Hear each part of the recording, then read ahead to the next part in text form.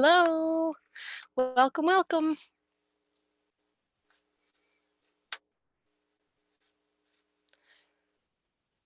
Oh, hey, how are you?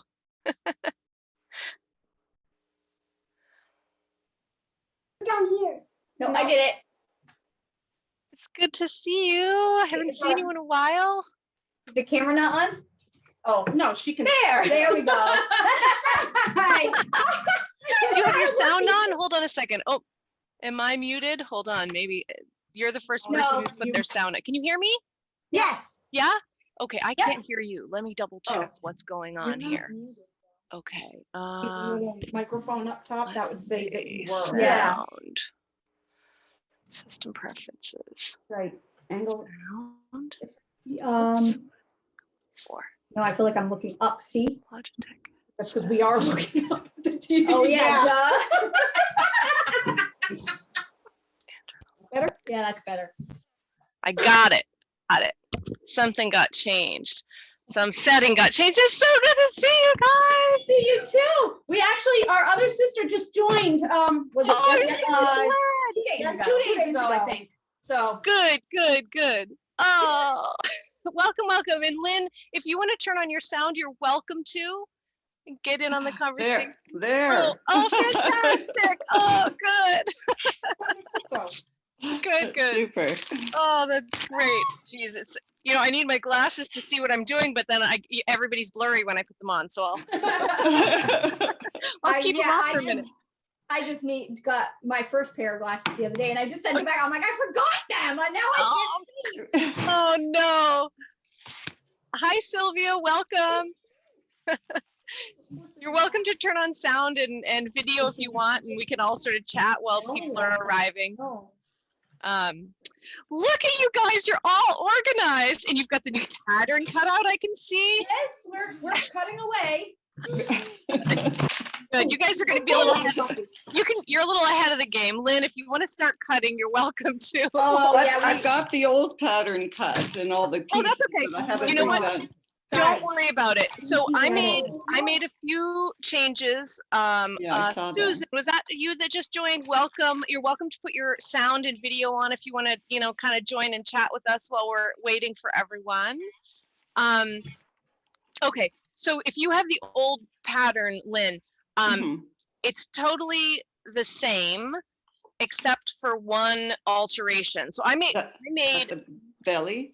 Yeah, so what I did was I color coded them this time, so this is dark, a little harder to see on the screen. But so instead of having a double piece that gets applied after, what I've decided to do is do a half piece in white like this that we apply.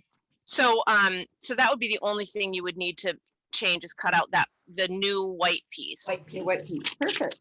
Yeah, and so basically on this piece in the original, all you have to do is use this, that line as your guide, and that can be your pattern piece. Perfect.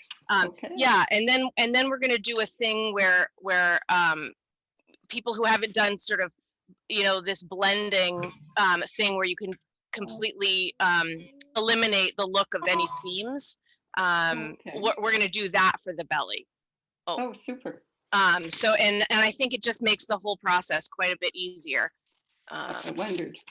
Yes. Welcome, Susan. Okay, good. Good. How's everybody? How's everybody doing with the quarantine? And is everybody kind of keeping it together? Yeah. We had a huge snowfall. We had quite a big snowfall for our area last night, so we're all just kind of. Oh gosh, where are you? Where are you located? In Lynn? Victoria. In Victoria. Oh, nice. It's also early. Yes. Is that better, Melissa? Yeah. Oh. The light still comes through. Didn't really help much. There we go. Oh, Elizabeth is here. Beth is here. Good. Oh, nice. This is great. So I got now let me see if I can figure this out. On my other computer, I've ordered a monitor, so hopefully I can keep everybody in view here. It's gallery. Okay, I'm on gallery. Do I have everybody there? Because I'm hoping to have like a grid where I can really see people as well as possible when I'm, when I've got my screen share on.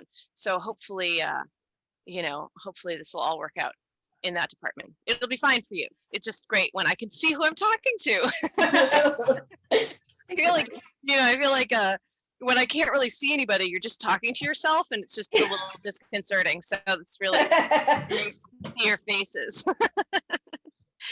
Together. Yeah, I think we Good, need good, different good, good. ones. Oh, Sylvia, welcome. I don't think I got to say hi to you. Good. Hi. Hi. Great. So we're getting close. Well, I guess we've got about 15 more minutes to let people in. Oh, here's Moira. Okay. Moira just made, she did this really great thing. Hi, Moira. She was having, oh, who's that? Okay, Molly. We had a little screen bomb there. Moira just did this really cool thing where she was making, what were you making? The Dalmatian. And because his tail doesn't act like a tripod, she made Rilla's boots, and she was able to just get him to stand without. So her, Nice. yeah, there he is.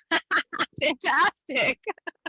So yeah, so that's great. So that's really cool. And we could even add a little bit of cardboard to the bottom of the boots too, would probably make them even more stable. Anyway, yeah, good. So let me we'll kind of go over this again.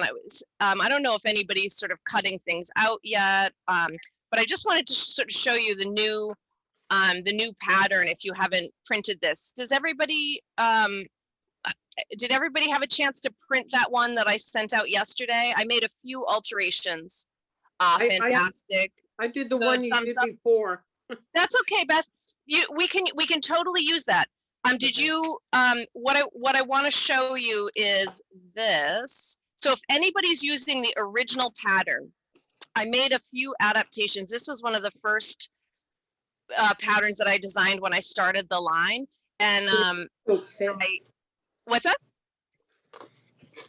Anyway, so this is one of the first patterns that I designed, and doing it this week, getting everything prepped for us, I just had a few revelations that it really needed some adaptation. So on your pattern piece that looks like this, that's the side body, where you have a dashed line here, once you cut out your side body pieces, you can cut that piece in white.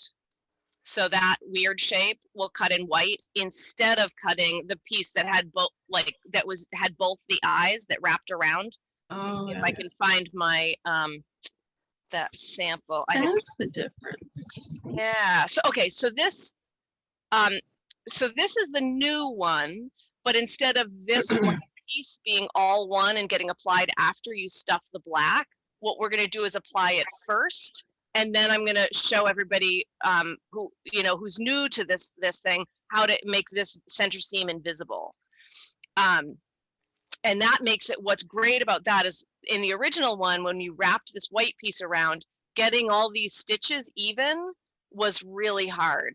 And now it's like way easier. So this is a new exciting development for our penguin. Anyhow, so that's the main change. The only other thing is that I did add when I started doing the baby penguins. I'll show you. You saw the pictures probably of the adaptations.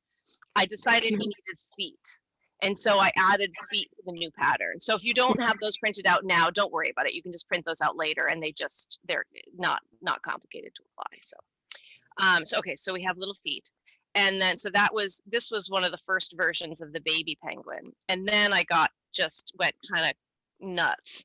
And I was like, he needs to have those little bulgy legs, right? and then he needs to be fluffy. He's adorable. And then So his cute. feet needs to be shiny. So I was so excited about this beak thing. So I made the regular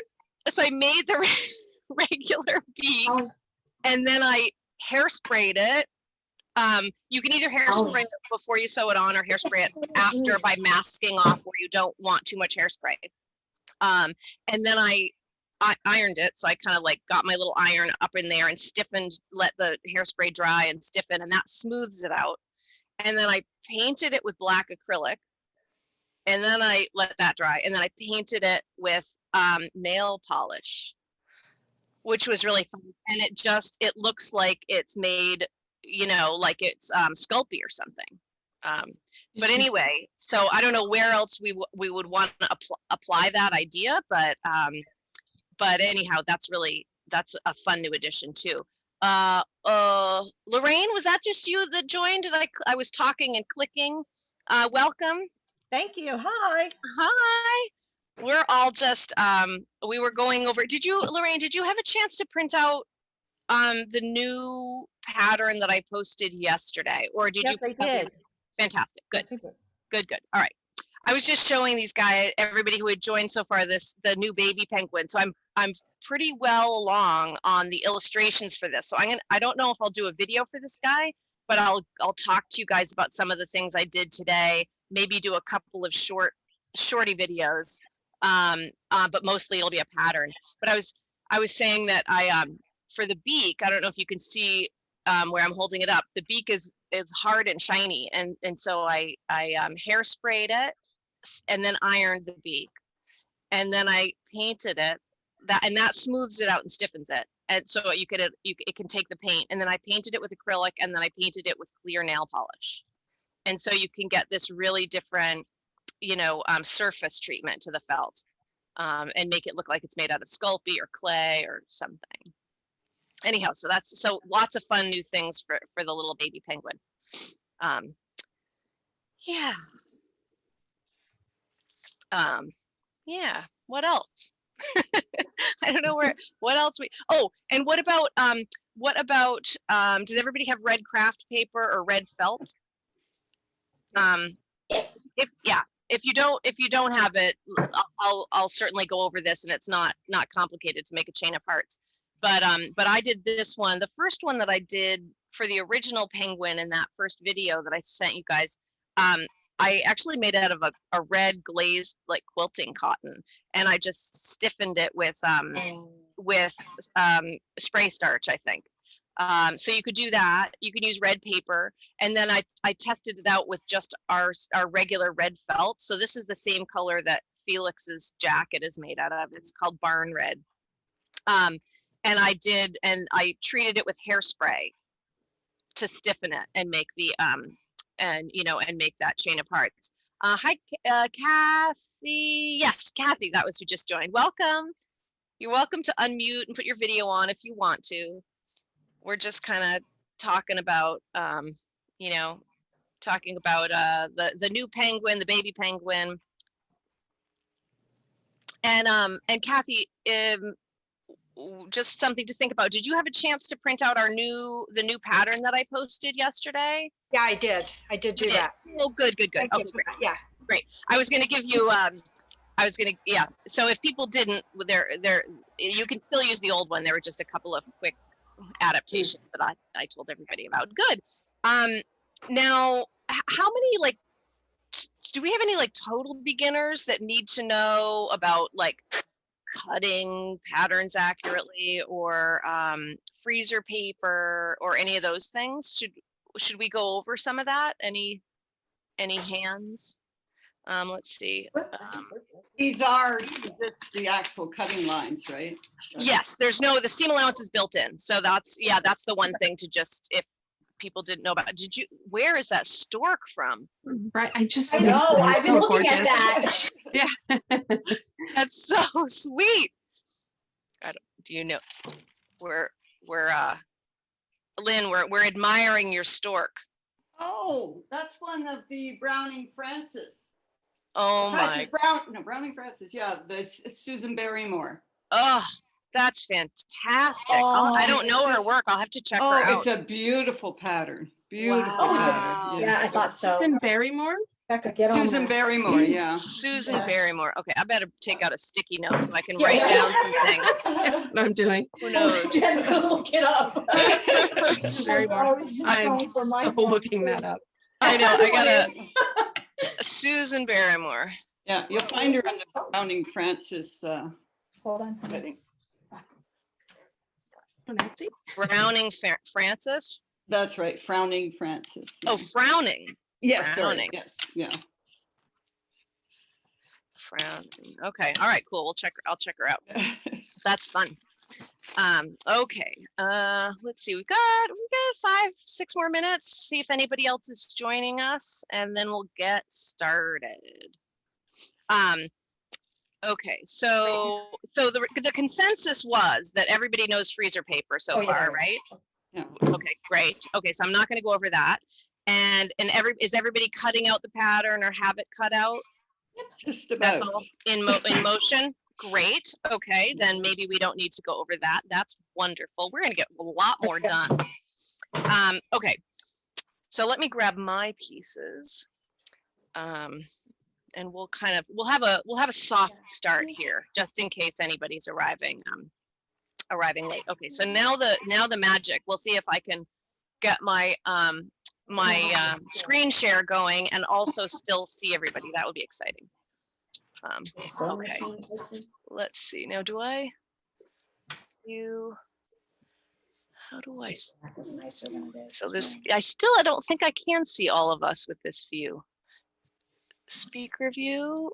No, that's not it. Full screen.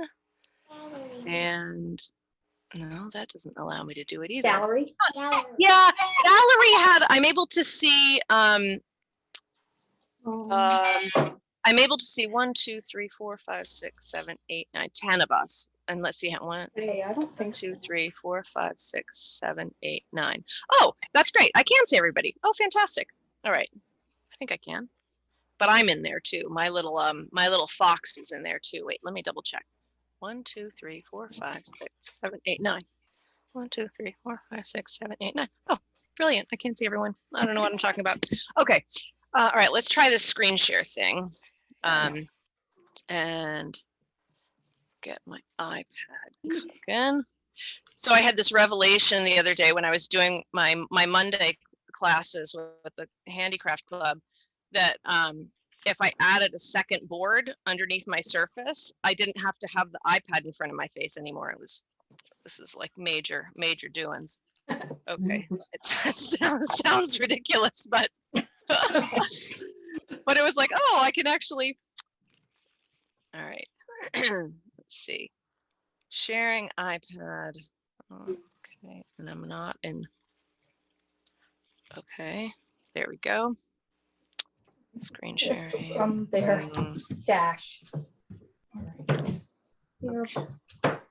Almost. Just Throw it like back some on of the us. Aha, good. We're getting there. There we are. My tail, the tail for my tail. There we have it. Oh, perfect. Cut it out. I cut out. All right. So can everybody see that share? Yes. Yes. See the rabbit? Yeah. Look at Great. the Oh, good. Yes. That's yeah. So this is next Saturday. I know. Oh, God. I'm really excited to share this with you guys. Just excited. if to get you guys, I don't know if everybody can join or whatever, but so this felt is the smoky marble, which is the same that that Calvin cat is made out of. And I know I'm a little low on it in the studio, but I think I have some here that I can bring in. But all of this kind of texturing happens with the micron pens, and it's a mix. Wow. It's a mix of the black and the sepia. So I don't know if the rabbit's super cute without all that, and the text cat pen, those pen markings take some time to do it. Like, so I think I would tell everybody how to do that, but like maybe you would kind of go at that on your own, or we would be going till 10 at night. But yeah, so it's, you can use like so these are the well, this is an 05, so that's a little big, right? I think, yeah, the 05 is pretty huge. Okay, hold on, we got to let somebody in here. Let's see. Where's my participant? The tape is sticking. Oh, Leah. Hey, Leah, welcome. All right, let's get here. Cynthia, well, how do we get to, is this the rabbit something you're teaching on Zoom or is that an in-person? Nope, that's Zoom. It's all for our Patreon group, and that's next Saturday. So we can do this next Saturday. Yep. Okay, perfect. Yeah. I think I have some of that. Oh, great. Look, I got everything. Okay. Oh, good. More view options. Hold on, I did something stupid on my other computer. Oh, there it is. And now I can go back to gallery view. There it is. Okay. All right. I've got everybody. Yes. Yippee. All right. The technical element of this sometimes. Okay. Okay, good. I've got like 2 computers on the desktop, 2 mice. I'm trying to keep my act together here. Okay.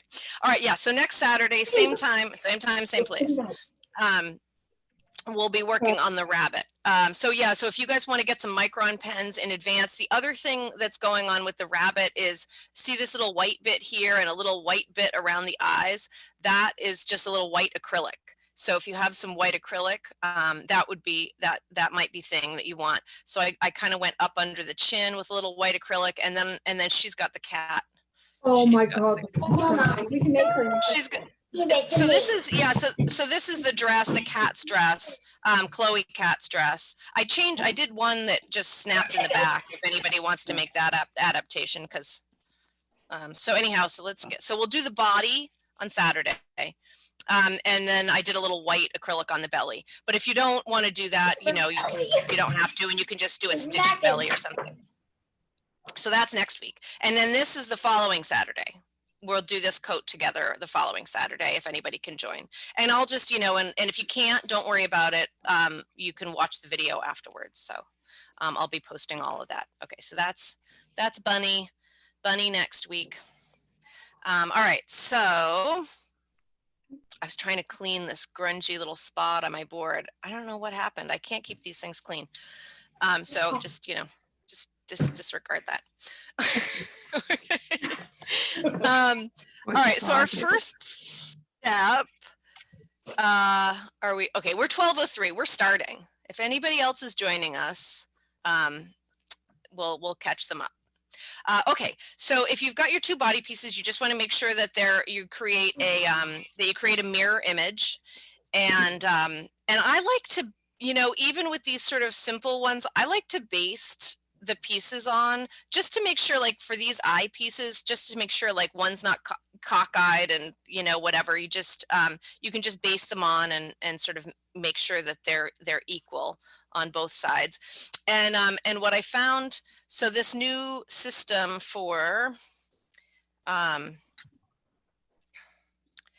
so the other thing is, I wanted to show you this too before we get started, because so usually, or I had started doing these where the thread was really visible, and I love the way that looks. It's super cute. But if you don't want to see your thread, you can do something more like this guy, where, let me see if I can zoom in, where I just used a single strand of thread and I used matching thread everywhere. So that's the other alternative. Or you can make it, you can really just make it intentional and do this.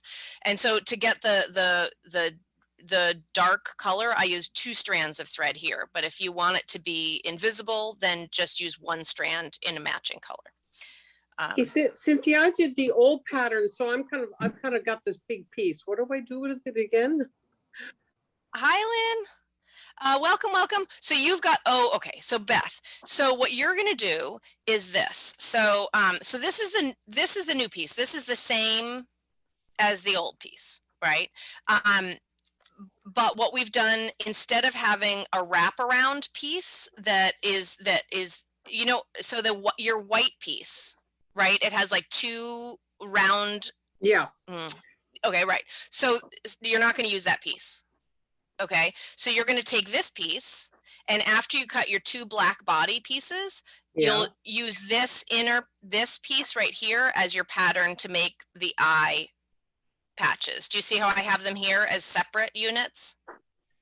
Yeah, but I don't want to, what am I cutting? I don't know. Okay, so the piece that you're holding in your hand right now, hold that up. Right, that one, throw it away. Throw it away. Okay. Get rid of that because it's confusing. Okay, so now you have a piece that looks like this. Yeah. And you have 2 of them, right? You have the right and the left? I seem to have one. Or you just have one? Oh, no, the original one only had one. That's fine. So Okay. have you cut your 2 black pieces in this piece? Yes. Fantastic. Great. Okay, so now now this pattern, you're going to do this too. You're going to take your scissors and you're going to cut on this line. Cut on the dotted line. Okay. Cut on the dotted line, and then you're going to cut 2 white pieces. Got it. Out Okay. of that piece.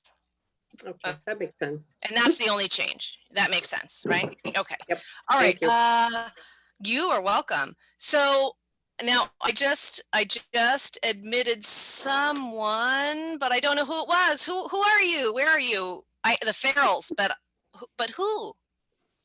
Anyone? You can unmute when you're ready and tell us who you are. Okay. And Ellen, welcome. Yes. I don't know if you're unmuted yet either. I don't see your video. You did? Okay, so you can put your video or not put your video. That's up to you. My computer is having a problem, so I had to call in on my phone. Oh, I'm sorry. All right.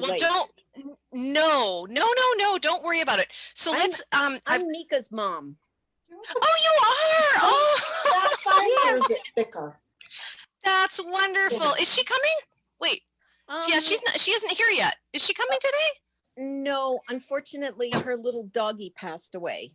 Oh no. Yeah. Oh God. She wasn't feeling up to. We were gonna do it together, but she knows what she's doing.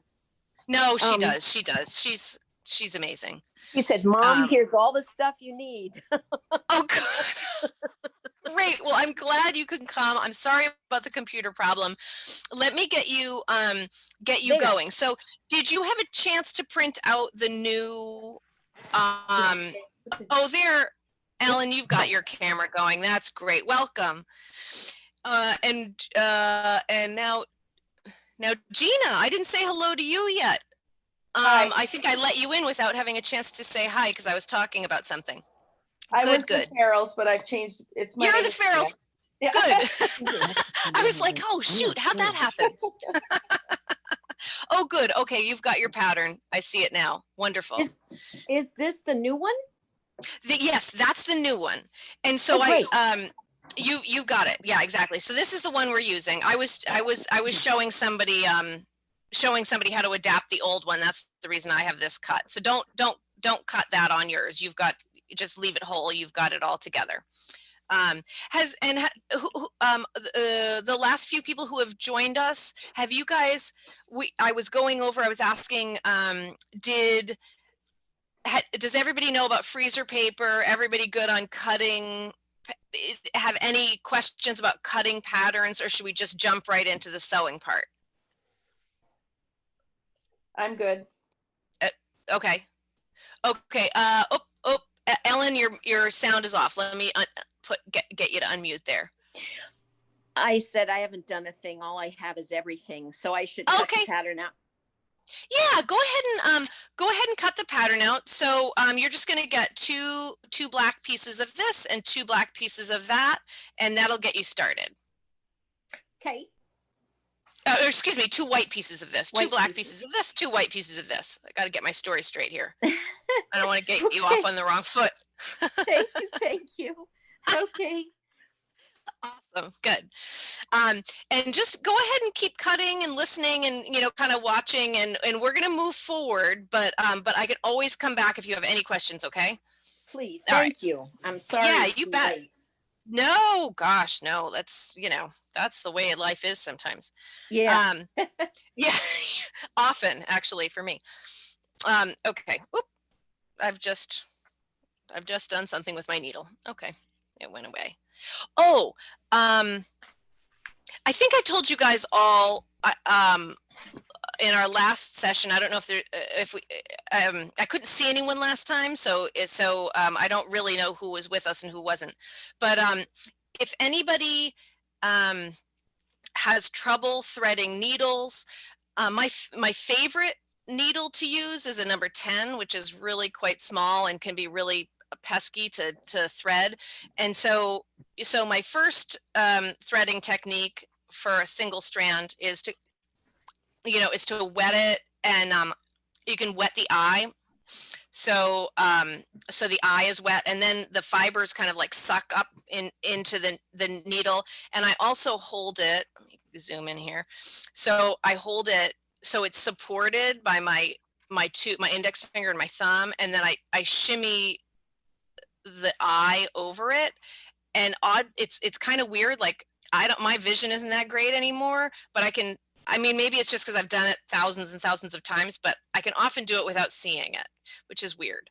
But so that works. But I also wanted to tell you, I don't know if I mentioned, I got a new book on couture tailoring, and so they wax the thread. I don't know if I have my wax nearby, but you can buy wax for doing this, or you can take just a beeswax tea light or something like that, and you draw your thread through that, and then you put it between two pieces of paper and iron it, and the thread is like, it's like so perfect. So and it's super easy to thread because the end is all it's just stiff and the fibers don't come apart, and it's kind of amazing. So if you it's a bit of a, it's like a bit of an effort, but if threading needles is really stinky and you hate it, it's worth a try to go through that thread issue. It also makes it so it doesn't really tangle at all while you're stitching, which is kind of cool too. Okay, so I'm going to thread this guy with 2 strands, and so so this is a number 10, and I'm going to jam these 2 strands in here, which with that same method I just did with the wetting the eye and wetting the end and doing a fresh cut, and you can definitely do that. If the number 10s you just hate them and just can't bear it, then number 8s are much better, much easier to thread. And generally that's what I include in all my kits. I wouldn't put 10s in there because people would hate me. So anyway, okay, let's see. Let's go back here and focus again. So I'm starting all my with my black thread here. I'm going to start all my knots on the back side, and then do my well, and that's it. I'll start my knots on the back side, and then the stitching. I wanted it to be, I liked it on this guy to be kind of, very visible. But if you want your stitches to be as even as possible if you are going to do that. So I'm coming up from the back and going through the white. And then I wrap around and go right next to, Karen. Hey, welcome, Karen.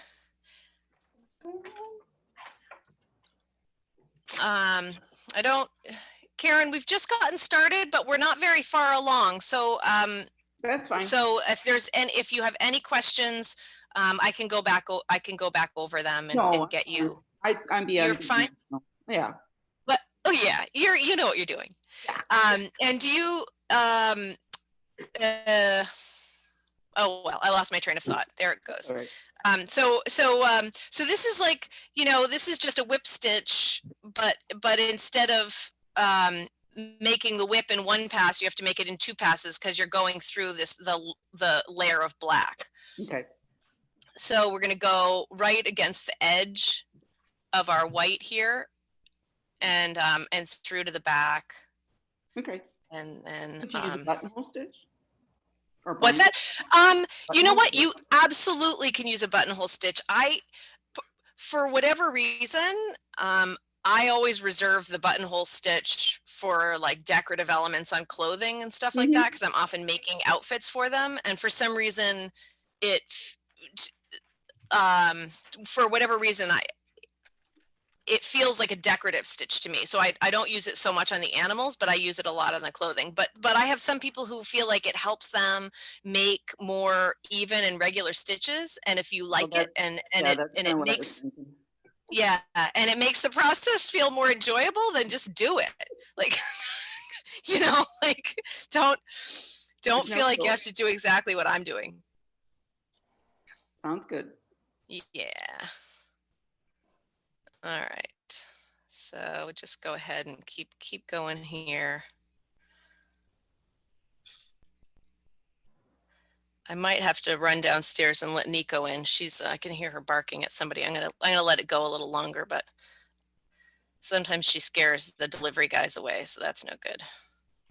She's not very scary, but she's very vocal. I was gonna say, so does my 8-pound Chihuahua. Yeah. Yeah. Well, the little ones, they have to, you know, they have to be bold. Yep. That's a nice way of putting it. Yeah. Diplomacy. All right. All right, let me just go, let me keep stitching. Hold that thought. I'm just going to go let her in, see if, just make sure we're not missing something. Just a second.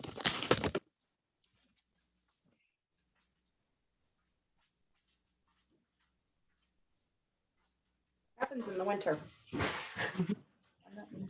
Oh.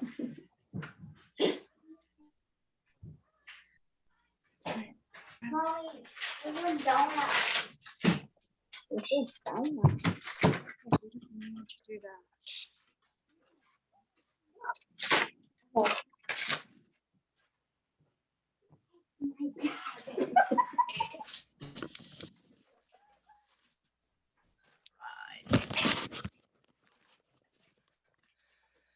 Okie dokie. Okay. Let's see. Keep going on my stitching here.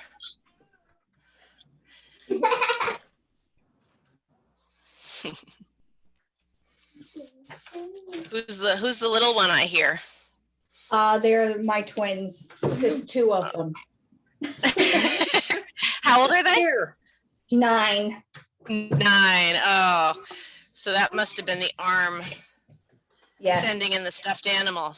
Yeah. Nico, go lie down. Go lie down. Yes, we know. She wasn't supposed to be doing it. You should.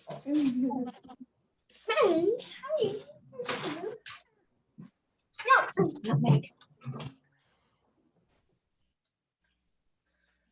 Okay.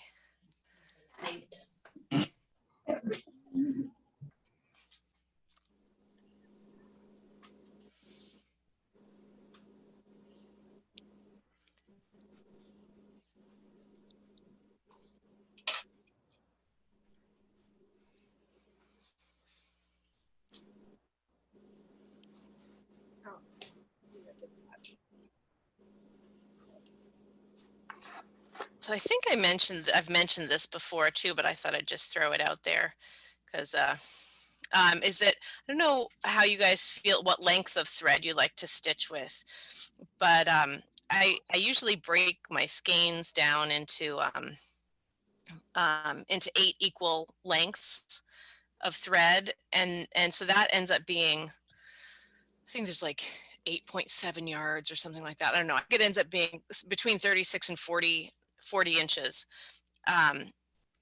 long, and then I split those in half and stitch with that, so some like 20-ish inches, and you just get a lot less tangles. So I don't know if anybody wants to try that if you haven't, or you know, sometimes it's easy to want to have a piece of thread that just goes on and on and on, but it doesn't always make the job easier. And it keeps the thread, having shorter thread keeps the thread fresher, so it doesn't break as easily. And tangle and stuff. I'm still back on how to do a whip stitch, so I'm a little slow here. Oh, no, that's okay. So, hold on, I didn't glance over. That's you, Lynn. Lynn, so, is it clear? I saw you with your hands up to your face a minute ago, and I wondered if I should pop in and see how you were doing. Is it clear what I'm doing Well, here? I'm thinking so. You're just going straight down and in and through and then out and back up evenly though, right? Yeah. So Okay. let's see. So so right now I'm on the right side, and my thread is coming through the white here. And I'm going to go down, like, if I think about, this is a curve, right? So if I think about what's sort of perpendicular to my edge, I'm kind of fanning out the stitches. And I'm gonna go down here. So this is like perpendicular to that edge. And you're actually going through the white when you're going back down. Or No, just I'm going right next to it. Yeah, so I'm going only through the black, but right next to it. Excellent. Yeah. Thank you. Excellent. And then I come back through the white, and doing it this way, as opposed to doing all this stitching in when the whole thing is stuffed, just makes it, oh my God, so much easier. Okay, perfect. Thank you. Yeah, I can do machine and I can do moldings and all kinds of stuff, but I can't hand stitch. So this is great. Oh, well, we'll change that. Yeah. Not on my watch. You'll learn. Perfect. That's why I'm here. Thanks for that question, Lynn. Oh. Yeah, everybody just feel free to jump in, and if there's anything that you have a question about, because that's what we're doing, right? We're not. I have a question. Yeah. So I Um, noticed in this situation, you are stabbing all your stitches instead of sewing them. Is that so that you find that they're neater? Why are you doing that? I'm gonna have you hold that thought for 2 seconds, because I've got somebody who's waiting. Okay. In meeting, 15 minutes in meeting. Tina, why is she waiting and can't get in? Oh, there it is. Okay. Hi, Tina. I hope you, did you just get here? There was a funny message that said that maybe just that you were waiting for 15 minutes. Gosh, I hope not. Anyhow, welcome. Feel free to turn your mic on. You can stay muted, but when you have a question, unmute. And just chime in if you have any questions. We kind of got going. So if you have any questions, just say the word. Okay, all right, sorry. So Moira had a question and somebody else had a question. Who was that? Was that you, Karen? Yep. Yeah, okay, great. Okay, so Moira, let's see. You were asking about stabbing. Stabbing, I know that you are stabbing all these stitches. Rather than doing it as one pass. Instead of sewing them. Right. Do you, okay. I have to admit, I started sewing them on those straight parts and I didn't have a problem with that. I mean, normally, that's okay. I understand that stabbing is generally more foolproof and neater. I in general, I don't think anyone is wrong. Okay. I mean, with sewing, nothing's wrong. You just do it, and like you can do it. But the question, it's just the question of how you feel about the outcome, and yeah, so it's totally fine. Okay. I find I'm able to be more accurate on this kind of thing when I stab, and it makes the stitches like more even. But that's more even isn't necessarily more right either. Like you can figure out what your own style or look is that you want to achieve. So it's really okay. Yeah. Okay. Good. Yeah. So Karen, what do you got for me?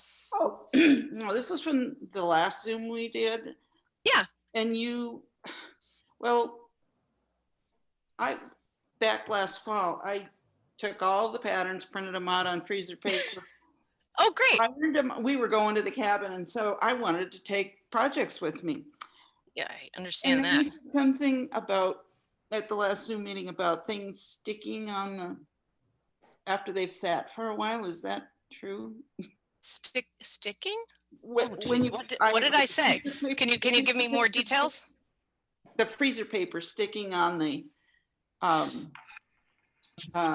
felt after. Oh, no.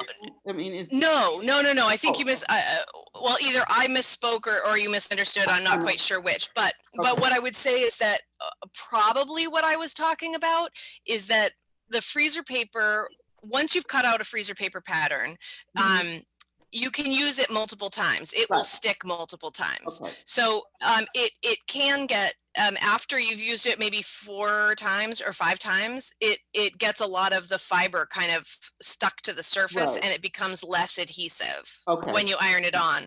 But what I like about the freezer paper, making freezer paper patterns, is that, you know, you have something you can use multiple times, and you don't like somehow paper patterns, I'm always like, oh, I'm just going to throw that out or whatever. And, I'm finding out that I need to cut one again because I need to cut 2. Yeah, right, exactly, right. Okay, I just was wondering if I was going to have serious problems with all the little kits I made up for myself. They're all in little baggies. Oh no! Oh my gosh! No! You're good. Your kits are great, and they're going to be good multiple times. Okay, good. What I did find out though, with respect to it, because just now I grabbed what obviously was an inferior felt and put the freezer paper on those 2 little pieces I just redid, and it was really hard to get freezer paper off. Whereas on the wool felt or whatever, it was perfect. So just interesting. Oh, okay. You know, one thing to note about the freezer paper and use, whether it's with wool or with anything, although I haven't tried it on synthetic felt, but you don't have to iron it for very long. No. And it'll be adhesive and stick and peel off. But if you go whole hog on it and just like really get it stuck on there, it will pull back the surface fibers. And that's okay too. You just give it another iron and flatten them down again. But it is disconcerting when you're like, oh my gosh, am I ruining the surface of this or something? But you're not. You just iron it back down again. It'll be fine. That must be what I did. I must have just hit it too long. Yeah. And I've seen that. I mean, I've certainly done it myself, and I've seen my students do it, and everybody gets a little worried. But it's nothing to worry about. So I'm looking, I was a bad girl and I didn't cut this out because I kind of didn't know for sure if I was going to sit in on this today or not. Well, I'm looking at the belly. Did I print the wrong? Because I had both patterns. Show me, wait. Yeah, okay, so no, you didn't do the wrong thing. I sent everybody something first thinking, oh, I'm going to be all organized and I'm just going to send this in advance. And then as I was working on, getting ready during the week, I was like, oh, I got to fix that. So it was like, I made some changes, but so basically this is basically the original pattern. So I will tell you that I did the top of the head on the original pattern was just like a little bit taller, and I skimmed off a tiny bit from the top of the head to make it a little more round instead of it had a little cone head thing going on there, and I'm not sure what happened with my original drawing, but there it is. And so I did that, and then the white piece was sort of like two-headed, right? It had like the 2 eye things that split at the top of it. Right. So if that's the one you're working from, just discard that white piece altogether. Okay. You're not going to use it. Okay. And what you'll do is you'll cut out your 2 black pieces like this, and then you'll use one of the black pieces and cut on the dotted line here, and that will become your white pattern piece. Oh, okay. Okay. And then that's fine. And if you want to give him a little head surgery and just kind of make it a little less cone head. Okay. You can sort of soften that curve a little bit at the top of the head. It's very little. Okay. It's just a cosmetic surgery. I had a question. Okay. Yes. What do you got? Well, I've gotten these guys cut out. Oh, good. Now I listened, but I didn't listen enough. What are we doing? What are we doing now? No problem. No problem. Okay, so you've got your left and right body pieces. Here, let me zoom out a little bit so we're not just so we can see a little bit better. So you've got your left and right body pieces. You're going to lay the white pieces on top of the larger body pieces and match up the edges here. And you just want to make sure like this eye and this eye are sort of not cockeyed or angled funny. So I kind of set them where I wanted them, put a small pin in, and then basted that edge to really hold, to really hold everything in place while we were stitching. And then so we're going to be making the white one is loosely basted where it belongs. Exactly. Yeah. I mean, you could pin it, but whenever I use pins, my thread gets caught on them, and it's just like yeah, right. I know. Anyway, so basting, I'm all about basting. So pins are not. Yeah, you would have gotten along with my mother really well. She always basted, and I'd put a sleeve in and pin it and sew it, and she'd no, you have to baste it. Yeah. No, Mama, don't. It takes too much time. I don't. I never baste when I'm using the sewing machine. I mean, unless I'm doing curtains or something like that. Sometimes curtains I do it, something like that, where it's like a really long run and it's helpful. But I was very against basting for years. I was anti basting, and I'm not. This is a terrible phrase to say, but I was like, basting is for sissies. If you can't sew without basting, you need to practice more. But that's terrible. I was young. Anyway, and now I know better. But okay, so Ellen, you're just getting started. Yeah. So so I used. Do you want to see your stitches, or do you want your stitches to be like more delicate and invisible? Doesn't matter, which is easier. They're both equally the same. It's just a visual thing, not a process thing. Do you know what I mean? I would say, well, possibly making them invisible is easier because you don't have to worry so much about having them be even. Okay, so use white thread then, and use a single strand. And this is embroidery thread, or is this?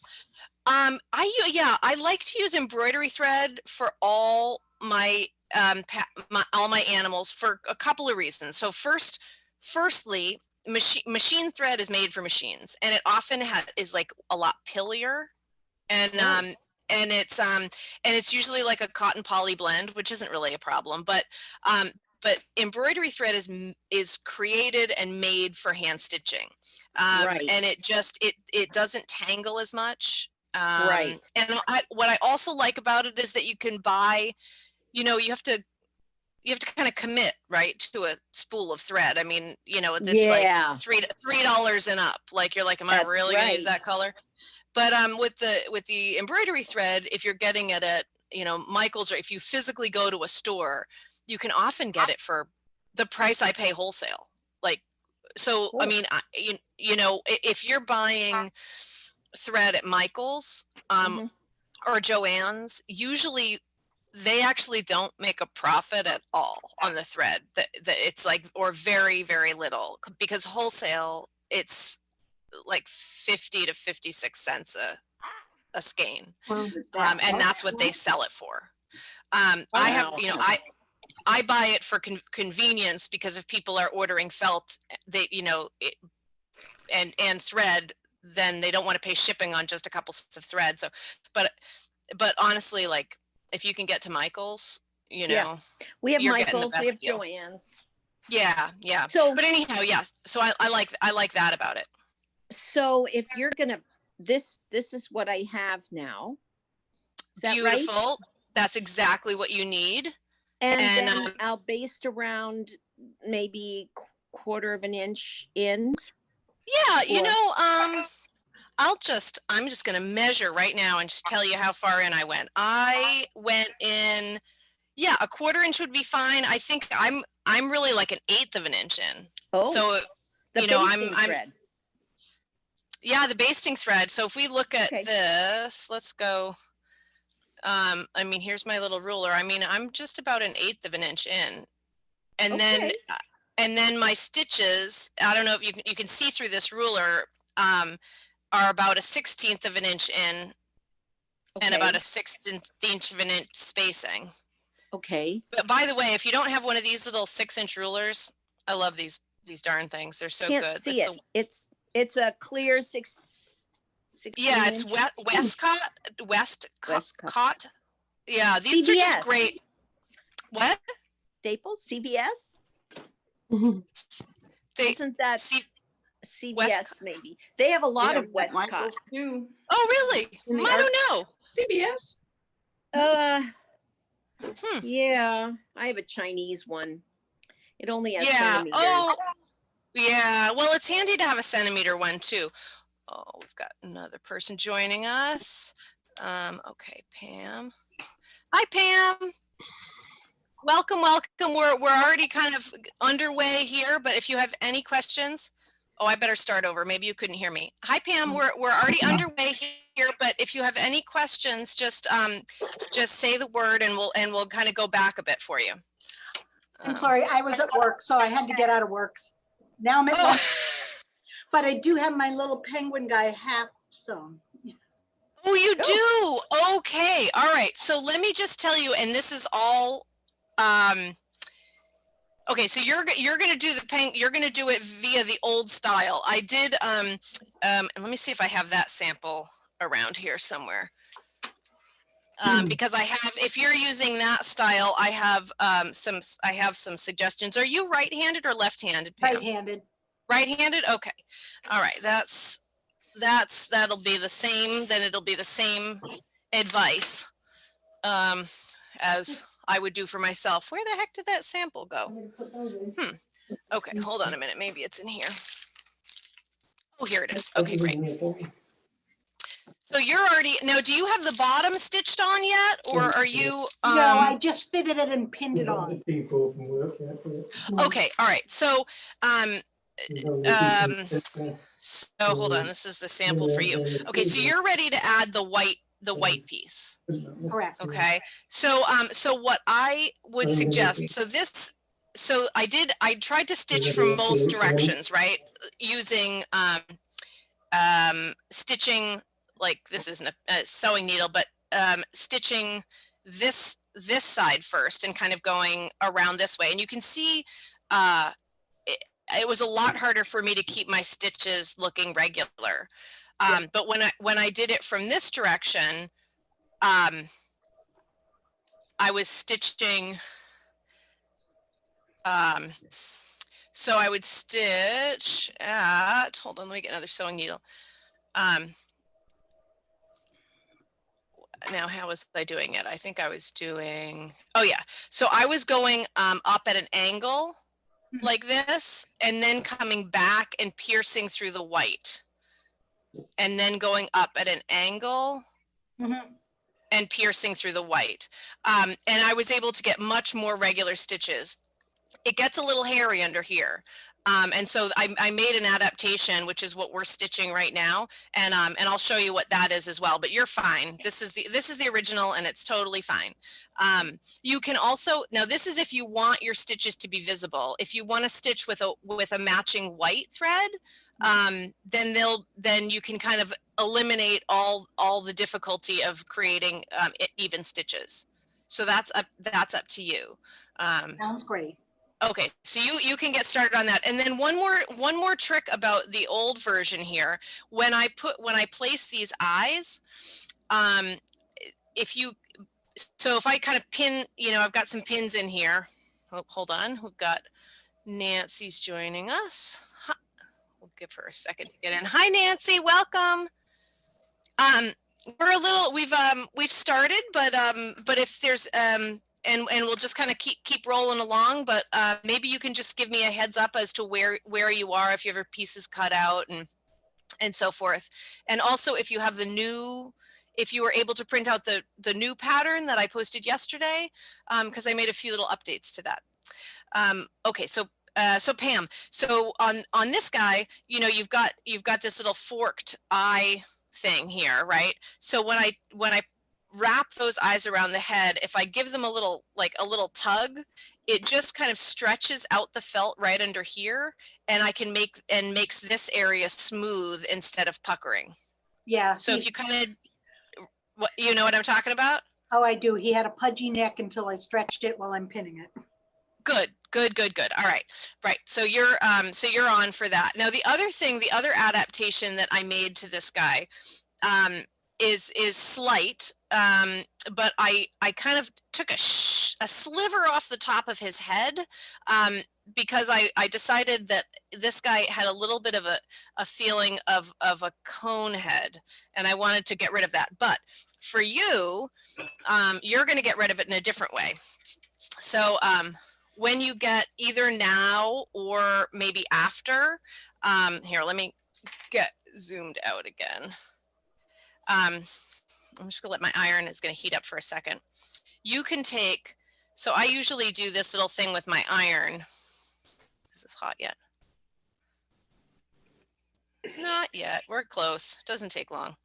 But I usually take the iron and I kind of go like this to the top of the head. And that's another way of getting rid of any potential cone head issues you've got. So so that's your cone head solution. And then look, he's perfect. He no longer has a cone head. Anyway, okay, so that's your solution there. And anyone else who's working with the original pattern can do that. Okay, so back to this. Now, okay, who else joined us, and can they hear me? And can they? Susan, Kathy, Karen, Gina, Nancy, are you here? I can't see you, but that's okay. Are you here? Can you hear me? I can see you, I can hear you, and not only was I late, but I'm auditing today.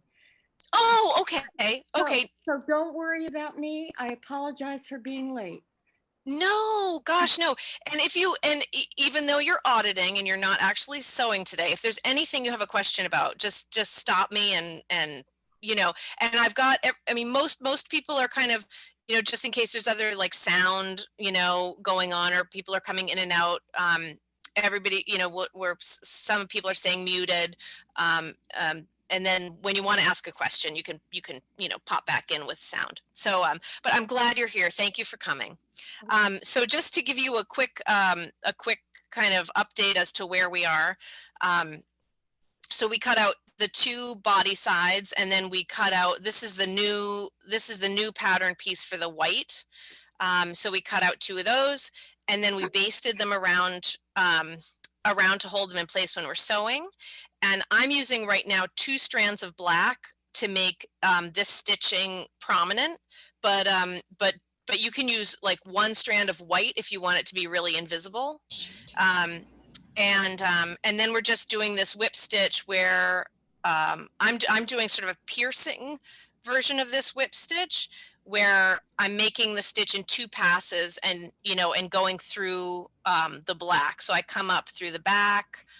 My stitches are about 1/16 of an inch into the edge and about 1/16 of an inch apart. And then I go back in right next to the white, but not through it. So, so come up through the white and go back perpendicular to your seam line, grabbing and wrapping around that white edge. And so that's what I'm up to here. Now, I've been talking a lot. How's everybody doing? Are we coming along? Are we just going to the bottom and stopping at that point? Yes, okay. Exactly. Yeah. So you're just going to go to here and you're going to stop. And then does everybody know about,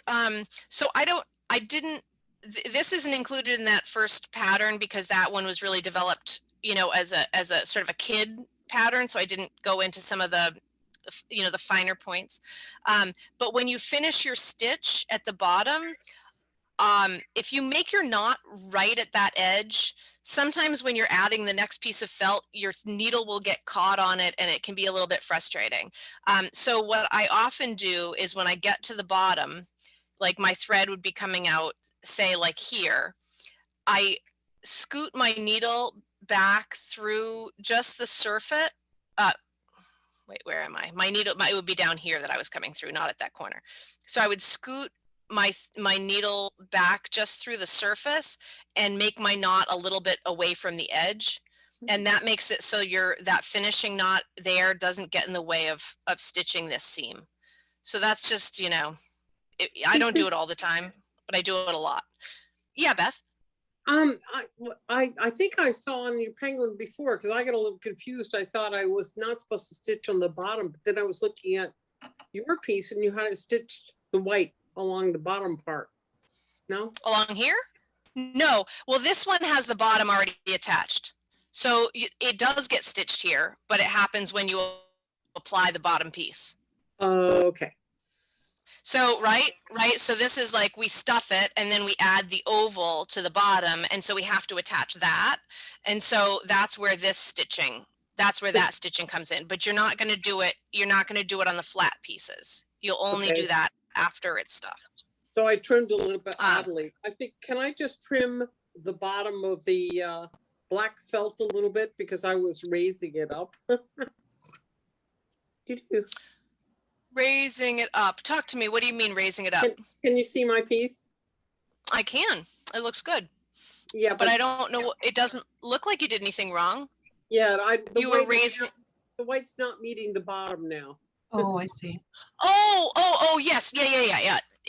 So you want to make sure the left and the right side are the same. So just make sure whatever you do on that side, you repeat on the opposite side, so that the guys, right? So the guys are mirror image. Yes. You know what I mean? So if you trim on this guy, then it won't fit this guy. So you have to match it.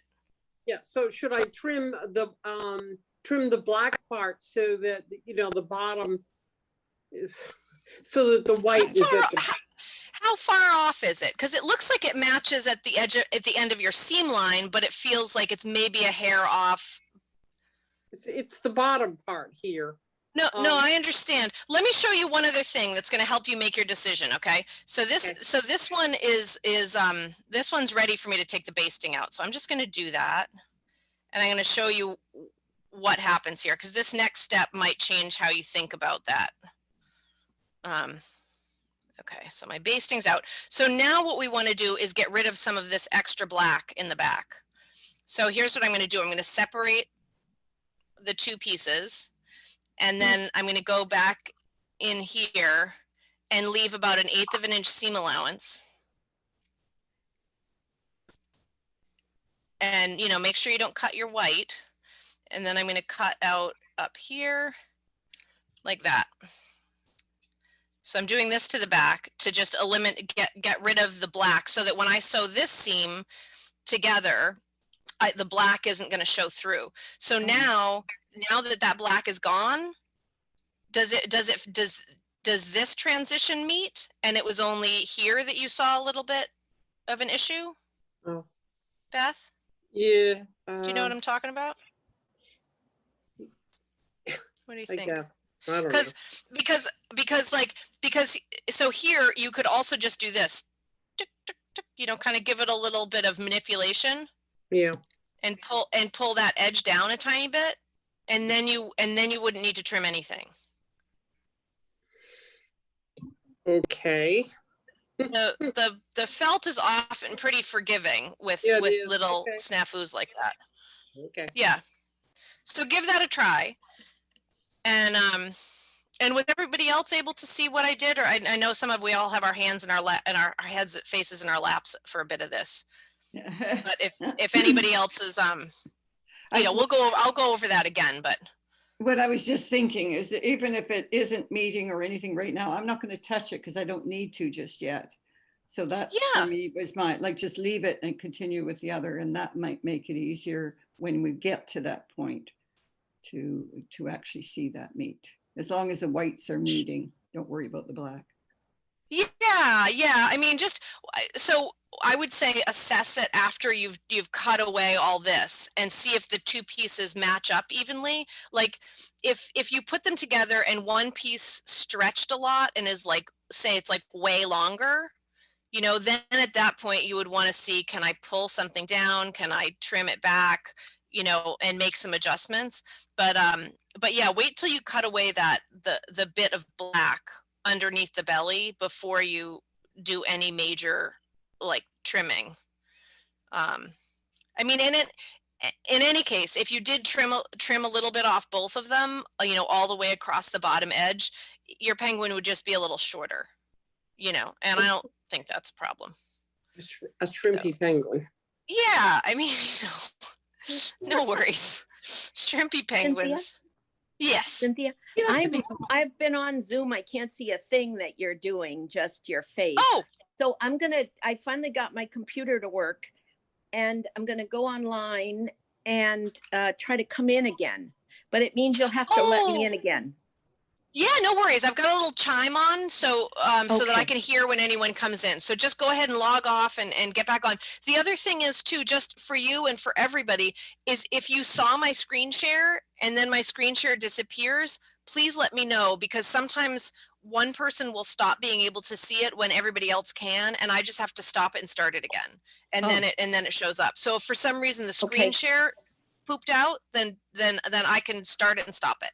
Do you want me to try that first? Or well, no. It's just that you're so small. I have you on my phone because I couldn't get through the computer. And now I got the computer recovered, and I'm gonna go in and I'm gonna hang up and go in. But look. Yay! Great. Oh, and you're making like a Valentine's penguin. He's red. Cute. Yeah, he's maroon. Yeah, maroon. I love that color. So I'll be back to find out what's next. Yeah, you bet. All right, I'll let you in. Thank you. See you in a minute. Okay. Bye.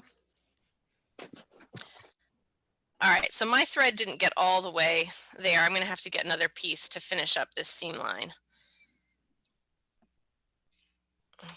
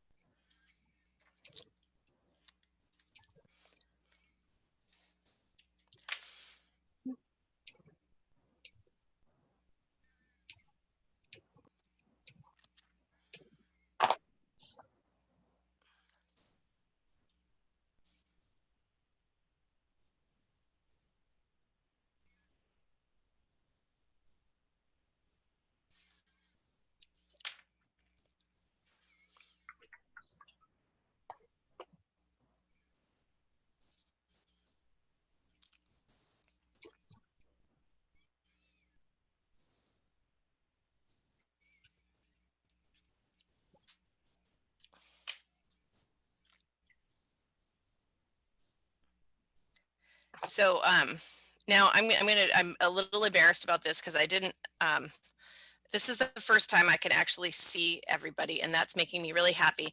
But I can't remember who it was that recommended the stuffing tool. Are you here? Well, I talked to you about it last time. Yes, Moira. Okay. Good. Okay, good. So I wanted to tell you how I've been working with it, and I wanted to tell you how much I love it. And then I wanted to tell you that, so I went up to visit a friend in Maine a couple weekends ago she's a draper. She does all the kind of textile stuff for films. And so I brought the tool with me because I was looking at it going, what the heck is this thing? Like, I know what it is. I see what this is the Barbara Willis. Yeah, the Barbara Willis. Right? Yeah, the Barbara Willis one. So I was looking at the tool and I was like, darn it, I know what that is. It's not coming to me. Anyway, so I showed it to her. She goes, that's a mattress needle. And they just cut the eye off. Oh, that's funny. Oh, isn't that funny? And so I was like, and so the one thing about this one, I could have gotten her shorter one. I think she has a shorter one too, but I was like, it feels a little flexible. I'm afraid I might break it. But anyway, I love the thing and I'm kind of obsessed with it. But then I was like, I can make this. And so I got some other needles. These are a little bit thicker, and I made one that was a little bit shorter. So this, it says it was a 16 gauge, and I got these Susan Bates needles. So these are like $2 or maybe not even $1, under $2. So that, and then I drilled out the center of a dowel and put it in, and I used like a grinding wheel to cut off the eye of the needle. And I made them for all of my handicraft club students. But anyway, so I just wanted to tell you, if anybody's feeling industrious and they want one of these, you can totally get them from Barbara Willis, and these are totally awesome. But you can also, if you've got some tools around your basement, you can also make them yourself. So anyway, that was just a little thing, because they're so good. That's great. Now, Cynthia, there's another stuffing tool I have that I use for slightly larger things that I also really like. And this is, can you see it? You know what? It's kind of off camera. You got to put it right in front of your face. Okay. Okay. All right. So from, it looks like a screwdriver handle. I know it does. This says on the back, I got it from someplace in Canada, like Shamrock Rose, and it says teddytools.com, but it looks similar, like somebody just took a bent screwdriver. And it's also a really, I think I have like all these stuff in tools. Yeah. I know. No, I mean, it was so inspiring. I love the one that you came up with, though. That yeah. Yeah. You need to patent that. You need to market that. Oh, I borrowed it from her. I mean, I can't patent it or market it, but I did buy. Oh, okay. This one that you made, that looks great. That looks really yeah. great. So, but I did buy 40 needles, and I have a friend. So this was a little hard, actually, drilling out the center of this dowel. My partner helped me, and it was a lot of complaining. I'm not doing that. Yeah, no, I'm not doing that. Forget it. But it was just like, it's difficult to get in there. But I have another friend who has an unruly patch of bamboo, and she has bamboo pieces that are just about this diameter. Maybe they're a little skinnier, but I cut these, and bamboo already has that kind of center core. And so I thought, oh, I can go and ransack her little overrun thing, and the needle goes right in, and then I can just put a little epoxy in there. And so if I cut this off first, because you need to really clamp it in to use a grinding wheel and cut off the eye. But then if you have access to some bamboo, you can just do that and epoxy it in. Anyway, I did just order 40 of these because I knew that probably they would be fun to have in the Etsy shop. So I'm gonna make some. I probably won't. I won't have tons of them forever because they're a little, bit of a project to do. Yeah. But I'll do batches now and then and put them up there. But I just thought it's such a good tool that I had to get in on the game. So anyway, thank you, Barbara Willis. I'm sorry I'm making your tool. Yeah. I do have used all the stuffing tools. That's what I do mostly. But I just, now while we were talking, wondered whether or not, those little fondue forks and different things like that. Yes! I wondered if you could adapt them, and they were just even pinching the fork on it. Yeah, I would imagine. I don't know. Just a thought. I hadn't really. I've got a couple of fondue pots that. Yeah, I don't need and there's little chocolate ones and things like that are tiny. Yes. I don't know. Yeah. Absolutely. No, that's a great idea. Yeah, that's a great idea. Do you ever use the hemostats, the smaller hemostats for stuffing? Always. I have been meaning to get one, and I haven't yet. I've been meaning to get one, and I haven't yet. So, but I understand people love those. Welcome. Hello. Now let's see. Who did we just let in? We let in, I just clicked and didn't look. Well, welcome. If anybody's got any questions, about where, because we've kind of started. Just chime in me. and well, but somebody else came too. Oh my goodness. Yeah, I know. Somebody else came too, and I didn't look, and I let them in, and now I'm like, oh shoot, who the heck was it? Anyway, chime. Lisa What? Sappenfield. Oh, Lisa! Oh, I'm so glad you could come. That's great. Good. Lisa and I were talking this week about rabbits next week. Good. Well, if you want to put your camera on, go ahead and do it. If you don't want to, that's fine too. But sorry, I finally got my second. I set up my computer so that I could have a second monitor and actually see everybody this time, which is exciting, because talking to like blank spots is difficult. It makes it hard for me to remember people, and I really like getting to know you guys. All right. So Lisa, what have you, are you kind of just sitting in, or did you cut some stuff out and you're ready to rock? Where are you in this process? Oh, let me see if she's got her sound on. Maybe something went wrong. Lisa. Oh yeah. Ask to unmute. There she is.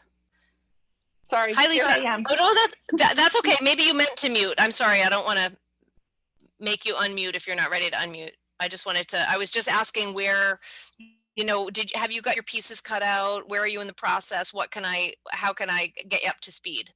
So I'm all cut out and ready to go, but I don't know how to get my camera turned on. So I'm going to have my husband help me in a second.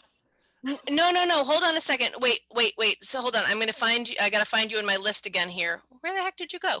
There you are. I think more ask to start video. I'm going to send you a thing just like I did about turning on your unmuting you. Oh. Did you get a little message that says you can turn on your camera? Yes. Now I see you. Oh, there you go. Hello. Good. Yay. Okay. Welcome. Thank you. Sorry, everybody else. No problem. No, we're a pretty understanding group. Okay. So you've got all your pieces cut out and you're just getting started. So did you have a chance to print? Did you print out the original, or did you get to print out the new one that I sent last night? I printed out the new one and cut it out, and then I printed it at 75% so I could do the baby. Well, okay. Okay. Well, so now a couple people, lots of you have shown up since I showed the baby right at the beginning. So now I have to show it again because it's kind of ridiculous. Okay. So first, I was making our sample for this one, and I made the sort of updates that I wanted to make. And then I was like, oh my God, like it's going to be so hard for people to see me sewing in black. And I thought, what am I going to do about that? Maybe I should sew in gray. And then I was like, wait a minute, I've got to make a baby. So this was the first baby, and I sent pictures of that one. So I gave him smaller wings, and I gave him a little different tail, and I gave him little pivoty feet. And I did this sort of color combination, and I was really happy with it. And then I was like, wait a minute, he needs those little legs, like a little happy feet penguin. And so then I made this one. And so Oh, cute. Yeah. And He's so I have to fuzzy. tell, I know. I'm going to tell you all about it. So so this, so the penguin we're making right now, this has exactly the same body. Like these panels, they have their color combination stuff that's different, but the shape of them is the same. So once you get the guy stuffed, but before you put the base on, instead of putting this oval base on, you pinch from front to back, matching up the front seam and the back seam, and you stitch. And then there are 2 holes left over, and then you gather those holes and draw them in, and you get this little puffy leg. And then you do a few more stitches back and forth, like going up, so back and forth to just bring that leg shape up a little bit. And then you finish stuffing through the holes that are at the foot. And that's what achieves this body. Wow. So and then chipboard in him. So what? He doesn't have chipboard, the baby? No, he doesn't have any Okay. chipboard. Okay. He doesn't have the oval base, and he doesn't have any chipboard. And then to get the fluffiness on him, all you do is you just go over the surface lightly with a pin, kind of like if you did the red panda. That was the technique we used there. So you go lightly over the surface just to kind of soften up the uppermost fibers. And then if you've got, I don't know if anybody, you know, one of those like men's shaving things always come with these kind of little combs. And so we've had a couple go sour on us. And so I've kept the combs for craftiness. So then you kind of just go over those fibers and gently lift up the surface. You want the wool to keep its integrity, so you don't want to go through it, but you can really bring up the surface. But like, let's see, what else can I put behind it? Maybe you can see with the comb behind it. Maybe you can see with, hold on, this piece behind it. But you can see how fluffy that surface can get, and then you can give it like a tiny little haircut if you want to too, if it just gets too crazy. But then you can get that really soft look. And then I did this two-tone thing on the felt where I had darker gray heathered with a lighter gray heathered. And then on the feet, so this is the other thing I wanted to tell you guys. So there's another woman in Rhode Island, shoot, I can't think of her name, but her business is called Posh Felt, and she makes like felt handbags and wool felt handbags, and she uses 3mm and 5mm felt, and she donated just a pile of scraps to me. She had been saving her scraps from like the beginning of time, and she didn't want to throw them away, but she was looking for someone else who might use sizes like that, and so she gave me a whole bin of them.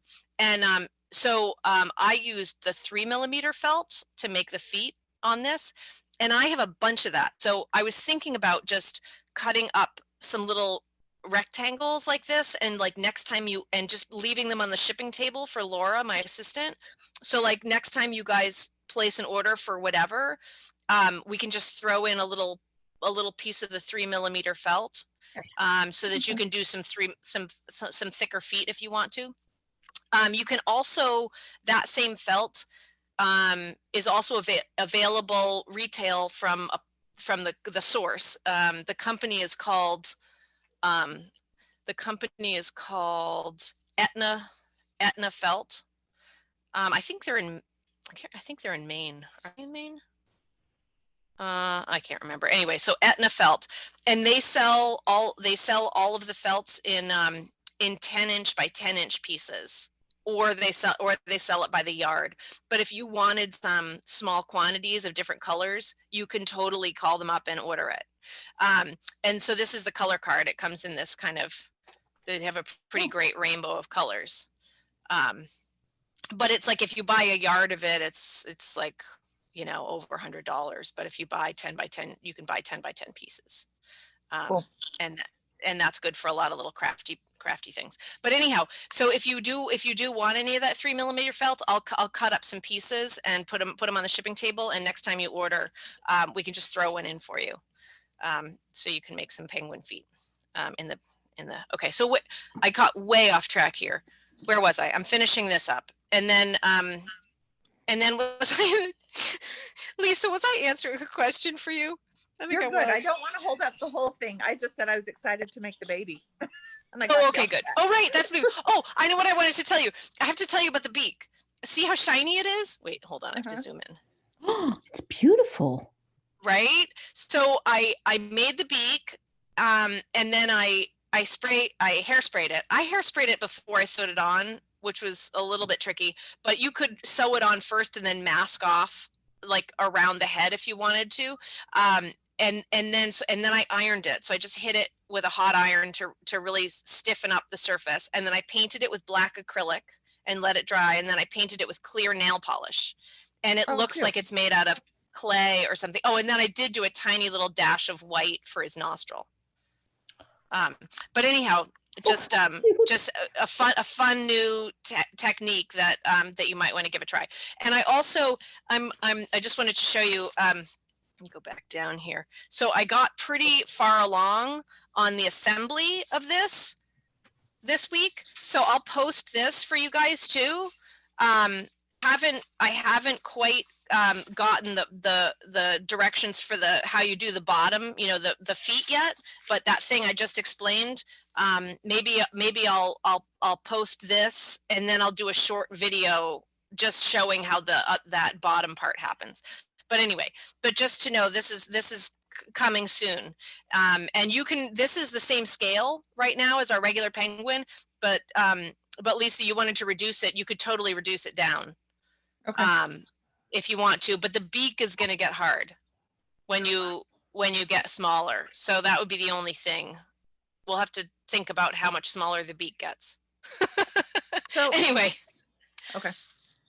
But I'm sure we're gonna make it work, because I think a baby penguin would be so cute with you know this one being the mom, or the other option would be to scale this one up and keep the baby penguin the same scale. Anyway, okay, moving on. All right, so I'm like 4 stitches away from this, and then we're gonna stitch the belly. How's everybody doing? What time is it? 1. Okay, 1-ish. We're good. We're good. We're on track, I think. Okay, so really only 10. I'm fine. Oh yeah, well it's really only 10. I know.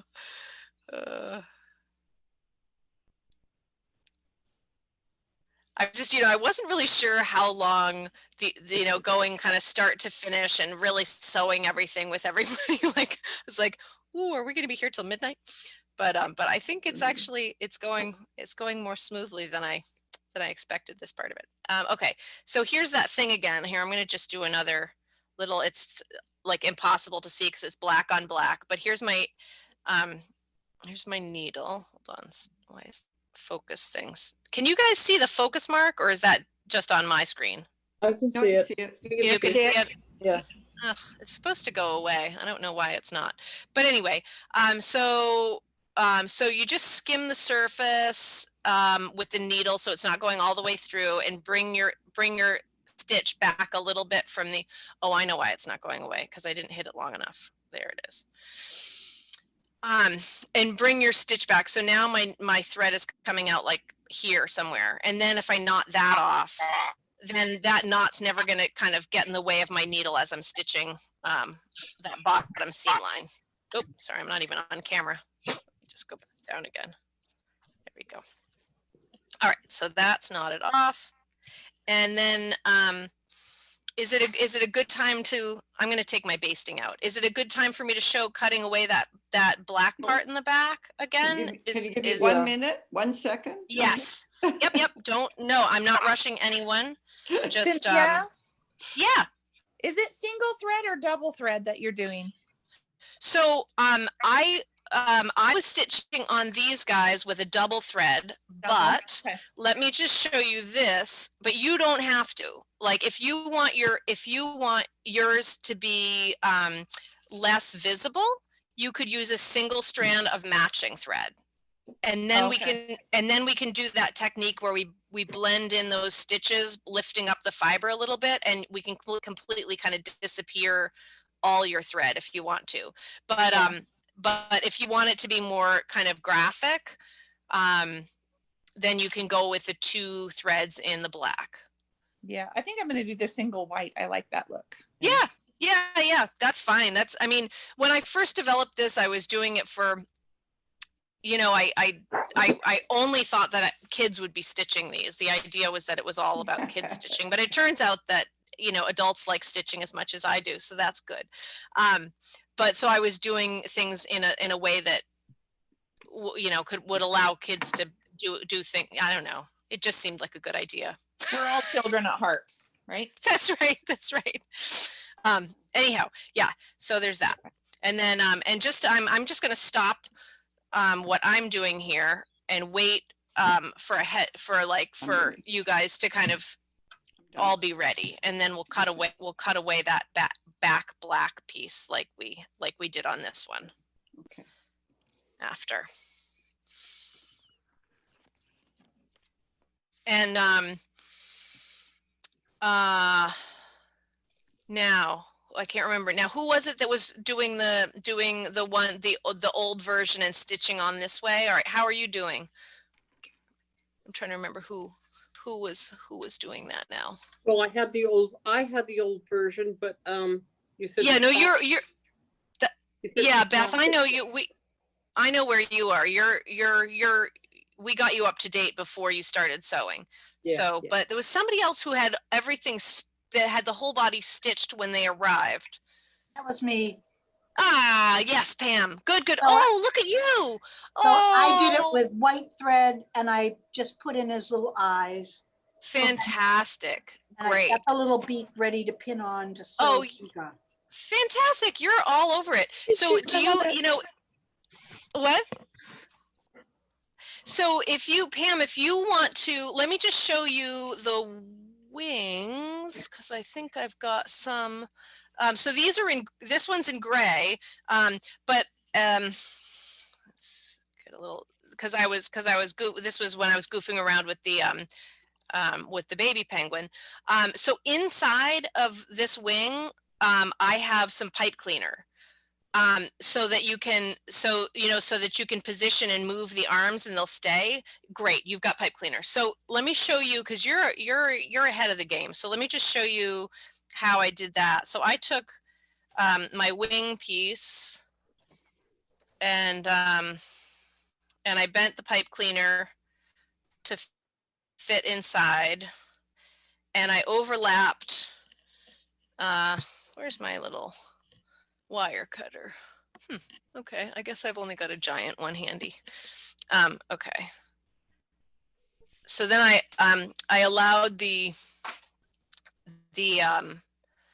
guys to overlap a little bit, and then let me get a piece of thread, and then I did this because I didn't want these sharp ends.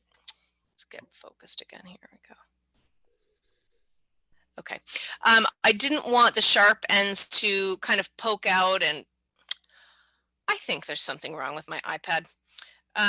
There's like that lock focus thing, and it's not lock focusing. Okay, now it says it is. All right, well, we'll see. Okay. All right, so then I took my thread and I made a little tail. So like I'm not starting right at the end. So I've got this long piece and I pinch that, and then I'm taking this. Sometimes if this is on a needle, it's a little easier, and I'm wrapping around to just bind those two little ends, and then I'll tie it off. So and then I slide that in and finish up the stitch on the wing. So if you want to do that, you can go forward there, and okay, so there's that, and then I just knot the thing off like that and that. Okay, and so this one was I had the tip open here, and you can, so this I can kind of bend it a little bit into the shape of the wing, so give it like a little bit of that action. So something like that, and then we just slip it inside and finish up. And so you can do the same thing to your tail piece as well. Okay. So okay, so and then both the tail and the wing will be able to that's a little, and so this is the other thing too. You actually stitch. We're stitching through. Oh, there we go. I got it squished down enough. We want to make sure that this pipe cleaner is kind of like out to the sides, and you've got this, see how there's the gap in there, because that's what we're going to stitch in that gap when we attach the wing to the body. So this guy and the tail, same thing, exactly the same thing. You just want to be able to have it be bendable. Okay, so you're good on that. All right, and then let's see. Cynthia, yes. just going to jump back for a second. While we have a second, you're talking about the hemostat. And oh yes, the hemostat. Thank you. That to me has been the be all end all for stuffing, as far as I'm concerned, and all the tools I've ever used. That's the best. Really? Yeah, and that along with just a chopstick after just to help. But the hemostats, because you can really hold it. You can pick them and hold them, and because you stuff with lighter pieces as opposed to clumps, you don't want it to clump. You're not pushing. Yes. So the hemostats allow you to do that really, really well. And what size do you have? I've got several different sizes. I like the smaller, slimmer one though. Okay. I'll grab one. I'll grab one and show it. Yeah, grab one. I would love to see. Yeah. Oh, good. Good. I'm gonna place my order. I've been using one too, and if you have to pull something out, it's really easy.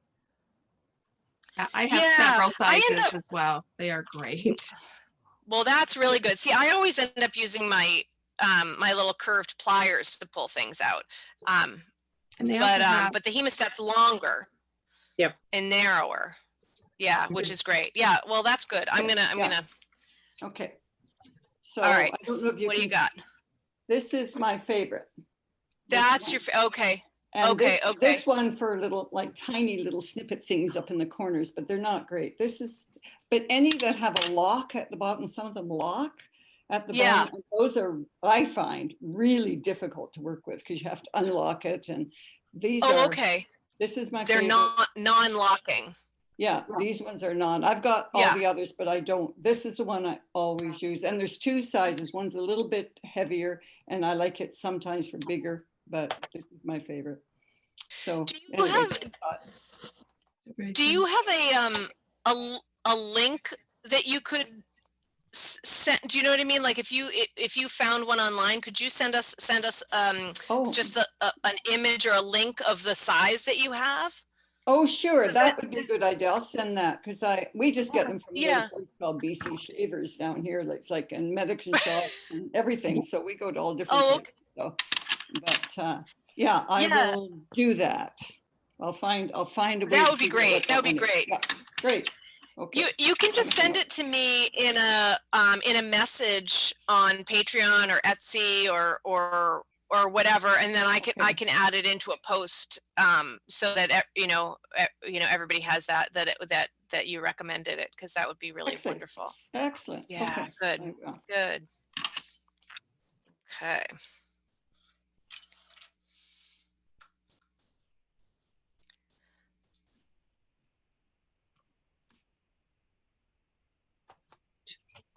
Great. All right. Okay. So I'm in a holding position and I'm waiting for you guys to give me the heads up. So tell me whenever you're ready. Oh, wait, and I'm going to show you something in the meantime that I found in a drawer today that I thought was kind of fun. Now, you guys, probably a lot of you guys know can print out on the freezer paper, but I just found this thing. Have you guys ever seen one of these? Oh, So this was a little freebie from this company, Toomey. I have a pen from Toomey, and when I ordered some refills, they sent this with it. But I think you can buy these too.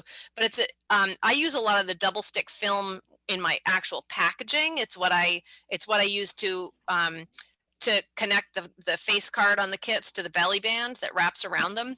And I use something that's like this. So I use these rolls that are from Scotch, like a 3M product. But these aren't easy to find. I buy it wholesale by the case, but this thing is kind of cool because you just press it down and pull. And I don't think you can see that at all. Wait, there you can.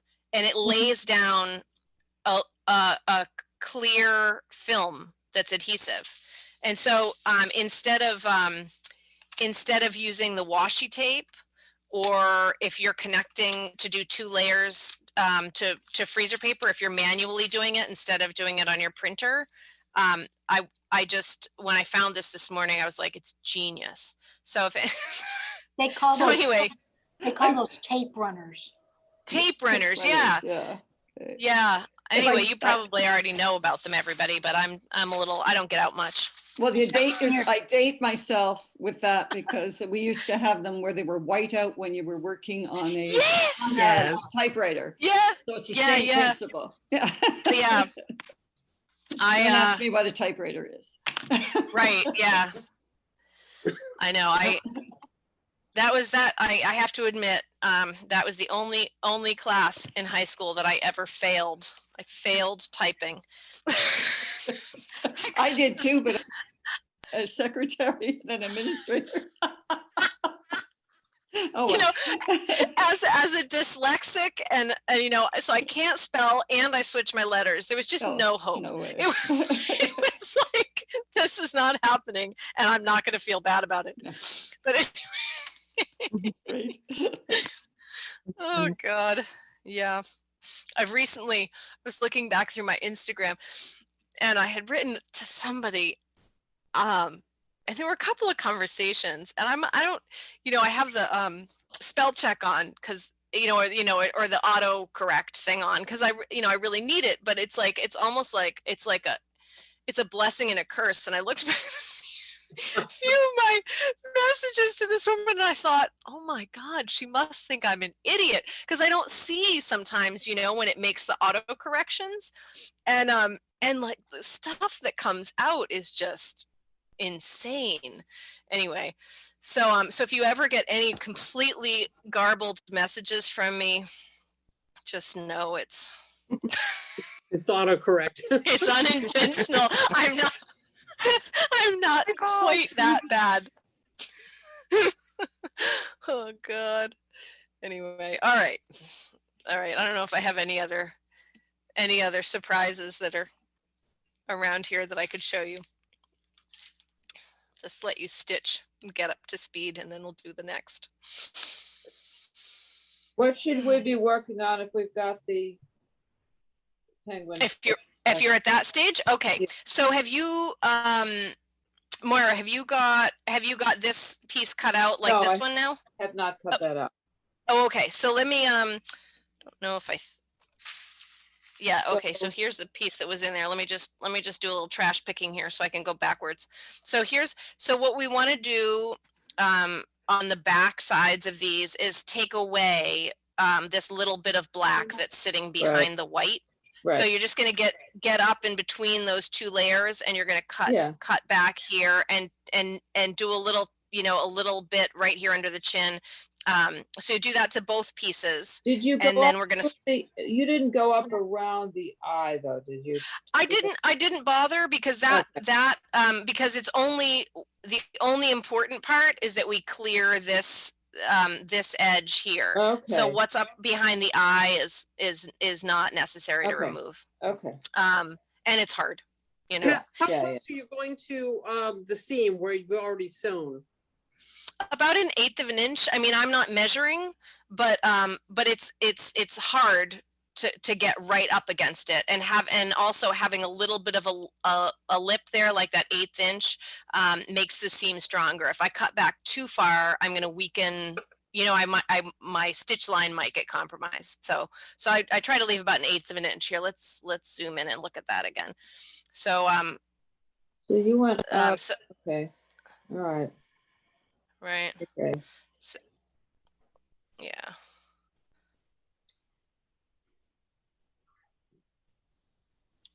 Yeah, so I just did that little notch out here.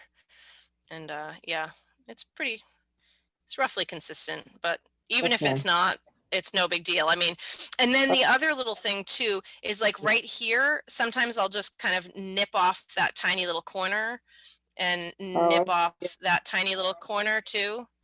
Okay. I got it. And if anybody's not okay. we'll do it again on this side too. Okay. Boy, something's. Oh, there we go. That's better color wise. All right.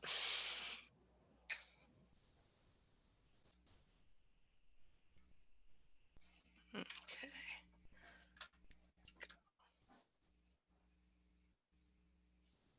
Cynthia, I found a neat thing the other day. Knit one quilt too. Oh yeah, that's a great shop. Oh wait, what is that? Hold that up closer. Oh, an ironing mat, a wool ironing mat. Yeah, yeah. Oh, I have one They're of nice. those. I love those. Love I it. was new to it.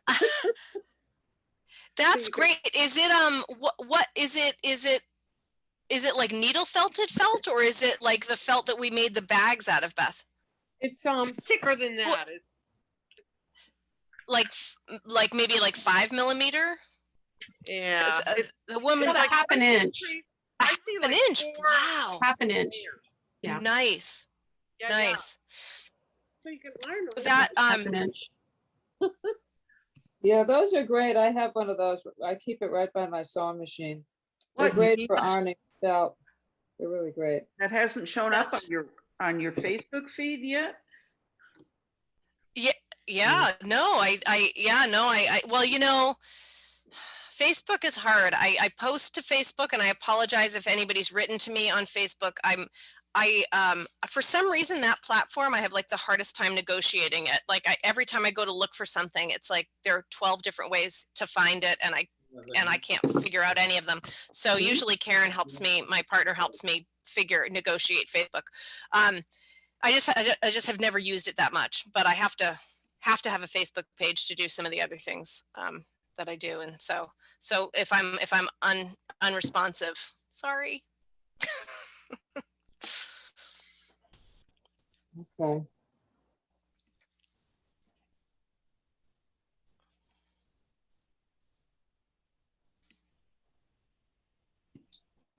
So 1/2 inch. I bet Etna felt. I bet this place has 1/2 inch. I have another. Hold on. Let me look at my other little sample thing from them and see what they've got. They've got.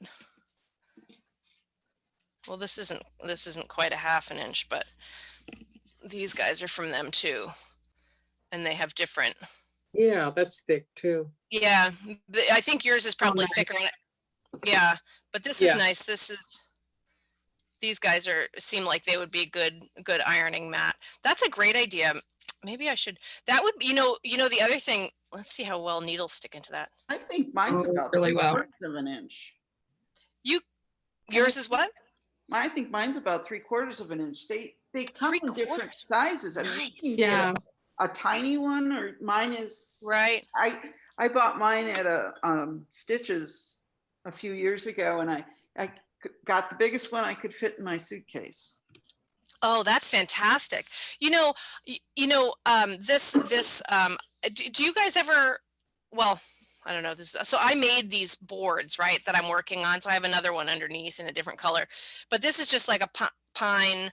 And then I use like a staple gun, and I put, several layers of batting, maybe a couple layers of my regular felt, and then covered it in linen.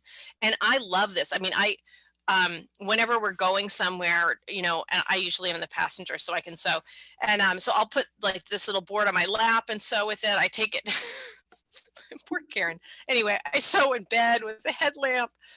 Anyhow, but I use them on the table, and those felt mats would probably be great like this too. But like, when you're working on a surface that's fabric, things don't roll away. Mm-hmm.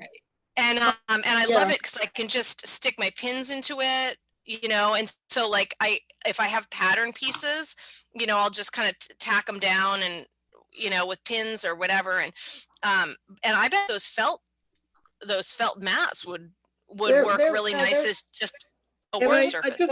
I just measured it. It is it is 2/3 or whatever.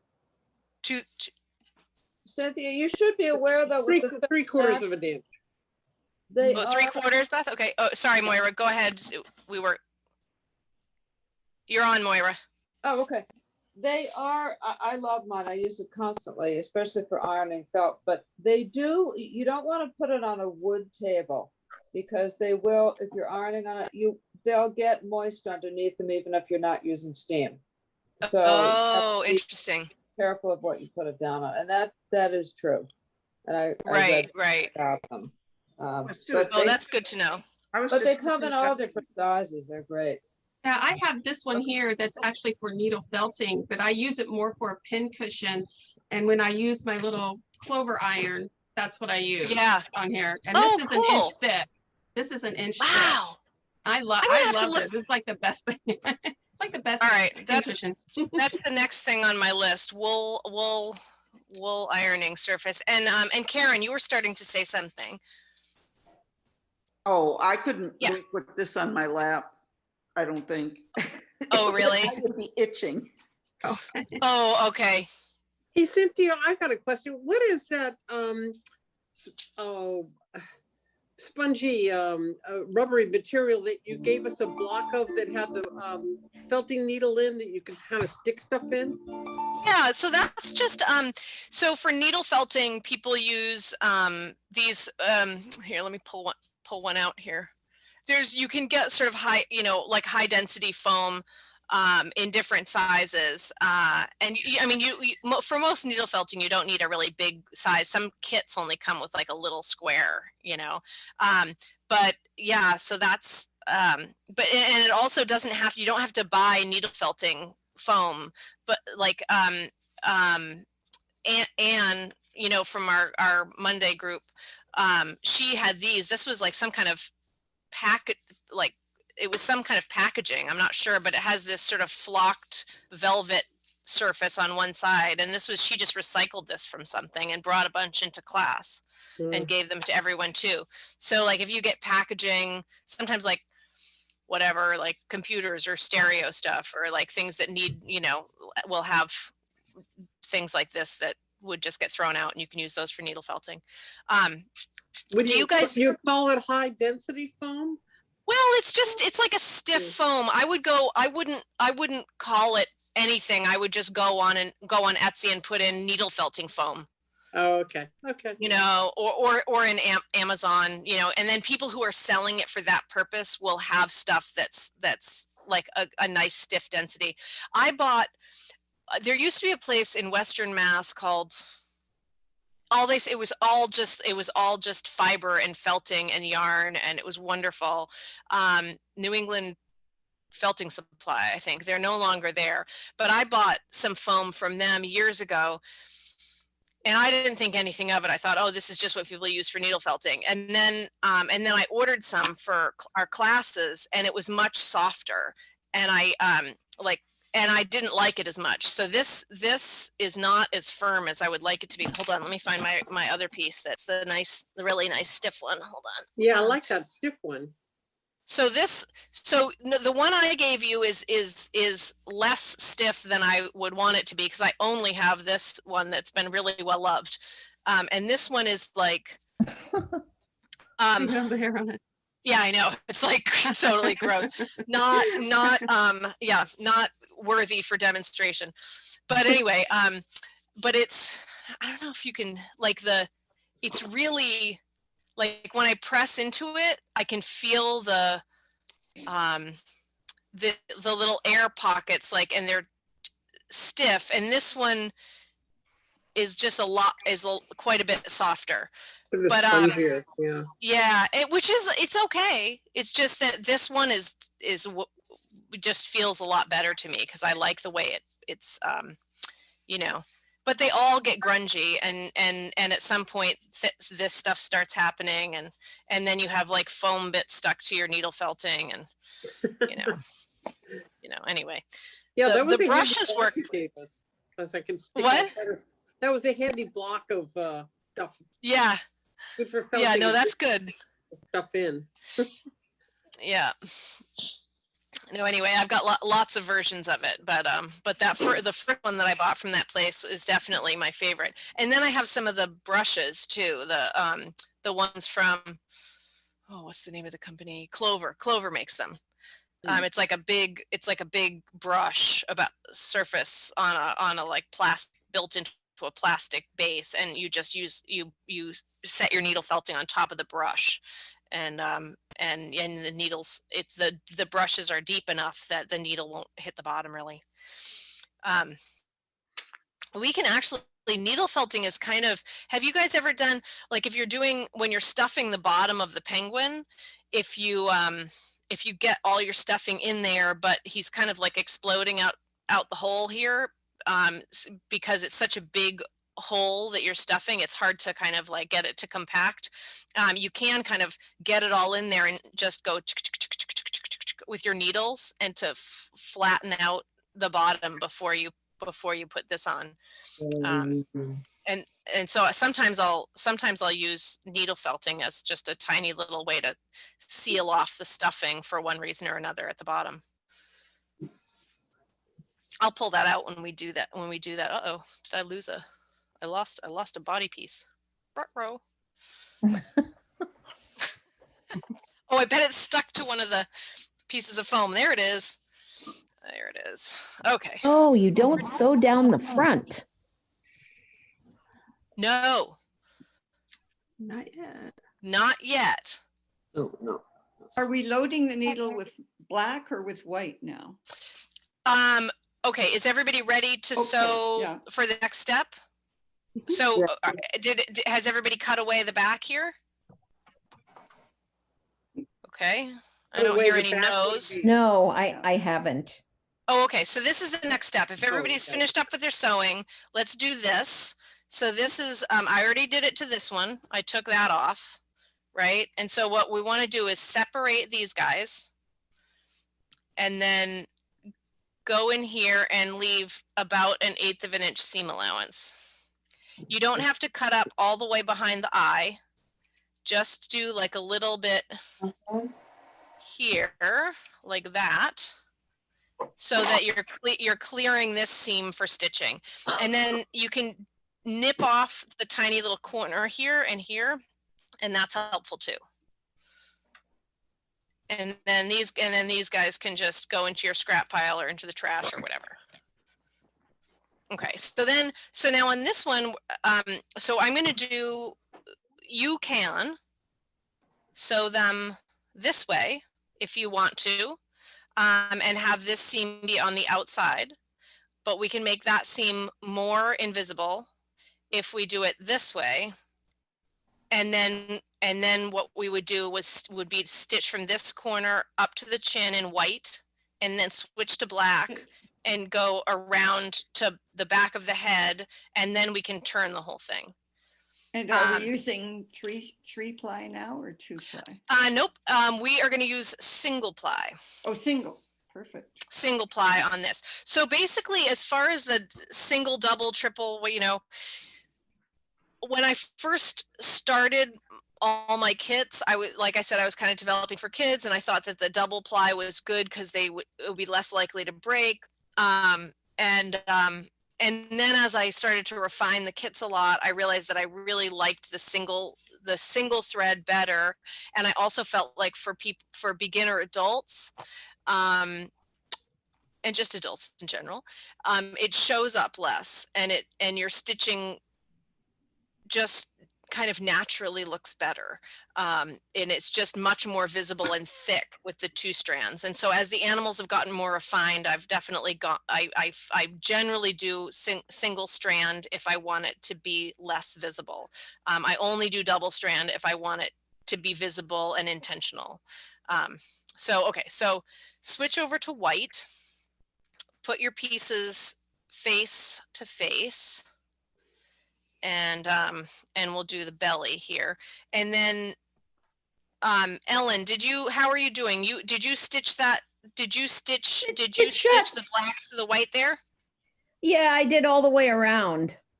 Ruh-roh. So I'll just take my razor and cut the part out that shouldn't be there. Okay, that's great. That's great. Yeah, and then cut away the black from behind it. What would happen if you left the black there? So what happens when you stitch this seam line? Yeah. So if you're stitching it this way, which is also doable, the stitches, it takes more work to make them invisible if we do that, but it totally works. So if you're doing them here, see if I had, let me get my little black pieces and put them in there so that we can see why.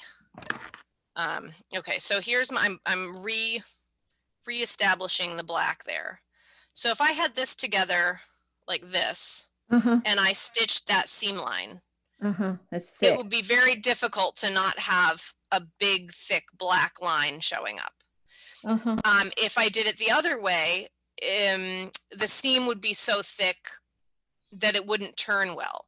But if I remove this, then both things are just going to work better. Got it. Like your seam will be, it's slimmer, and you won't be fighting that black line. Okay, but we're going to stitch it this way today. Okay, so you've stitched it around. I suppose that is marked on the pattern, isn't it? You've made a little, almost like a doggy head. Look. Oh, yeah. I'm not sure I understand what you're saying, but it sounds like you know, you understand, you're good. Yeah, I just have to rip out what I did sewing their belly up. And then make sure it's tight underneath their nose. And it goes up to there and I see it. Okay. All right, good. Good. Okay. Yeah, you bet. Extra all right, stitching. So I know. Well, you really you made good time, because you kind of got going late here too.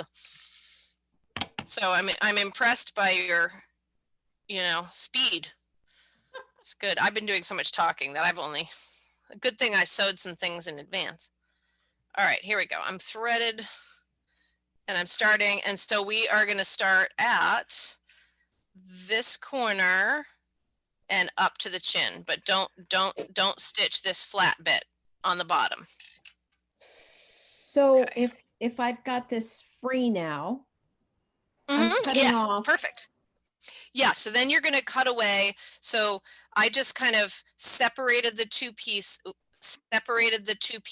like that, kind of peeled them apart, and I got my scissors up kind of underneath the black one, and then I just trimmed back, and so I left about 1/8 of an inch seam allowance here, and then I just notched it up in the eye area there. I didn't bother to cut out behind the eye because that's not in the way of our seam stitching. And then right here, I kind of nipped back the little corner that was left over, and right here, same thing, nipped back the corner. Right. I have to find my pattern. See if I got it right. Okay, yeah. Yes. Okay, so you're going to find your pattern. Good. Tell me if we need to go back to any of that. Okay. So, all right, so now we're just doing a whip stitch, like our standard old whip stitch. If you want, you can get this knot out of the way too. You can start like here, like this, and kind of sneak up on the edge, and then your knot will be away from that edge for later. I don't always remember to do that, but it's, it's one way to kind of keep those knots away from the edge. All right, and then we're going to go back to our standard. What is that? So this is standard. So the standard is just a whip stitch. This is what I use for all the exterior seams of the animals. And then of course, I use whip stitches. This is a whip stitch too. It's just going through another layer. And same thing, try to do like a 1/16 of an inch seam allowance. So it's basically the same as what we were just doing. Is that what you're saying? Exactly. Yeah, but we're not going through another layer, right? So this one we had to sort of do in 2 passes. So we'd go through one side and then come up the other in a second pass. But because we're not going through like a flat layer of felt, each stitch can be kind of 1 pass and wrap around the edge. Perfect. And now I'll just kind of go through my sort of general spiel on how to, getting even stitches and spacing and stuff. So I always try to hold the pattern. I mean, I can hold it this way, but I sort of tilt my arm this way. So I'm stitching away from my body, in this direction, rather than holding it this way and stitching towards my body. Because there's blood on your finger. Oh, that's a pin. I think it's a pin. It's a pin. Good. Yeah. These are great. Have you, I usually include a couple of these in all my kits, so you might have them, but these are those little Spanish lace pins from Merchant and Mills. And they're awesome. They're just the right scale, you know, like they're just these little guys, and they're a good scale for this kind of work. But yes, okay, so we stitch away, so I stitch away from my body, and this thread hangs down here, and so it's never in the way of my stitches. And I use my fingers, I pinch on either side, and I sort of use my fingers as a guide, like to slide the needle along. And I want to make sure that I'm taking an even amount of felt on this side as I am on this side, so I get a nice strong seam. If you go up at an angle and you catch more here and less here, then you risk a blowout. So so anyway, yeah. So just try to take equal amounts, and then I also do this thing where as I'm pulling down here, like you can see how, if we look at this from the side, you can see how that's really leaning towards me. And if I just pull down right now, all my stitches are gonna, you know, kind of tick back and forth and look uneven. But if I kind of take my fingers and guide the thread and pinch when I pull down, then the thread lies nice and flat, and your stitches, once you get the hang of that, your stitches can be evenly spaced rather than looking a little, you know, back and forth and uneven. For this seam, it's not really that important because we're going to turn it. This is going to be the inside, and we're going to turn it.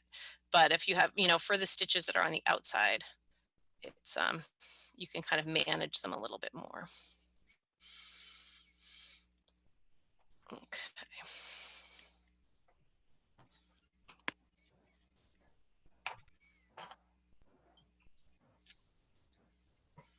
Okay, so we stitch all the way up to the black, and then we just change to black thread, right? Yep. And then you're going to go, and then then you're going to go down to like here, kind of the back of the neck somewhere, and then we're going to turn it. I mean, if everybody has hemostats and they have like great turning tools, then you could go all the way down the back. Okay. If you feel like you have inferior turning tools, then go down to here. We'll turn the head, and so then you can stitch from here to here. Okay, so if I have turning tools, I can just go straight away and do the whole thing. But if anybody's not sure about their turning tools, then we can stop here and flip it, and then do this bit on the outside. Or you could sew the whole thing on the outside. What? Or you could just sew the whole thing on the outside, which is what I'm doing. You can sew the whole thing on the outside too. And so like, for instance, like, you know, these are all sewn on the outside. And then you can completely, you know, soften them up and make them disappear with, you know, with that little needle technique. And this too, you know, I can pretty much completely hide this, but it's even more. I just don't have luck sewing it on the inside and turning it. On the inside? Okay, yeah, don't. Sew it on the outside. Sew it on the outside, and I'll you know what? I'm going to show you right now how to hide this seam. So you're going to sew this on the outside. We're going to imagine this is stuffed. Because I'll be turning this, but so if you turn your iron on, and we'll just pretend here, we'll do this. Let's do this. Lay it over this guy. So I'm just sewing a seam with a, you know, because I do a lot of doll costuming, and so I'm just sewing a seam with a running stitch and tiny little. Oh, okay. Hard to make. So are you planning to use a running stitch on the outside, or are you? No, or what? No, I'm doing your whip stitch on the outside. Okay. Okay, that's fine. Yeah.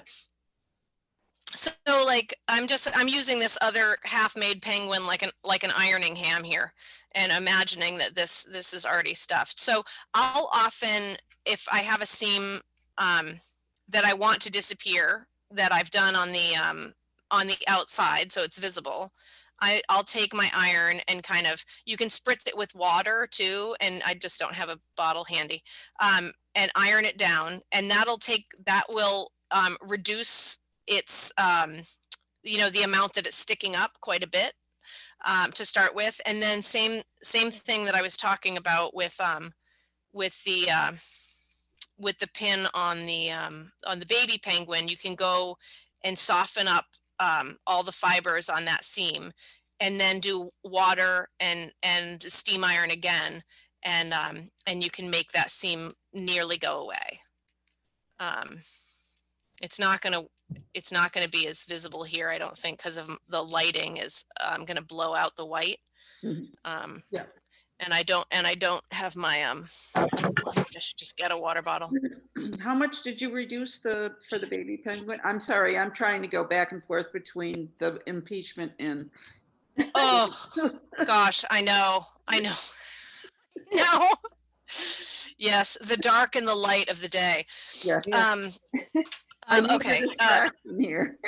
Yeah, no, don't worry about it. That's good. I'm glad somebody's paying attention. Let us know Okay. if anything happens there, okay, with the impeachment. Yeah. I just heard about the news that came out yesterday about the call between McCarthy, yeah. Yes, yeah, very all morning. interesting. Okay, shoot, I lost my train of thought. Okay, so what okay, so Karen, you're all set for the baby. Okay, the baby's not reduced at all. Oh, okay. So he looks shorter because of the treatment that I did with his little legs. Okay. But if you want to make an adult and a baby, I would maybe make the baby this scale, because the beak gets so small, and then bump up the size of this one. Do you know what I mean? But we do now of course I can see everybody, but I can't remember who did the reduced made the 75% penguin, and that might work. I'm just not sure about the beak, but we can see if we can figure that out, the 75%, see how small that would get. Maybe I can print out a 75% of the pattern and we can look at that. Did you paint the beak on that one? Yeah, so I did. So first, so I actually I stitched it, and then I held it with my like a little pair of pliers, and I hairsprayed it and let it dry. And then I held it with my little pliers and I hit it with the iron to smooth out all the fibers. And then I painted it with black acrylic. Well, wait, first I did the hairspray and I stuffed it and I stitched it to the face. So then it's all smooth, it's all stiff because of the hairspray. And then I painted it with black acrylic and I let that dry. And then I painted it with clear nail polish and I let that dry. And then I added in a tiny little white speck here for the nostril. So anyhow, so there you go. Oh my gosh. Attention to detail. Yeah. That's what we're all about. That's what we're all about. Anyway, I was so happy. Each time I come up with a new animal, it's like I feel a little bit giddy. It's like, and I've taken that little penguin with me like everywhere I went this week. And I took it to the dentist. That's the only place I've been in months. Yeah, I know. Cynthia, could you show me the tail on the baby penguin? No, on the regular one. Regular one, yeah. So here's the tail stitched on. Mm-hmm. And it's a little hard to see up here, but let's see. You can maybe. Oh no, I did a different tail on that one. But here's a gray one because I wasn't sure if I was doing the. Yeah, here's a gray one because I was going to put this on one of the baby penguins, but then I decided the baby penguin needed a different tail. So yeah, I'm sewing mine on now. Oh, great. Yeah. So the wider part, the point on the wider part, I put up, and I center it on the seam line. Right. Yeah. And then the other, and then this little bit. And I think on the pattern, I have a little kind of like, if this is, so this little dash line is sort of, oh, that's a wing. That's not a tail. So it's like if you kind of put it like that. Mm-hmm. Okay. All right, I gotta get. Didn't you know penguins don't have wings? They have hookers. I couldn't hear that question. Was that a question Oh, for no, me or, no, or somebody else? No, it was. I think it was the kids talking, but we wanted to say goodbye. We have to head out, so. Oh yeah. We wanted to say goodbye and thanks so much, and we're gonna try and make next week too. Oh, good, good, good. I would love that. It was so good to see you guys. Thank you for coming. And and you probably know, if there's anything about this like that you need to see again, I'll post the video when we're done. All right, you guys. And I'll post that baby penguin stuff too. Bye. Have fun. Have a nice weekend. Happy Valentine's Day. Yeah, I'm gonna have to go too, Cynthia. I haven't even finished the mouse. No worries. I haven't finished the mouse from last What's that? week. Oh, well. I just chop. I just printed them out this morning.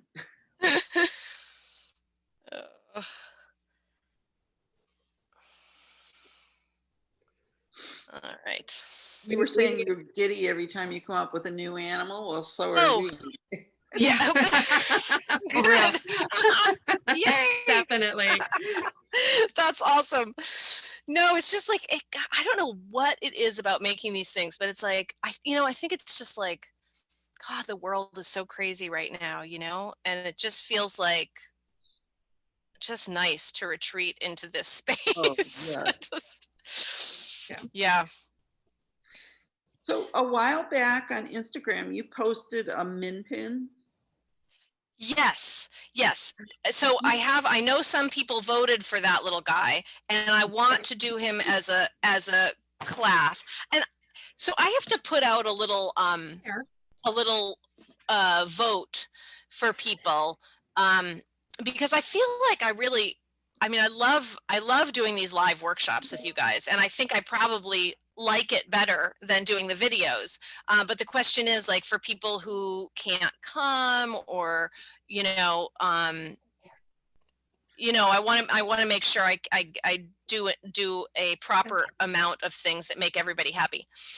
But I also was thinking about too, like maybe doing some things at a different time. I have a store in New Zealand contacted me the other day, and they wanted to carry the kits, but it's so prohibitive to ship there.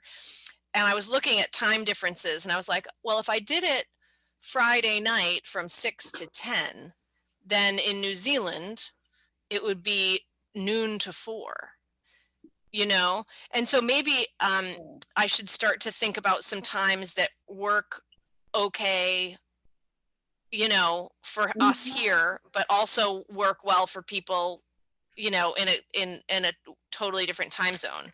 Right. That would work possibly too for. That'd be fun. I could do that. Yeah, that would be fine. Yeah. Okay. Yeah, so that was the other thing I wanted to figure out is like, what are good working times? Does anybody want to do something during the day during the week? Or is that, I would love to. Yeah, actually, that really work that seems well. to be. Yeah, that seems to be a good time too for us on the West Coast. Well, that's great. We started at 9 this morning, our time, right. which is fine. But that would put us starting at 3, and New Zealand would still be able to get in. Right. On the East Coast, so that would be perfect. Right. Good. Okay, great. Well, I'm just trying to calculate what's going to work best for everybody. And I mean, the videos are I love having this, sort of finished edited piece, but I think there's a lot, more I can share, because people can get their personal, their own questions answered live. And it's also, and the videos take a really long time to put together. I probably spend over a week on each one, and so doing the live things is great, because it frees me up, and I can really connect with people, but anyway, I have to put it out to the whole group and see what people think, because I would be happy to do more workshops, more live workshops, to do more per month if we did that versus like one video. So I was letting my I was feeding my dog, so I missed some of what we're talking about. You're talking about other times to have these workshops? Yeah, well, so we're just talking about different time zones and people in different places, and yeah, and I was saying that I had a store in New Zealand that was interested, and I thought, oh, maybe, it's so expensive to get the kits over there, but maybe I could do some workshops, live Zoom workshops. And I looked at time zone stuff, and it looked like 6 to 10 p.m. On the East Coast where I am would become, like, if I did a Friday 6 to 10, then in New Zealand it would be Saturday noon to 4 for them. And then on the West Coast it would work. We were just saying that it would work as well. And so I was trying to think of like the best time that would work for a lot of different time zones. Well, I think if you record them, that kind of eliminates. I mean, you wouldn't have the one-on-one with you, but we'd still be able to watch and That'd see be fun. how it's done. Do it. I can do Friday. You could do a Friday? Yeah, I can do Friday evening. Absolutely. And several of the others that I meet with, we could all do the weekday and the Friday weekday as well. Yeah. Okay. So here's one more question. It's like, watching an edited video is easier because it's just start to finish. You can go right through it, and there's no nonsense, right? I have all this other, stuff like me yammering on like I am right now. But is that really annoying to watch post video? Can you? No. I prefer the one-on-one for sure, because I'm not one-on-one, but because there's so much for sharing and talking and information coming back and forth. The videos are okay, but they're more static. And I just really like this. That's all. Good, because I like it the best too. Yeah. That's good. Okay, well, I'm glad to hear that, and I want to. And I'll put out a survey to our whole group, because we're growing. It's wonderful, and the more I feel like it's so funny, because of course, the more people we have, the more it stabilizes things for me, and the more I could be like really doing like many more workshops, like if once we get to a certain size, I could do more workshops. They could still be smallish because I could do them at different times. I think this is a great group that we have now. Everybody's able to communicate and connect and have conversation. So it's great that our group is growing. But it's like, it's really hard to ask, it's like whenever I send out the things, I'm like, oh, we're doing this Patreon thing, I'm like, oh, it's like, it's, difficult to promote yourself. But anyway, the only problem I had with the doll one, for instance, is that I couldn't forward it and back. I had to listen to the whole thing from beginning to end. Right. Wait, oh, you couldn't fast forward? No. And I couldn't, so I used, listen, I do really wait. Beth, we're going to talk about that later, because I want to learn what you experienced there, because for the doll one, I just gave you guys the direct Zoom link. Right. But to post things on Patreon, it's different. I have to download the video first and then upload it to YouTube and then add it to Patreon. And so that way you have all of the ability to fast forward and zoom through. But I think with the Zoom link, maybe you have less. With just a direct Zoom link, I think you might have less control. Yeah, that was the case. I do have to go. So are you guys, you're going to continue working? And so, because I have no idea how to finish this thing. Yeah. Well, okay. So Beth, don't worry about it. I'll see you anyway on Monday. So if you have penguin questions on Monday, we can talk about those, in between doll hair. So I think I'm going to leave her naked with a bush of hair. Oh, but the clothes are the best. Wow, this is getting racy. Pretty crazy looking. For me, the clothes are the best part. I know. The clothes, good. Well, we need to do more clothes patterns. Now, looks like Godiva, for God's sake. Yeah, well, Yeah, she's coming along. She's coming along. Well, we'll keep. Thank you, but you everybody. did. Yeah. Beth, see you later. See you later. Okay, See you thank you, Monday. Laura. Happy Valentine's Day. You too. Thanks. Bye. So Cynthia, I have questions about the heart. The heart. Yeah. Let's talk. Oh, yours looks great. Well, I just cut it out of paper. It's not the best heart, but the penguin's having trouble cutting. Oh yeah, I know. It's just not very coordinated. Okay, so yeah, so that looks great. So you're trying to figure out how to connect him to his hands, to his paw. Did you just sew them to the penguin's So it depends. So this one I don't have attached at all yet. I was just gonna sew it. Paper, you could do the same thing. You just poke 2 little holes in the paper and sew through the wing. If you have, do you think he's always gonna hold this chain of hearts and you don't want it to be not removable? You could glue it. Like if you really were just solid on your the chain of heart thing, like, but if you felt like, he might not want to be totally seasonal, then you could just tack it on with thread. Yeah. So this one, or you could really just pin it on and then take it off if your penguin's going to be out and about. So you could just take a little, do you have any of these little Spanish lace pins from kits you've bought?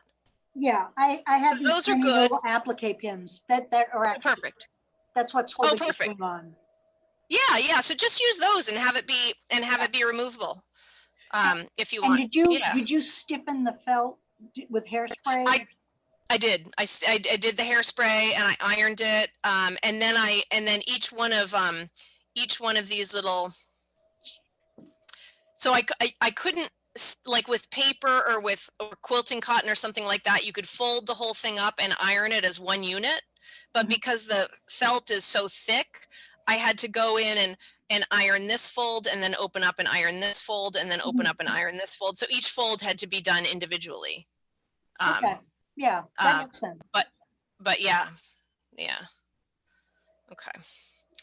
All right. So I gotta pick up my pace here. All right. Well, I have to leave because I got to go back to work. But thank you so much. I'm so glad you setting could up come. new pattern, so there'll be more penguins. Yes, there's gonna be penguins galore. Good. Thank you so much. All right. Take care. Bye, Pam. Thanks. No, we were talking about the min pin. I asked about the min pin. Oh, the min pin. Yeah, we got everything got a little off there. When I saw him at first, he looked like my Chihuahua, just changed coloring. Oh yeah. Then my daughter just adopted a min pin. Oh. Well, we have to make him. And so that's the other thing with doing these workshops where they're live.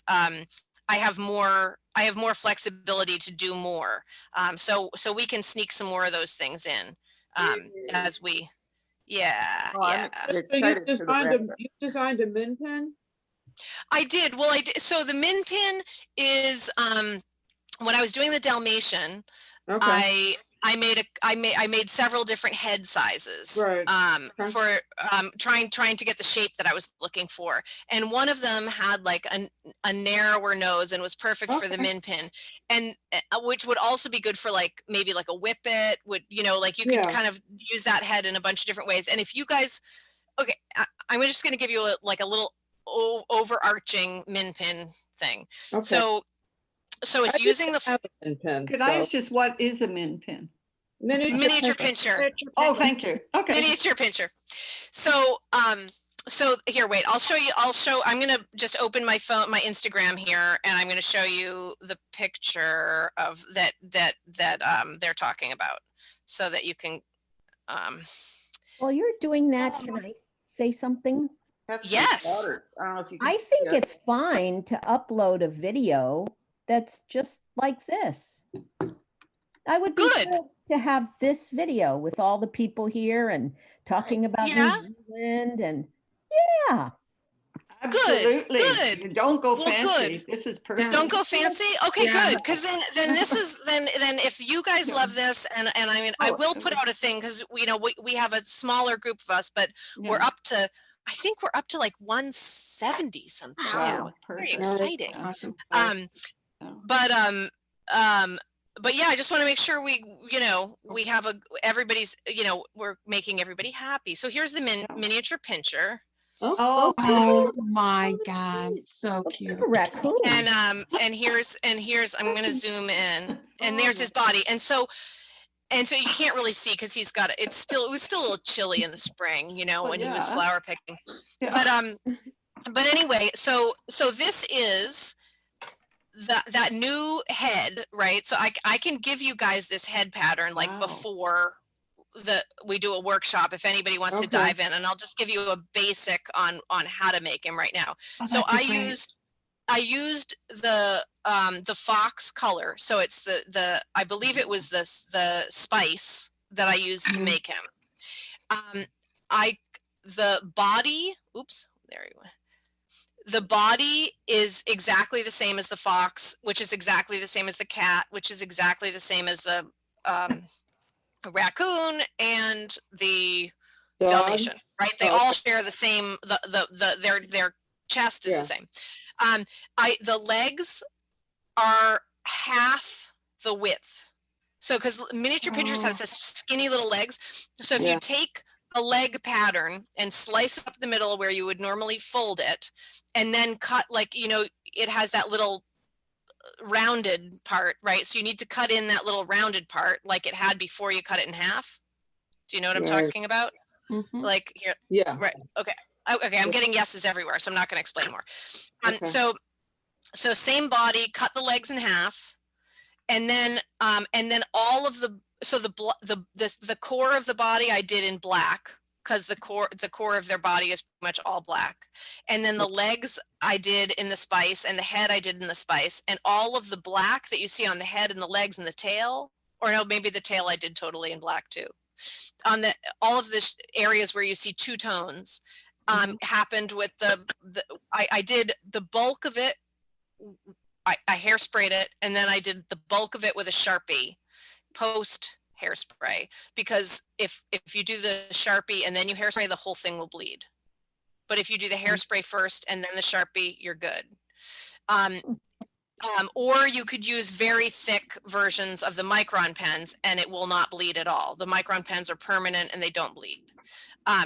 But anyhow, so all of the coloring on his face, like I left an empty spot for the brown eyebrow. I zipped up here, for the face. I did little whiskers. I were stitches, but you could also do those with the pen marking as well. And the legs are all colored in too. And so you guys probably have and then this tail is the same as the Dalmatian. So you probably have almost everything you need, and all you need is the head pattern. And so I can dig that up, and I can and maybe I should have taken a screenshot of everybody that came today, but you know what? Here, I'm going to take a hold on. I'm going to take a screenshot of who's here now, because whoever left doesn't know. So. No, but of course they will, because now it's all being recorded. Oh shoot. Okay. I can't hide anything. It's all on tape. Okay, Command Shift 3. All right. So anybody who wants that head, I'll send it out to this group, and thank you. And we can do a full workshop on it too. But like if you're just inspired to get going, then I'll find that head for you. And I think I have an ear pattern. I don't remember exactly how I stitched these guys on. I feel like it was probably it. I'll send these pictures too. This was a gift for somebody who has a miniature pincher, so I do not actually have the physical guy anymore. I only made that one. So yeah. Okay. All right. Cynthia. What? Yeah. Your coloring is spot on. It's so cute. We didn't see that. What's that? So we didn't get to see that. Put it. Can you see Karen? Karen's holding her puppy up to the screen. Can you see that? You have to. You might have to scroll through to get to her thing, and he's got such a dear face. trying to keep my away from gosh. the Oh There he is. my gosh. Darling. Yeah. So cute. adorable. Cute. Yeah. I made, Perfectly. let me see if I've got some of the other dogs that I made. So this was another one that I made, and that's that same head. Oh, yep. And then this, and then I tried to do a corgi. So I shortened the arms and legs on the corgi, and then added little panels like this for the arms. And then who else do I have? And then I made a Nico. This is this was the first one. This is my dog, Nico.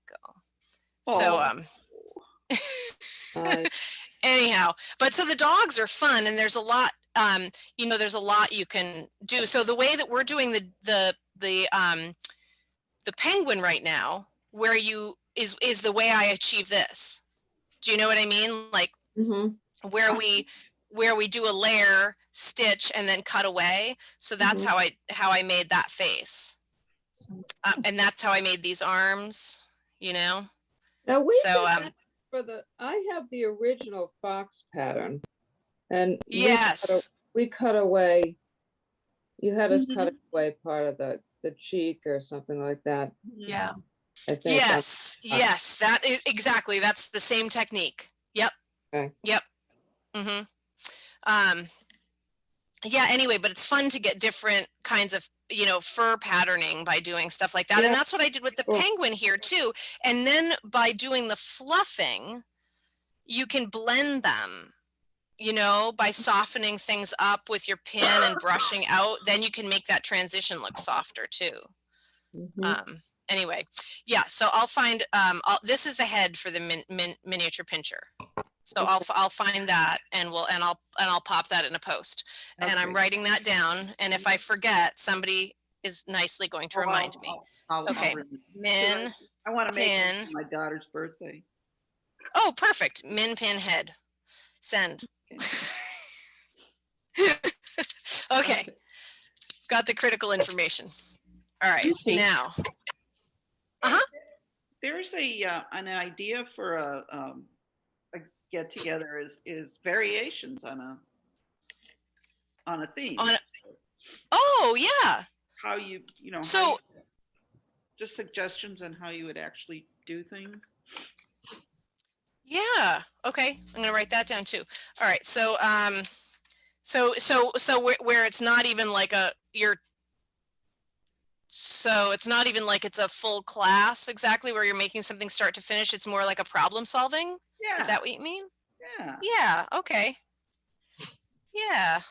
I did think about that. I was thinking like where everybody could just bring the project they had a question about or the project they were trying to figure out a solution to or whatever, and we could kind of go like one by one and look at everybody's thing, the thing that they're making, and so we could all learn from all these various things. If that seems like it would be fun. Problem solving. There's that one person on Etsy that sells a lot of your finished design. Lisa? I'm not sure what her name is. But she does some different. She just does a little bit different stuff. She does, yeah. She's meticulous. I mean, her stitching is really lovely. But she uses the buttonhole stitch or the buttonhole stitch or blanket stitch. I'm not sure. I mean, they kind of look the same, but I think she uses the buttonhole. Where I use the whip stitch, she tends to use the buttonhole stitch, like the one that for me I reserve as a decorative thing. She uses as like all the stitching, and they look beautiful. It went real fast because it was. What's that? I did it on this part of my penguin, and it went really fast for me. Oh, that's good. Well, you are also not talking as much as I am. I've got to get moving. All right. I'm like, you guys are going to be like done this whole thing. Okay, I'm moving along. I'm not going to talk for like 3 minutes, and I'm going to plow through this. I don't know, but just a word of warning: when you get there, sewing the black on black is really hard. It's hard. Oh, it's terrible. No, I know. And actually, that was one of the things. Okay, so wait, that was one of the things I was trying to solve during my So I decided so you guys could see that I was going to do some of my sewing in white. And then I had this, so I have to tell you now. So this, I forgot to get there, but as I was doing this sample of the wing, I thought, oh, we should just always sew in the white and then color it in with a Sharpie or one of the markers. Whoa, what a great idea. Right? I love and that. anyway, and I'm sorry I didn't mention that earlier because it was a revelation I had last night after a few glasses of wine. So anyhow, but let me try it. I didn't try it yet, but but this is like what we did on the red panda, you know, where the seams, okay, so I've got, so this, I don't know how much, yeah, this pen is almost dead, but let's go with a beefy Sharpie because we won't need to do the, you know, put any hairspray on the wings, so the Sharpie is kind of okay. So let's just, oh, look at that. Hello. Oh, look at that. That's pretty good. And then it stays white on the white side. Okay. Yeah. All right. So hint about using the hairspray before the Sharpie was invaluable because I try to stay away from the Sharpies because they bleed. They do. I know, it's true. And but the microns don't. No. Yeah, the microns don't. But the Sharpies definitely, you hairspray first to prep and smooth out, and then do your Sharpie, and then you can do another layer of hairspray. Okay. After, and it won't bleed. But test that first. I'm almost positive I'm not lying to you. But test it. But that's what I'm remembering. But I don't use Sharpies as much anymore because I mostly use the microns, but the microns are more expensive and they don't last as long. So I like the kind of the density and the power of the Sharpie with like the amount of ink that it has for certain things. But yeah, for the price of the micron pens, I was amazed that mine were still alive. When I know. And that's I started buying them not at art supply stores, but like just getting like 6 of the same size from Amazon, and it's a way better price. I mean, I know. I feel bad. I don't. Oh God, I really should be using white thread. I can't see anything here. Yeah. Same thing. Yeah. Switch to white, and we'll color it in afterwards. Maybe I'll do that right now too. I'm going to do that. I give up. I think I'm going to do that. Yeah, let's do it. Let's do it. All right, done with the black thread. This is the new wave, the wave of the future. Cynthia, I hate it, but I have to go. We've got a car stuck out in our driveway. I've got to run. Oh no! We had our first snowfall. We're probably going to be going until about 4 o'clock, maybe a little later. So if you can pop back in, I'll hear the chime, and you can do that. And you can certainly watch it afterwards. It was really great It was super. to have and you. I will send that yes, Hemostat thing. Yeah. the Hemostat. Great. That would be great. Really Super. appreciate it. Take Have care. a great Thanks day. so much. Right. Bye-bye. Yeah, you too. Bye. Bye-bye. Bye. All right. Oops. Hi, Nico. What's going on, honey?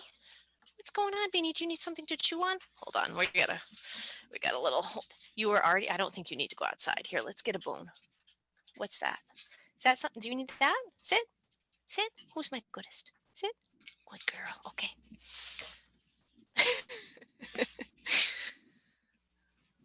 All right. Oh yeah. Now I feel so much better about this. This is like, oops, I need a knot. All right, I just finished that black thread, so now I'm going to switch to the white. Yeah, I didn't even finish mine. I was just like, forget it. I just knotted off and start over. Okay, here we go. Oh my goodness, that is just so much better.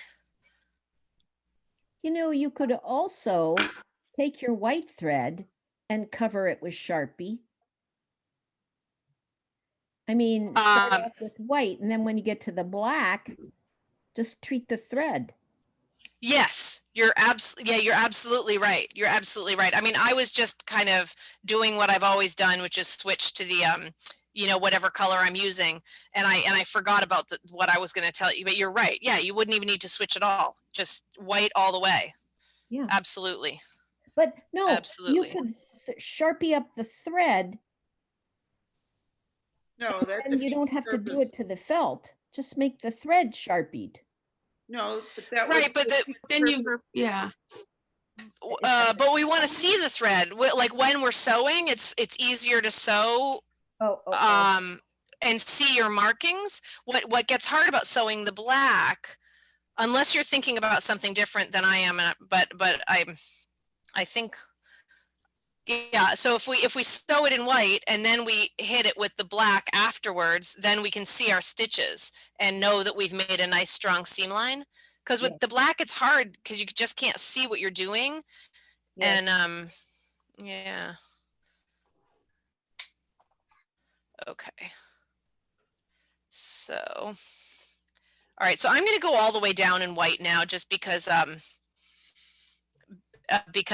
switched to white, and I think that it'll be easier to get rid of if it's on the inside. But that's all right. If we're finished that, should we start sewing these wings together? Yes, definitely. Start sewing the wings together. I'm going to get to the bottom of this, and then we'll. Which end? We should leave one end open. Yeah. So on the wing, the narrow end is the one that you're. So leave the fatter end open on the wings. Okay. And just make sure that you've got mirror image, right? You've got left and right. Right. Like that you don't do them so that they match. So right. Leave it and then the same. A little bit on the top. Say that again more. How much open? Just. I mean, so I can you see here where my two gray knots are? I just kind of left this kind of like if I cut a straight line across or drew a straight line across, I left that little arc at the top. And the same thing on this one, I left the point. Okay. The fatter pointed end open. Okay, thank you. And we're just going to leave the entire bottom open for now once we get all the way down to the bottom. On the penguin, yeah. So this is all going to stay open. Okay, so then I can just start the wings. Thank you. Yes. All right, so I'm moving. I'm moving here. It's better that you go slow. What? I said it's better that you go slow, because otherwise, if you're on track, then I'm behind. See, that's what. Oh, okay, all right. I'm going to be honest. I just wasn't sure how long everybody had to stay. I thought, oh, everybody's going to drop off and I'm going to be finishing this alone so that people afterwards can watch if I go too slow. Somebody has to stay with me until the end. Oh, God.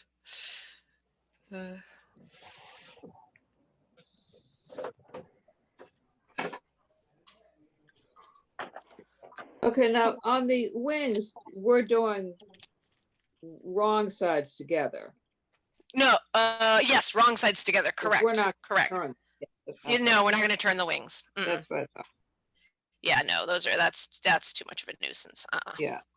Okay, so wait, do that again. Wrong sides together. We turn the wings. No, there's no, the opposite of that. The opposite. Okay, yeah, so the wings don't get turned. Okay, 2 threads then. 1 thread. Oh, 1 thread. Okay. 1 thread. The only reason I did 2 threads on here was because in the original pattern I had made that really prominent and visible, and so I was matching that. But everywhere else use a single thread. Okay. You'll only use double thread again on this project, from what I can think of in my head right now, is when we put the eyes on. Okay. Does everybody have, okay, so the original pattern with this only came with black thread, because at that time I couldn't get cones of thread. I could only get the skeins. It's a long story, but anyway, so the thread is one of the most expensive parts. I mean, or an expensive element in the kit, right? So anyhow, but so I developed it just with black thread.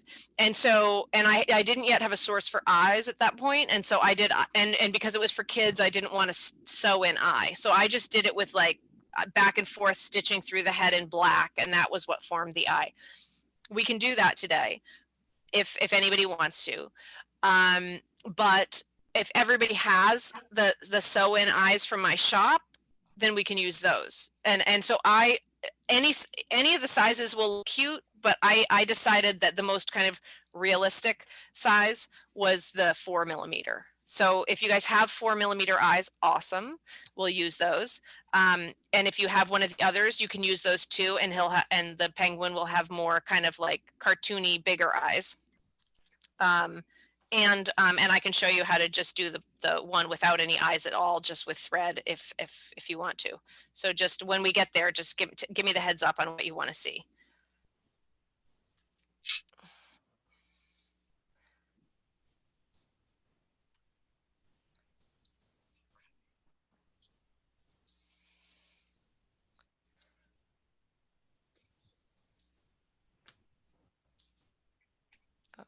Okay.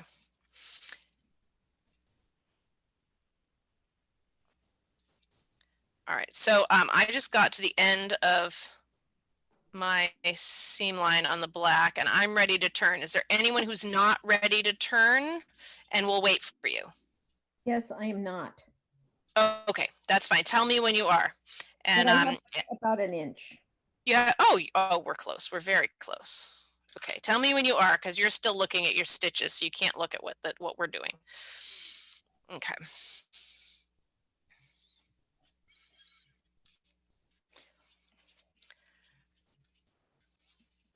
And then I'm sorry, I missed when we're starting the wings, do we leave the top or the bottom of the wing open? Did you say? Yeah. So here are the two wings, and the narrower end is the bottom, and I left the top open. Okay, perfect. I just thought it was easier to get the folded pipe cleaner with the bigger curve in at the shoulder. Okay. Yeah, and then the tail, same thing. The narrower end is this part of the tail, and the fatter end is what gets attached to the body. And so I left the fatter end open. Okay, perfect. The wider bit there. Yeah, and yeah. Is it now, Leah? Your picture's not moving. Is that you that was talking? I thought I recognized. Yes, that was. Yeah. Me. How are you? I am well. How are you? Good. I know I haven't had a chance to really say hi to you yet. It's how's everything in Connecticut? Cold and snowy. Yeah. Same as Rhode Island, I'm sure. Yeah, pretty darn close. Yeah, cold and snowy. And it's every couple of days here. It's been snowing. Like every 2 or 3 days, it'll snow another couple inches. And I missed the last session because we had a puppy. Are you guys? And oh yes, never get a puppy in the winter. That's my advice to everyone going forward. Never get a puppy in the winter. It's a bummer. Wise words. Wise words.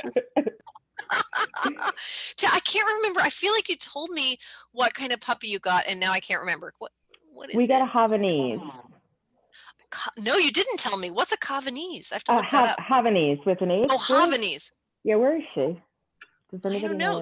When you find her, show us. I will find her. We have a 7-year-old Havanese, and then we just got the puppy because we thought maybe she's like a little companion. Yeah. That is currently not the case. No.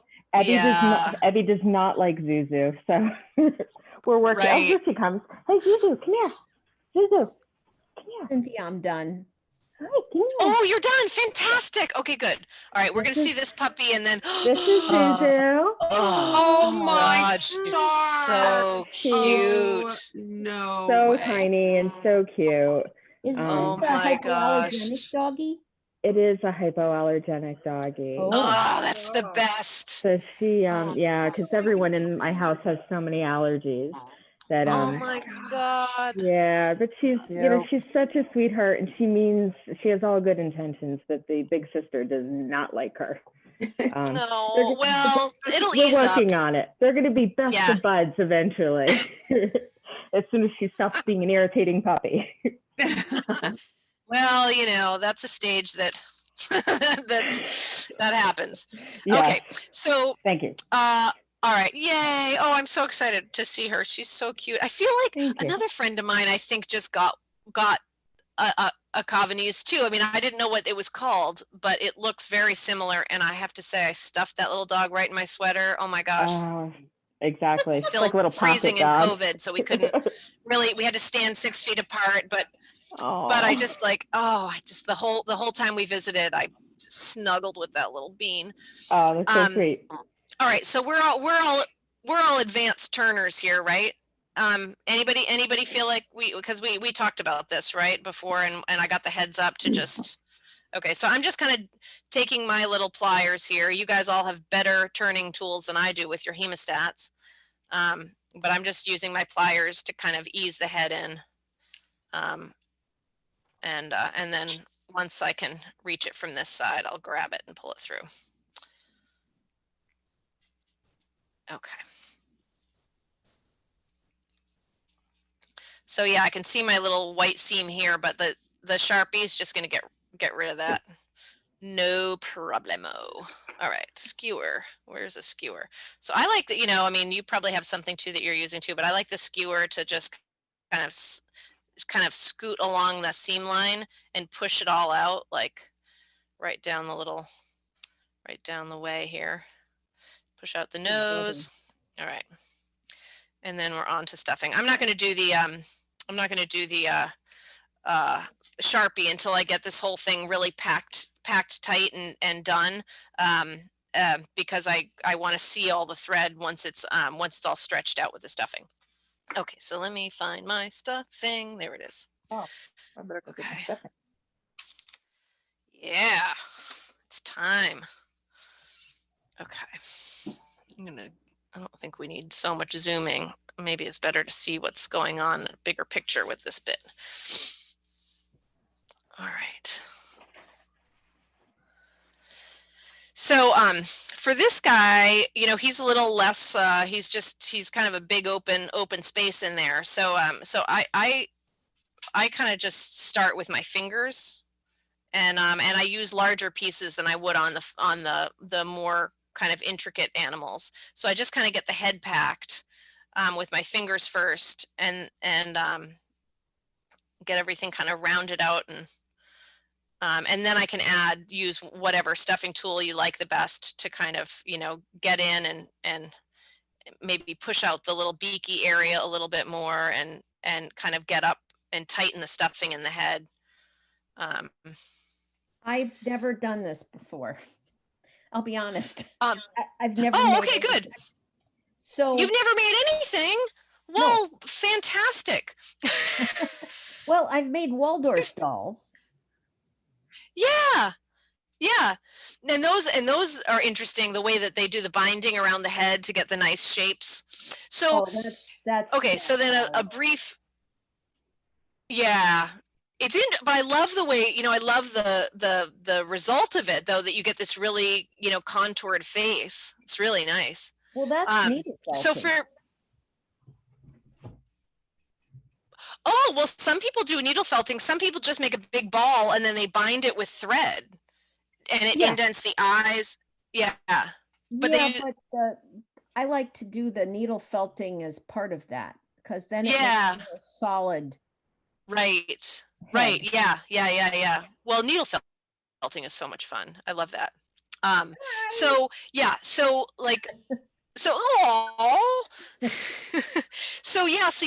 this is a little, so like on the other animals, sometimes the way the darts are in their heads anyhow, I like stuffing. I like to pack the stuffing really tightly. As much as possible. Pretty much in the heads. What? As much as possible. Yeah, right, as much as possible. But yeah, just in the heads in particular, if we're sewing in any eyes, if they're not nicely tightly packed, then the head kind of collapses, right? Because you're stitching like kind of from one eye through the head to the next, and if it's not a little bit dense, then you get, you do get kind of a, sort of a flathead thing going on from side to side. Thing. Yeah. What? A sunken eye thing. A sunken eye. Yeah. Well, yeah, but even more than that, it just kind of compresses the whole head if there's not enough stuffing in there. I do like because I like to pull them in a little bit. So you see how like well, you can't see on that one. Can you see this one? Let me zoom in. So see how, if you look at it from the front, you can see that the eye is sort of indented. Yeah. Like you pull the thread, and so it draws the eyes towards each other, and it gives the head a little bit more contour. But if there's not enough stuffing in there, like your head kind of flattens out like that. Oh. And that's just a little, I mean, I can kind of rehydrate him by squishing it this way, but if you don't have enough stuffing, the head, it's sad. So anyhow,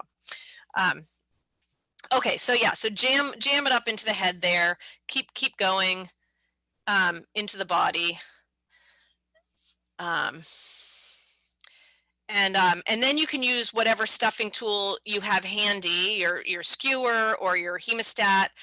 If you feel like there are any gaps, like sometimes you'll get like a little, a pocket that seems a little empty, that's further up in your in the stuffing than you think you can get to. And I'm going to show you. Oops, everything's sliding around here. So for instance, and this is one of the Ellen, I'm going to I think everybody else has seen this, but I want to show you this trick because you said you hadn't really made anything. So say you're working overall on your stuffing, and like at the top of the head, you're like, oh shoot, there's kind of like a gap here and it's sunken in and I didn't reach it. I'm going to have to pull everything out. Don't do that. You can just take your scissors and scoot up into the stuffing, snip, snip, snip, and make a channel. And so once you can kind of direct your channel to wherever you want that to go, and then you can use either, if you have a stuffing fork, you can do this where you kind of wrap around, or you can just take your skewer and you can run that stuffing up into the channel. That's so and reach clever. Yeah, and reach That's those very hard to get parts. So yes, so that's a good little trick. And then also, if you, since we were just talking about needle felting, let me see. I think that's a reverse needle felting needle. That's not going to get me anywhere. Okay, this one will do.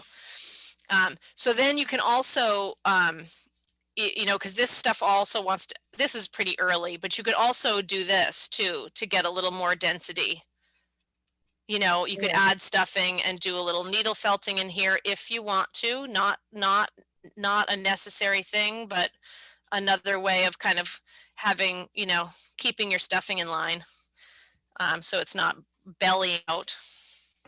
So if you have the head pretty hard and then the inside is not really going to be connected to the next ball very well, is that a problem? You mean when you say the inside, you mean the next batch of stuffing? Yeah, so if I'm going to put another ball in here, they're not really going to be connected. I've wadded this ball up, so it's almost like felted. Okay, so right. So I would say that when you're stuffing in general, you don't want to wad things like a felt ball as much, because you want the stuffing to remain pliable and be able to compact into what's behind it. Yeah. So I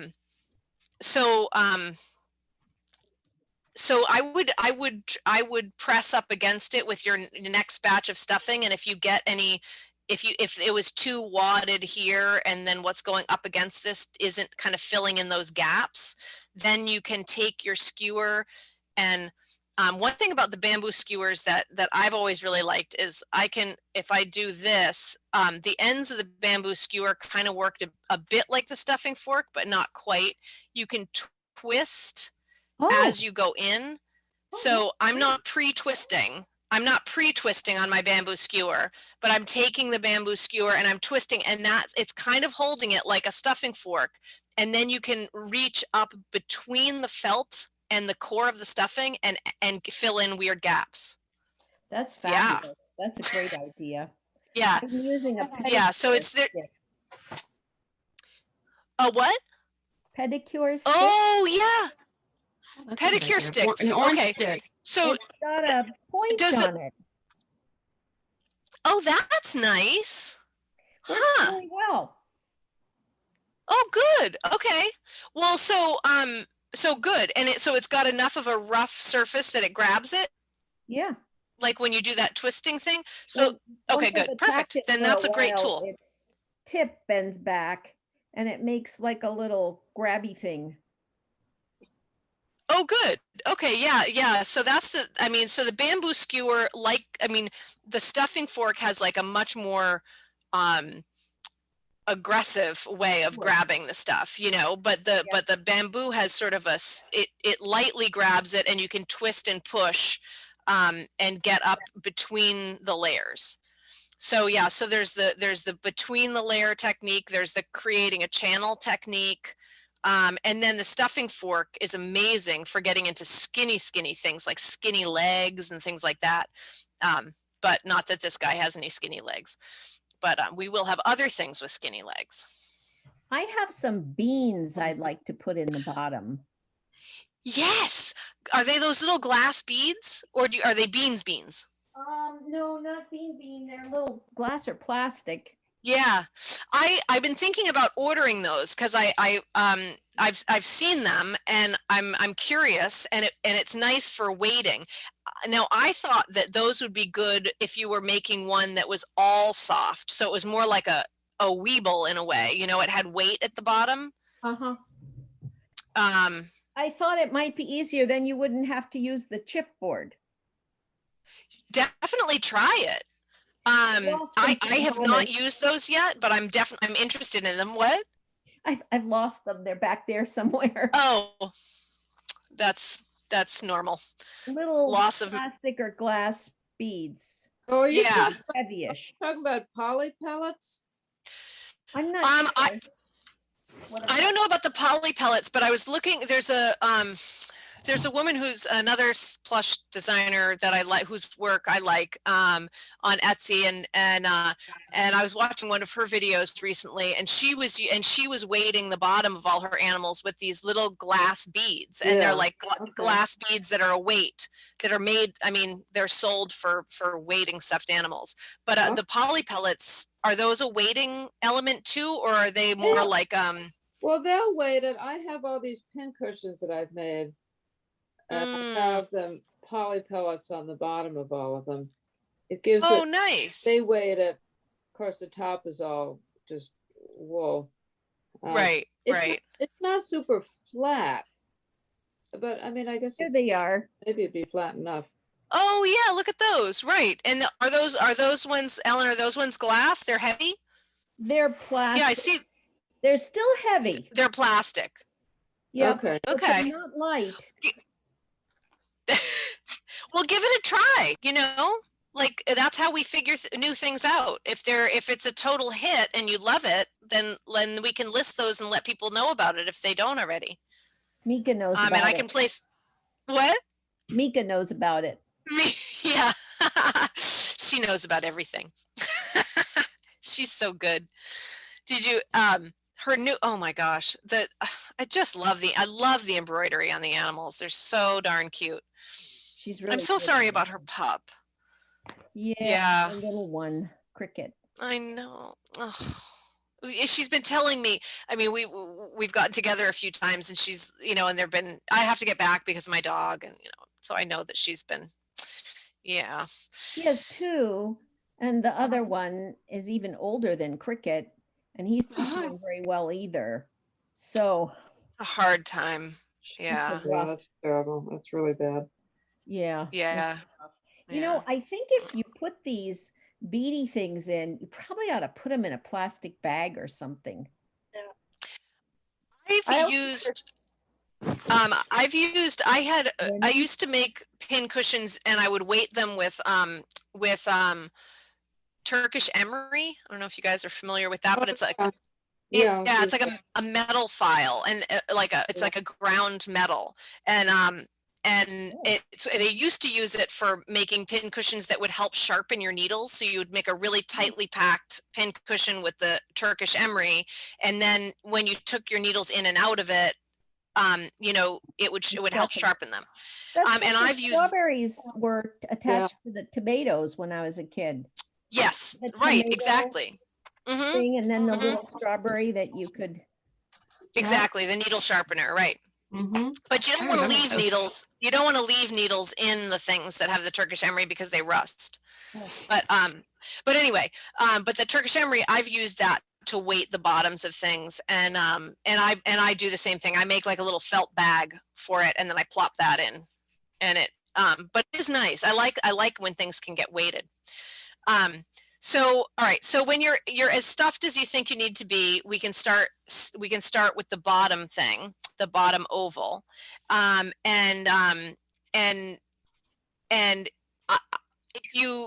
if you don't want the cardboard, like if you want it to be all soft and squishy and not have the cardboard, you can skip that. And you could also pack this in to flatten it out with a needle, a felting needle, if you have that, and that will make it stand up nicely if you do all your stuffing and pack this in and needle felt it. But I'm going to do the cardboard because that's what I said I was going to show. So this is that chipboard that I usually put behind felt when I ship it out. So if you guys have that, or the chipboard from the back side of a notebook or anything like that, I'm just going to take a little chunk off. And somewhere I've got a pattern piece. There it is. I'm going to put my little, I'm going to try, well, no, I'm not going to use that because that'll really stick. Here we go. We'll use the washi tape.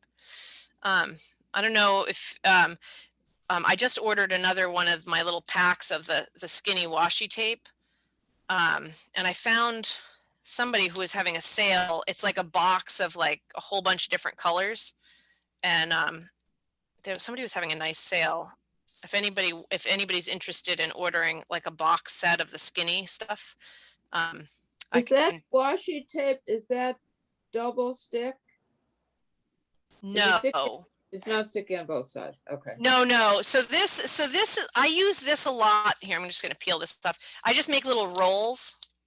Oh, okay. On the back, you know, when I use the washi tape. What I like about it is it doesn't, like, you can peel it off and reuse your pattern without it tearing.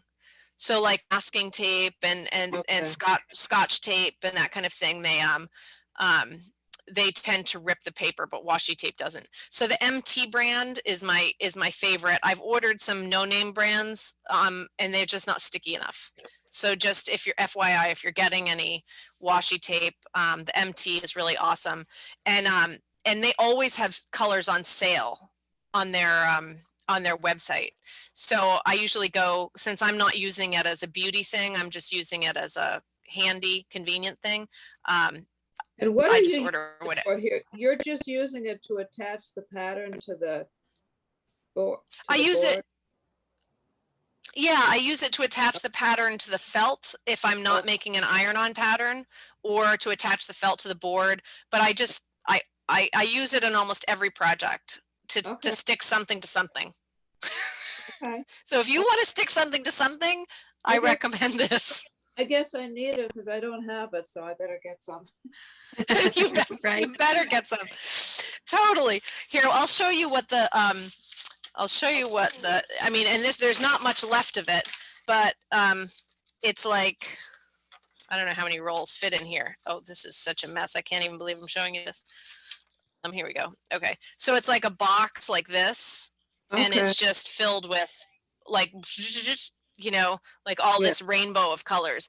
And I like so I get it in this width too, but I like this width the best because it's slim, and it, you know, and you can get into narrow places. So you use it to just temporarily attach things together, or just? Yeah. Okay. Yep. No, I love this stuff. It's so good. And then of course, if you go on the MT site, there's all of these other ones that are just beautiful, and you'll want to order them just because you want to be decorative with it. Yeah. Anyway.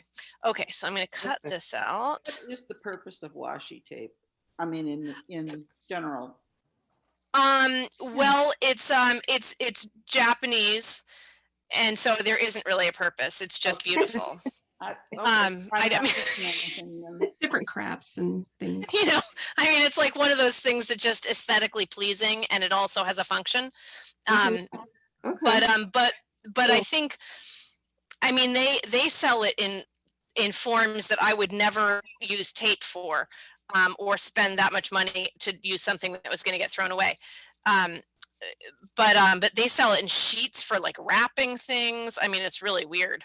But then they have all different widths, and then they have patterns that they've like collaborated with artists and designers on that have like really beautiful patterning. Some of them have like vintage images of vintage stamps and like wildflowers, so you can cut it, you can like cut a section and it'll have like an antique image of a wildflower, and then it'll have another section with another one and another section with another one, so it's like different, the whole roll of tape. You know, so it's like it's for wrapping packages and like a little extra flair of prettiness. All right, Family's lucky if the package gets wrapped. Yes, well, that's the reality for most of us. But so for that special for scrapbooking, I'm on Amazon. Yeah. Oh, scrapbooking. Look at washi tape. Scrapbooking. There you go. That's the answer. Okay. Hey, Cynthia, it's Sylvia. I'm going to sign off. Hey. Yeah, I have to go. Okay, all right, bye Susan, bye Sylvia. Bye. You guys enjoy the afternoon, and we'll have this for you to finish up and watch later. I did finish mine. Oh, I don't you know if I did? did it right, but it's done. See, there you go. All right, you're great. Well, you send us a picture, Susan, and I will. Good, Right, good. thank It was so good you. to see you. It's good seeing you guys too. Bye. All right, so here's this. All right. Oh, that glue is like, I think maybe seen better days. Let's see about this one. Oh, wait, okay, here's something. So you're gluing your... So I'm doing the cardboard. I'm just going to glue, I'm just gluing this surface so that I can, it can stick on.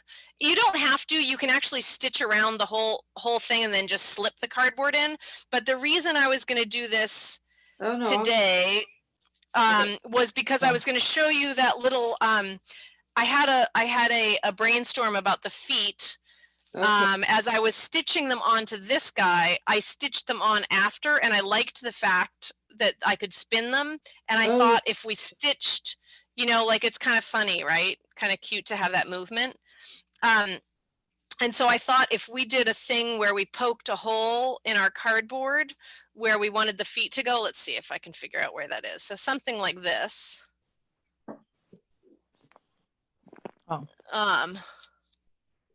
Now you guys don't have the extra thick felt right now, but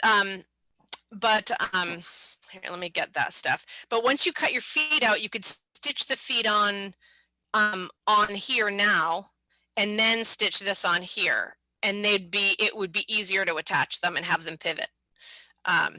So that was what I was thinking about the attaching the cardboard. Now I don't know, he's standing pretty well without the cardboard. Okay. Yeah, well, that's okay too. That's okay too. The cardboard is a total, you know, is So totally optional. Okay, so I'm just gonna glue I have crescent board. I guess it's pretty good. It seems like the same thing.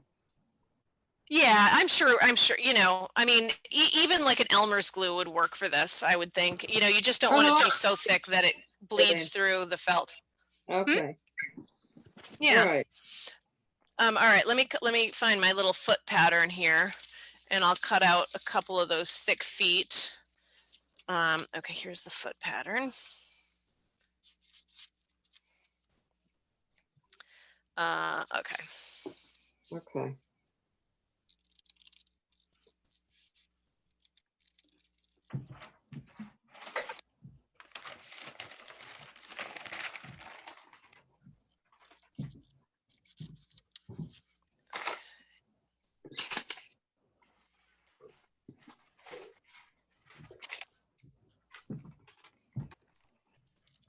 So I have a question. Yeah, what do you got? So here's my freezer paper. Oh yeah, nice. I was going to freezer paper it iron it onto the different colors. But right. In and out and in and out, and it goes black, white, right? Do you usually just cut Show them? me, can you hold that up? Can you hold that up a little bit? Oh, okay. Okay. So you've got them all stuck with your tape, or no, they're. This is just the freezer paper. Oh, okay. Oh, you traced them. Yeah. Okay, perfect. Okay, I'm just getting my bearings. Okay, so yep. So the black, white. So basically, you know, cut these if you look out more or less, and then you can just cut those out and then refer to your printout as to which ones need to be black and which ones need to be white. You know, so you have two wings that are black, 2 wings that are white, one tail that's black, one tail. Yeah, so you can just refer to the color coded pattern, or if you're cutting it out in freezer paper. And I just thought that was kind of easy. You know, you put the freezer paper on, then you don't have to go around it and stuff. You've got it right there. You're just cutting through the freezer paper and the felt. It's even easier when you get the pre-cut sheets of freezer paper. Yes, that's true. You can buy pre-cut sheets of freezer paper so it doesn't curl. Well, no, so that you can run it through the printer. Well, so you can run it through the printer. Yes, absolutely. And I'm terrified of that. And my printer is my baby. So I think I'll just do the freezer paper ironed on to just because. Yeah, that's totally reasonable. If you have a inkjet printer, it's probably fine. If you have a laser printer, definitely don't use it, because the laser printers get too hot. And I have actually ruined 2 like $500 printers trying to find a production printer that I could print for my kits on the freezer paper. And in so far, I think it doesn't exist. So anyway, I've given up, and I only have laser printers because I print so much volume. So I don't have any, I should just get an inexpensive home printer so that I can print onto my freezer paper. Because I used to have one that worked. So am I correct in saying that I could just cut this in half and do 2 wings, these 2 wings in black and these 2 wings in white, and then that would do it, right? Right. So okay, so here's one thing. So whenever I make the patterns, I give everybody all the pieces, the left, the right, even if they're exactly the same. And I do that.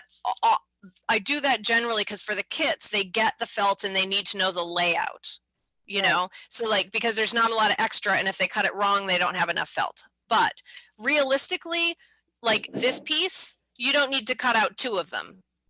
You only need to cut out the one and then cut 2 pieces. You know, cut 1 in your freezer paper, but then cut it out a second one. I see. You know, do you know what I mean? It's like cut 2 of the same piece, you know, because there's no front and the back and back to the felt. You just have to remember when you're putting it together that you need mirror image piece, you know, you need to do things in mirror image, right? So don't spend time cutting out every single piece if you're on board with how many to cut. Is that clear? Anyway, Cynthia, okay. Yes. Cynthia, I have something I do because I use freezer paper all the time instead of base. Good. And so I cut my freezer or fold my freezer paper in half so the shiny sides are together, and then I just trace half the pattern pieces and then cut them out together, and it just cuts duplicates. So like on the wings, that's a great idea. On the wings this morning, I just accordion folded it, and I cut all 4 wings at the same time. Brilliant. Brilliant. That is really good. Yeah. And I have done that for last time I did a class in person, and I knew I had to get a lot in. I'd stapled layers together, but I haven't tried the accordion fold. That's a really good idea. Yeah. So it's just the shiny sides together twice. Yeah. So much faster. So much faster. I know. Can you explain that again? Yeah. I've got a sheet here. So for instance, right? So if you took, say, here's where we get one that's cut, right? So I have well, actually I don't even need one that's cut, right? So take a wing piece, right? And I know what width it is. And if I wanted to cut out several wings at a time. So she does this, and then you can take your wing. So set that aside. So then she has that, and am I doing this the way you do it, Lisa? Yeah, just right. so you're Okay, cutting great. through 4 pieces of paper at the same time. Exactly. So then it saves we you have so to, much time. super brilliant. And yes, this is okay. So absolutely the way. Right. So then we do that. Okay. And then the accordion fold, everything holds together because she's accordion folded, which it would also do with a stapler, but this is so much better than my stapler. And then you just cut everything together, and you've got multiple wings, so that your pattern cutting is just way more accurate, or way more efficient. And with because your you felt. accordion folded it, you have your mirror images as well. Well, that's true. Oh God, Yeah. I didn't even think of that. Right. Yeah. Okay, so I am shifting a little bit. If you have trouble with shifting, which I was just doing, I just had to reconnoiter and get it so I could hold on to it. But you could also, if you want a little extra structure to hold things together, you could accordion fold and then staple. But that's right, you do get your you definitely get your mirror image. Perfecto. I love that idea. That's another good one. I got to figure out how to describe that to people. We should do a little video, for just a quickie video for people on that. That's like and add that as a post. Okay. So that's that. Yay. Thank you, Lisa. I'm going to write that one down too on my little list. Okay. Let's do that. Your list is Okay. longer and longer. But I know. It's only on a sticky note, so I have to conserve. What have I need a pen that works. That isn't one of the, okay, here we go. Accordion Lisa. Accordion. Fold technique. Okay. Mirror image. Plus. Awesome. All right. So much good stuff. Good. All right. All right. So here's this foot.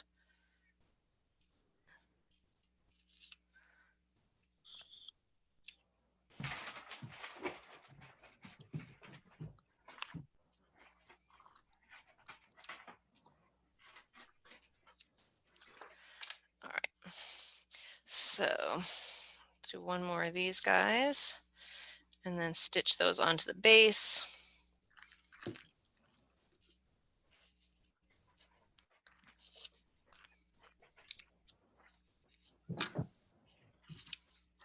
Is that just the regular foot that you had in the pattern, and then you just made little ziggy zaggies on the top for the toes? This is included in the new pattern that I posted yesterday. Oh. I had made a few little adaptations to it, and so I added those on that new pattern. Oh, there it is. Yeah, you got it. I missed it. Okay, awesome. Okay, so I'm going to do this. I'm going to attach this foot in white and then color it in again, so we can just kind of see what we're doing. So, all right, so I'm going to come out here, and then I'm going to go kind of through the back of the foot here. So can you see that? All right, so somewhere through the back of the foot, and then I'm going to find my other hole in here. Might be up. There we go. I found it. All right. So now, and make sure it's not twisted. And then we can just kind of go back and forth a couple more times through, and then we'll have little pivoty feet.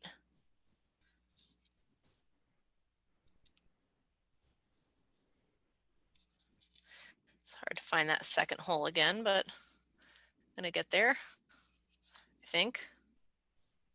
Oh, here, I know what I can do. Go out this way. All right.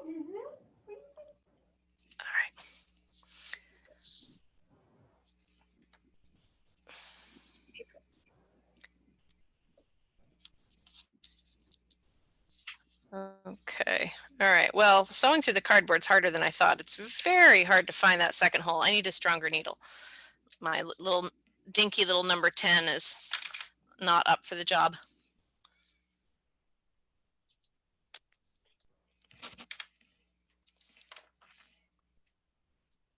So could you show us where exactly where the feet? Okay, I see it. Yeah, here, let me get back through there again. Okay. Yeah. Yes. Thank you. Yeah, it's hard to see with the black on black here. Let me zoom back in too, just in case. Okay. So there's that. So there's that side, and if you can see the holes on this side, they're kind of they're about. Let's look at it. Let's look at it. Oh, everything's stuck to my ruler. So it's an inch, like an inch and oh, excuse me, 5/8 of an inch in. Okay. And then they're about 3/8 of an inch. The first hole is about 3/8 of an inch from the side of the cardboard. If I go straight across like this. Okay, great. Something like that. Okay. Yeah. All right. So go through a few more times and then do the other one. I know, sweet pea, it's not time yet. Do you need to go back outside? Do you need to go outside? You're not paying attention, Mom. I know, it's terrible. This many hours without attention paid is pretty unusual. Okay, let me go let her out so she. What? Go ahead. Let her out. I'm going to. I'll be right back. Fine.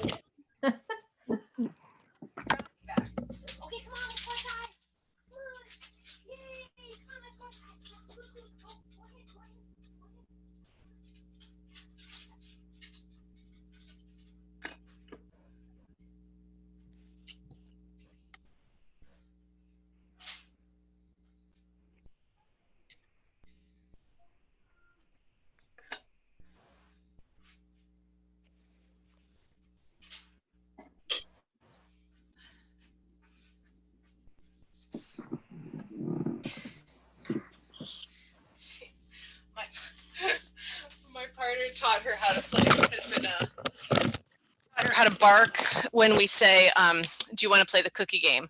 And so we throw a few kernels of her food over the second floor porch, and she snarfles them up in the driveway. It's like she waits every day for the cookie game. Anyway, it's very very cute. So I think it's probably about the time that we did the cookie game yesterday, because she's like a perfect timekeeper. Okay. Oh my gosh, I know. She's incredible. I mean, she just always knows the hour, almost to the minute when she gets fed. Mine does too. Yeah. If I'm doing something, she'll come here and yell at me. Yeah. Time to eat. Exactly. So I'm not on screen. You have to sew the feet into the bottom part. Well, so if you want them to pivot, you do. If you don't care and you just want them to kind of poke out and be cute, like I've done here, like they could just poke out and you could just glue them, and that would be fine. But I had made them pivot, and to sew them on. Well, you know what? Before you glue the cardboard on, you could sew them on, and then you could glue the cardboard on. This is totally ass backwards the way that I'm doing it, but that would be easier. But or you could follow my slightly less fabulous guide that I was just telling you, because I hadn't fully thought it through. So yeah, you could stitch them through more easily if you did it before pre-cardboard. But I'm already in it now, so, and I think you guys are too. Actually, I haven't gotten there yet. I had to cut out my other parts. Yes. So. Okay. So you can do it. You can do it the better way. The easier way. Yeah. And this is just the way I thought of it kind of late last night when I was like, oh, say that would be cute. But anyway, so either one works. You know, the other thing that I was just doing that I should have mentioned is sometimes if I have a strong needle, I'll just I'll set the needle vertically like this, and you can use whatever surface you have as something to press through. You know what I mean? Like I was having a hard time finding the exact hole, but if you just put, see, now that's not a good needle. Let me find a, here we go. Oh, here's a nice long one. So if I had my needle, I could set it kind of vertically on my surface, like a cutting board or something, and I could use the pressure of pressing down on it to get it through, instead of searching for the exact hole.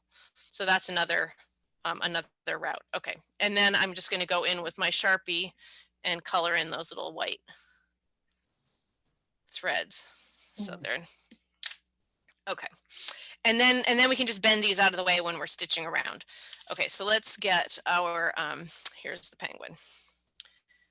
Okay, and there's his little feet. And same thing, I might use white thread all the way around on this and color it in again, because then I can see what I'm doing. I'm lucky I have red. Yes, I know, you really, you made a good choice, and So good for the season. Cynthia, I have a question. If I decide to just, I don't care if they pivot particularly. So if I want to just glue them on, I could just do that after I sew the bottom on then. And definitely do it after, if that's what you're going to do, because if you're not going to be able to move them, it'll be hard to stitch. So so that's, yeah. I'm not going to pivot them, just glue them. Yeah, skip the pivot. Skip the pivot. My order of operations. Idea, but I'm just not going to do it. I'm just no. That's it. Well, like, you know, my order of operations was not at its best with that one. Okay. That's all right. Okay. So so what was that? It's a cute new idea to have the feet. It is.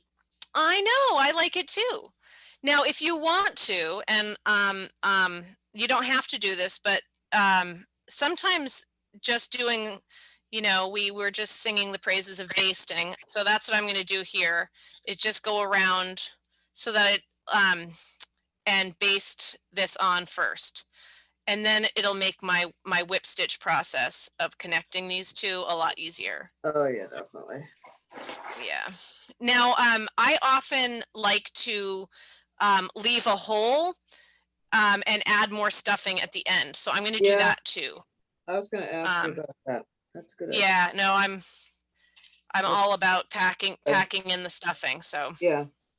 Okay. Yeah. So just go around. So you're just basting right now, right? Yeah. I'm just basting right now. Scoot my little feet out of the way. Yeah.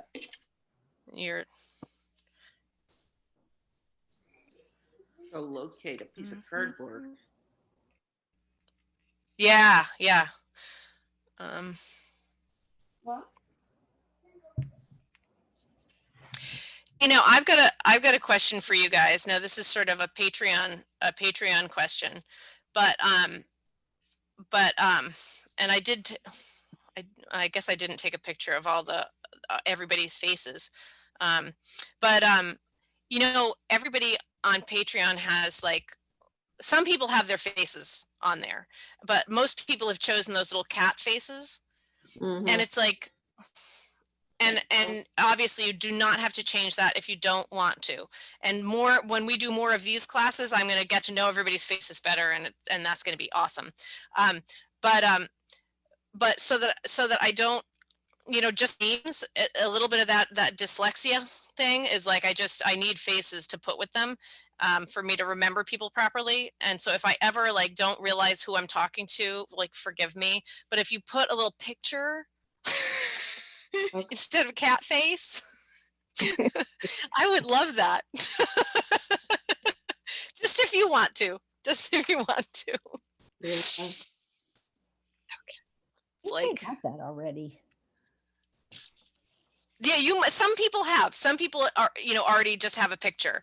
Like, and then the cat faces, there are like 20, I don't know how many different cat faces there are to choose from, but it's like they're all just so slightly different that I'm like, oh my gosh, I feel like I'm going to forget. I'm going to say the wrong thing to the wrong person because all I see is this cat face that I don't recognize. And I can't remember what our last conversation was, you know, anyway, the joys of.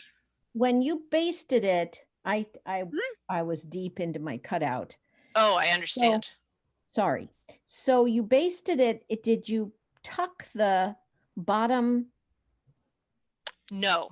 Mm-mm. What did you baste? Because you just went straight across.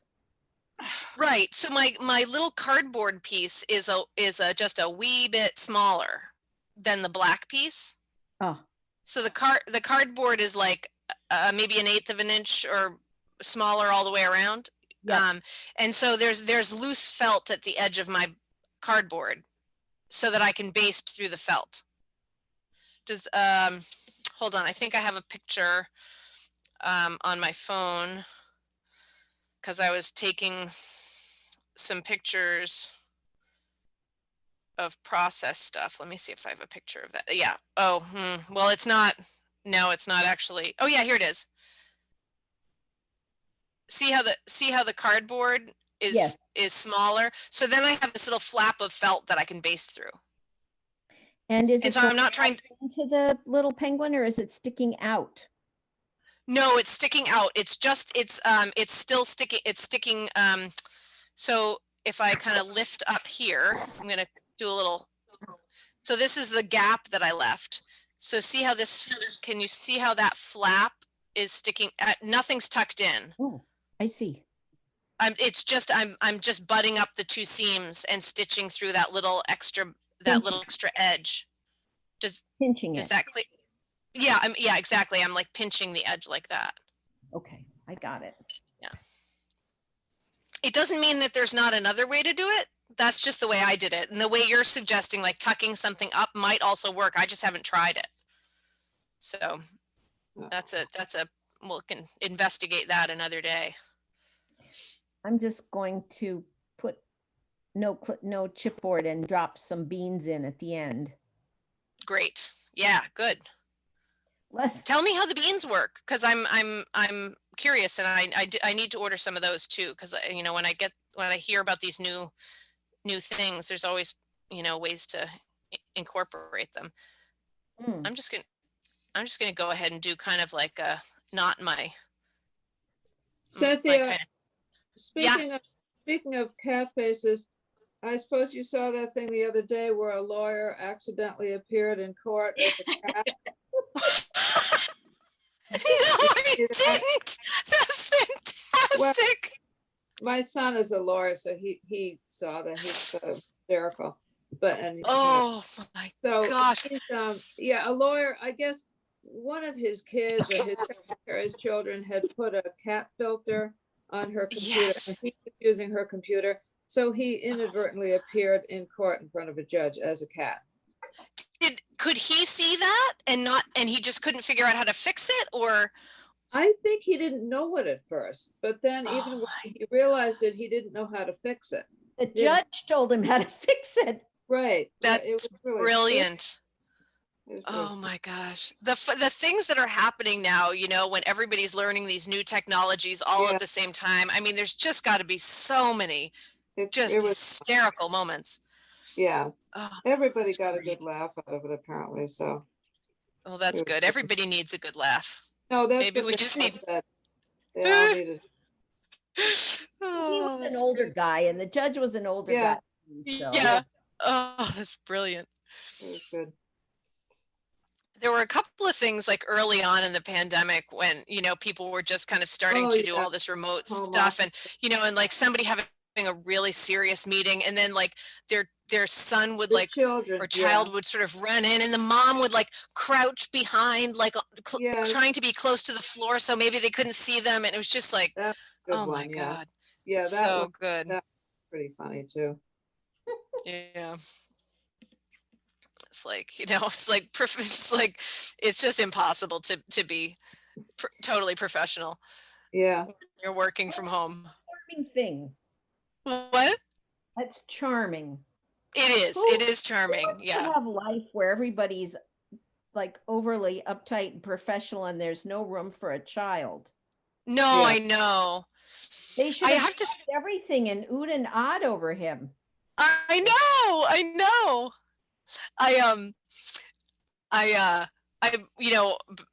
watching Stephen Colbert, you know, this whole thing. Yeah. And I have to say, like, I mean, I know he's back in the office space now, but for, you know, while he was shooting at home and his kids were helping him, and it was just wonderful to sort of, I don't know, Yep. you know, I agree. yeah, like take people out of their professional life and kind of have things be a bit more relaxed. I really have loved it. Yeah, it's nice to have it unfiltered and untouched. Yeah, totally. Yeah. So see, that's why I said you could put your videos right up just like this. Well, and you know what? And I think, and I think you're probably right. And there's this part of me that's like living in past pandemic and thinking that everybody wants something that's finished and you know, spiffy, but maybe they don't, you know, and boy, that makes things a lot more fun, you know, because then we get to hang out and talk and make things together, and you know, and everybody will feel like they can come when it's convenient, and you know, and I don't know, it's not as what? Be part of the gang. Yeah, be part of the game. I know. Well, good. I mean, you guys have made me feel much better about that. I just, you know, I think, you know, I think sometimes, you know, you see people who have these just like totally curated environments that they've created, and they're very professional, and they're beautiful, and they're inspiring, and they're all of those things, you know, but I mean maybe they're just, you know, I don't know, maybe they're just more versatile than I am, but you know, it's like it just takes so much work to do that, and I just want to show people how to make things, like, and you know, and sometimes I'm just like, oh my God, can I just like show you new stuff and like not have to make everything so, you know, the delivery so perfect. So I most people prefer real. Yeah. Well, good, because that I can do. Yeah. That I can do. Yep. Well, there'd be a lot less anxiety if social media was a little more real. I know. I agree. Well, I mean, whatever. This is great. Like, I mean, just you know, the other thing is too that I work alone so much, and I love that. Like, I can be very quiet and solitary and listen to my audiobooks, and you know, and just really love that. But I don't, in my own personal like social circle, I don't really have very many people that do what I do or like doing what I do. And so it's so awesome and just rewarding and fun to like spend some time with other people who love this. Yeah. You know what I mean? That is so true. Yeah. That I is mean, so true. Yeah, because it's like, I don't know. I mean, I could just sew all day and all night and just, you know, never get enough. And, you know, and it's just nice to share that, you know, No, and I like, and that's what, true. That's true. Yeah. My husband asked me, he tells me, so you just finish one and you just start something else. I mean, it never ends. No, that's That's the beauty of it.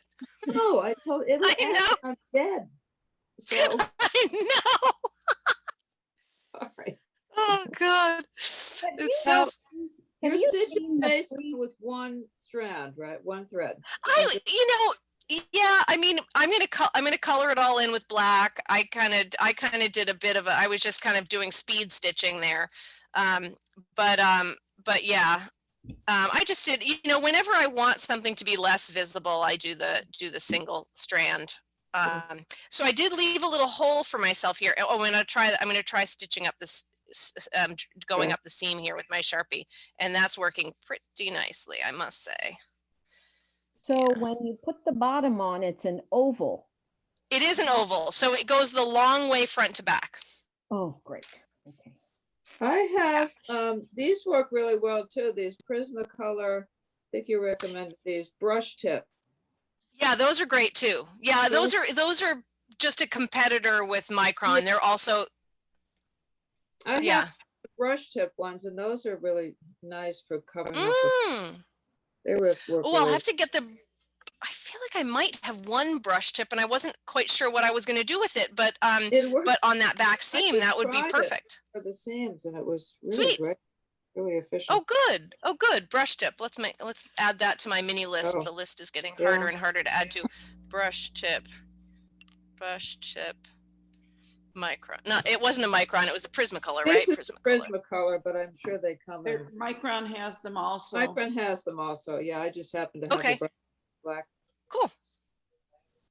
All right, so now I've got my little leftover gap here, and I'm going to add some more stuffing to just kind of really kind of pack that in right at the underneath my. Oh my gosh, Nico's barking again. It's crazy. Have you ever heard of the Free Little Art Gallery in Seattle? What is it called? Free the Free Little Art Gallery in Seattle. No. What? It's a woman who decided we needed more art, especially in the pandemic.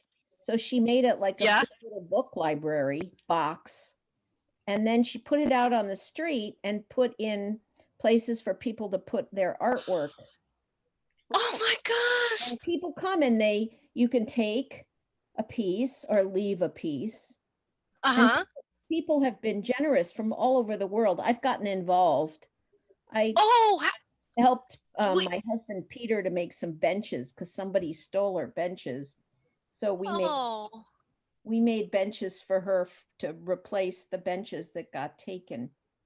That's so nice. And it would be fun. I mean, these are kind of a lot of work to be passing out just to any old buddy for free. On the other hand, it's kind of fun.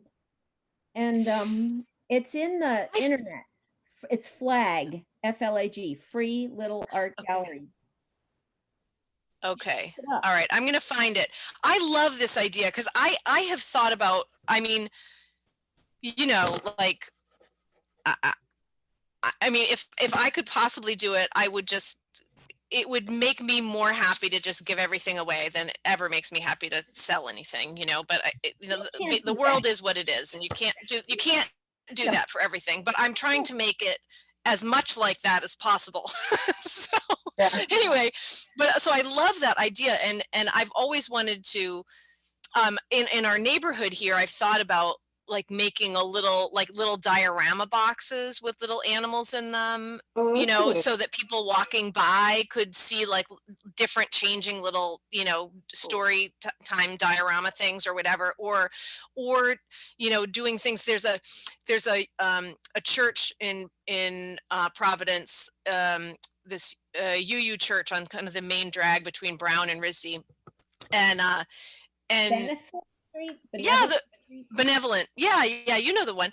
Yep. So in the winter they just redid the landscaping, so I don't know that this tree is there anymore, but I'm sure they'll continue a way to do this. But people used to hang mittens and hats on the tree, and so anyone who needed them could come by and take the mittens and hats. So people in the church would just knit and then hang them there, and people could take them. But I loved that idea so much that I thought, oh, how great would it be if there was a place where, like exactly like what you're saying, where people could collaborate and put things that, you know, people who needed something special could go and get it, or I don't know.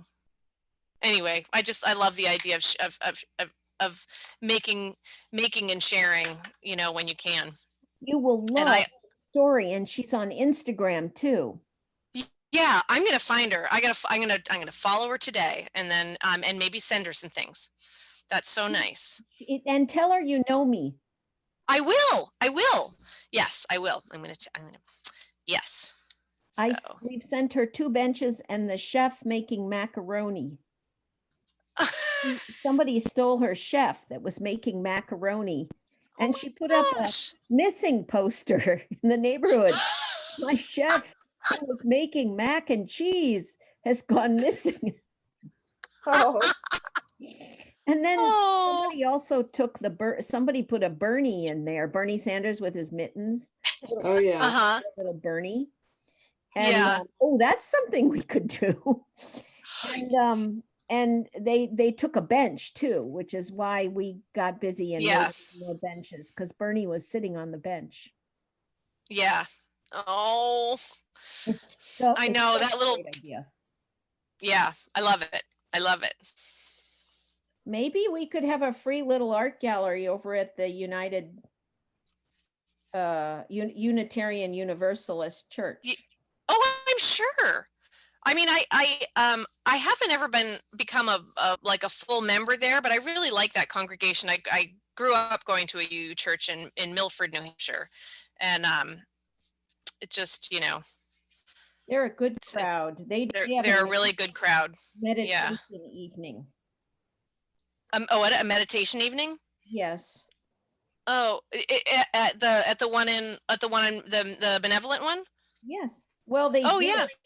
yeah. When we came back from China 3 years ago. I haven't managed to get over there, but before they did, I'm assuming they still do. Was quite. I would think so. I mean, I've been doing a Zoom church every now and then with my mom at the Milford, New Hampshire one, because now it's all on Zoom, and they're really doing a nice job with it. I have to say, it's Yep, some of them do well. Yeah, it's really been nice. Yeah, and I'm like super. I'm like one of those people where it's like they'll like sing that song, draw the circle wide, and I like start tearing up. I'm like, oh my God, they're like letting everyone in. That's so nice. And so when you do it on Zoom, you can do that in private. It's ridiculous. Oh God. Anyway, yep. But it's weird. Everybody's adapting. Yeah. It's not easy. No, it's hard. I've got 6 grandchildren. I haven't seen them in over a year. Oh, that's so hard. See, now that's making me well up too. Just the thought of that. In fact, there's one that was born last April, and I've never seen him. But I hope that I'll get to see. In fact, he's the one that I was going to make. I'm going to make one of those dogs. I'm making the little creatures. So one of these dogs is for one of the grandsons. And then the little one, instead of doing the one that we did at the last Zoom workshop, I'm going to do just the little dog that the one with the flat base. Oh, yeah. The one that's sort of in this style. Yes. Kind of. I mean, he's a little different, but yeah, the flat base. Yeah, no, that's good for. Yeah, I just downloaded that pattern. I think I have safety eyes, so I think I'll put those. Yeah. Yep. Those are good. And if if you want like them to, you can add the safety eyes first. Yes. I think you can do that. Well, and then about that, you can indent them. You've got eye markings on it. So it shows where to put the eyes on. The other thing on that dog, and that one doesn't have safety eyes, but if you have a hole punch that has kind of a I provide like a hole punched black felt, like a little round dollop of felt, and that's what I stitch into the eyes to give them more. Oh, I have a hole punch. I can. Yeah. Okay. Yeah. So even instead of using safety eyes, if you don't want to use those, you can do a little hole punch, a little round hole punch, and stitch back and forth, including that little black hole punch in there, and that'll create a really nice eye as well. Yeah. Yeah. I'll decide which I'm going to do. All right, I got the bottom on, I got the feet on, I got the extra stuffing in, and he's closed up. How's everybody else doing? Where are we? We've got wings and tail. I have to I have to put some more stuffing in. I'm just about to the point of putting more stuffing in. Okay. Coolers. I'm almost done. All right. Do we put stuffing in the tail and the wings as well as the pipe cleaners? Nope, just the pipe cleaners. You don't need any stuffing in there. Okay. Oh, the All right. That's what I was going to ask you. I've got a lot of your pipe cleaners, but then I also have these pipe cleaners that I got the felted U. They're armature pipe cleaners, so they're only 7 inches and they're not super fat. Would they be better for this, or should I use the fat pipe cleaners?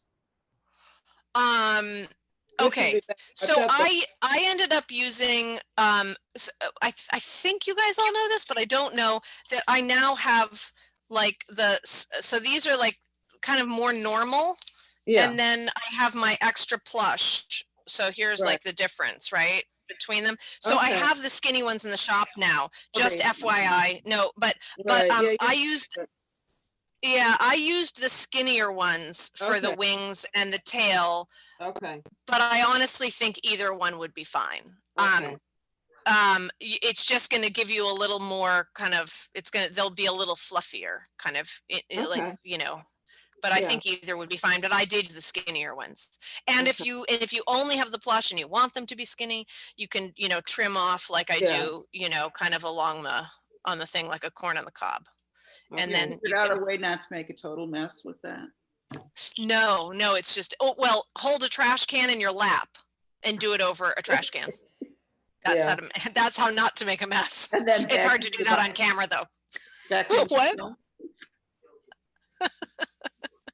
Sorry, I didn't hear that last bit. You should vacuum yourself afterwards. Vacuum yourself. Yes, exactly. All right, I'm gonna let Nico back in. I'll be right back.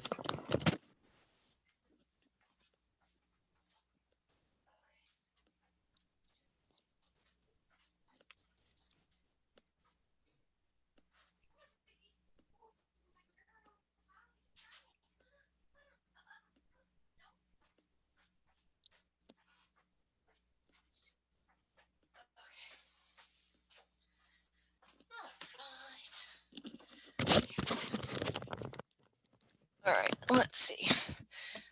Okay, so I'm just trying to I should probably possible. What? I'm just trying to get as much stuffing in here as possible before I stitch it up. Oh, good. Okay, so I was thinking that I think I'm gonna stitch up because I have these 2 gray wings, even though they're not the right color for the penguin that we're doing right now, just so that for whoever's not watching today, that I mean, I'm not in a rush if you guys aren't, but I know that people are, you know, people have lives and they might need to go, and I don't and we've lost several already, so I thought maybe I would just do the wrong color on this, so we made sure before everybody had to leave that we got wings on, and whoever watches later can have a visual. So I'm going to finish sewing up the gray one. Oh, now was that Lisa's back? Is this? Hi, Lisa. Is that, where are you? Let's see if I can see your camera here, picture.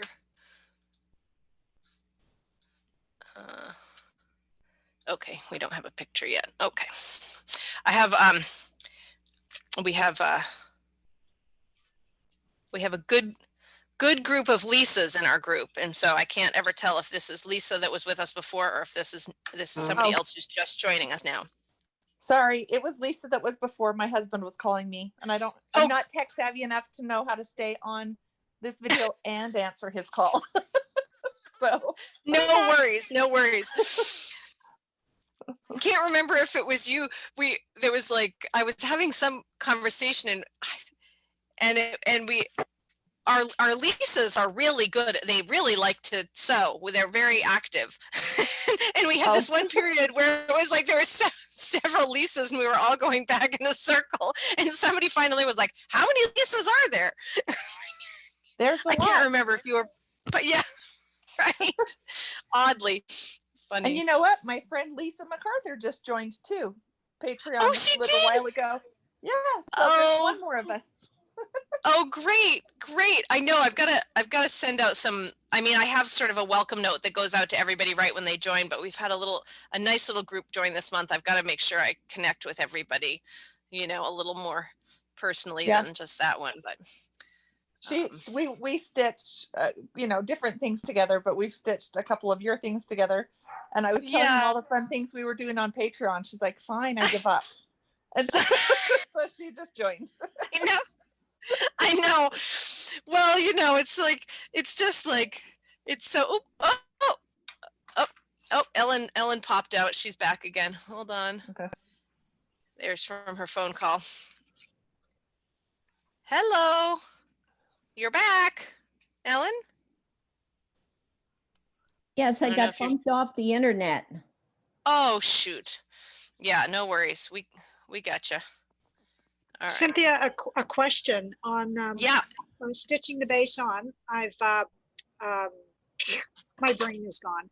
I've sewed it on. Well, I'm going to sew it on now. Do I use double thread now to sew it on, or just the single? I basted it. That was the word. Basted it. Good. Yeah. Either one works. But in general, unless I really want something to be visible and I'm making that a conscious choice, like I did here, then I just use one strand. Okay, great. Thank you.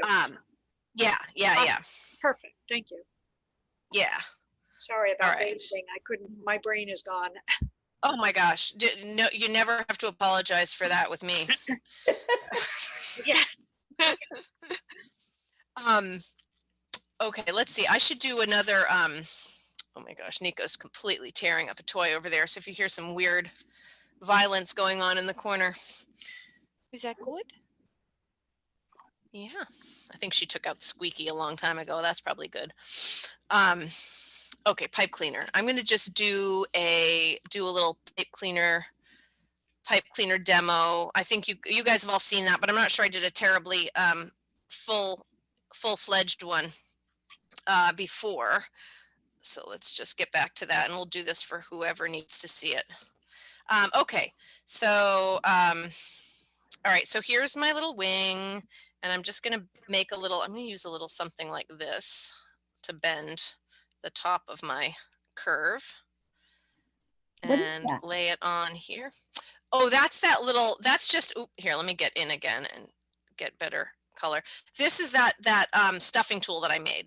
So this is just I think this is now when did were you here early? You came in a little late, right? No, you didn't. I came in at noon. So you came in noon. So you saw this whole stuffing tool thing. So this is about, this is like 5/16 dowel. Or is that right? 5/8 5/16 dowel. So it's just a wooden dowel, and it was that stuffing tool. You know, Moira connected me a while back with this Barbara Willis stuffing fork, and then I discovered what she had made it out of. So it's like a long either mattress needle or tufting needle, and so I found some that were a little shorter and a little thicker, which I liked for the kind of the stability of it. And I made some for the group that I teach on Mondays.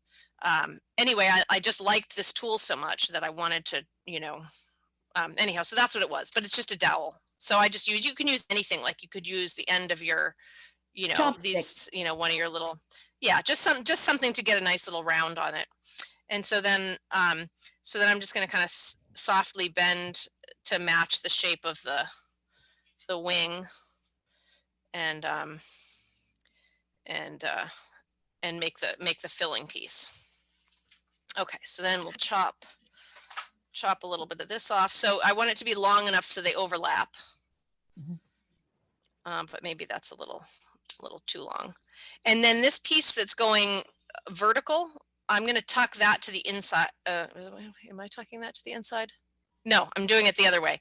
I'm this piece that's lapping over, I'm going to put that on the outside so that when I slide this in, this pokey end won't catch on my felt.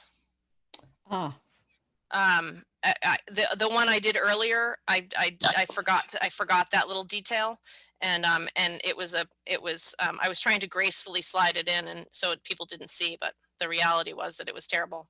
So anyway, so then you leave a little tail. So I've got a tail back here that I'm going to tie with later, and then you can kind of bring your wrap this around to bind those two guys together so that they stay, and then you can go back here and tie off. So I just do like left over right, right over left, so it's like a little square knot, so everything kind of holds. I have this kind of wire. Oh, that'll work too. It's yep, that's from our mouse. That's the floral wire from the mouse. Yes, floral wire. Yeah, yeah, that's perfect. That's like that cotton covered floral wire. Yeah. So for that,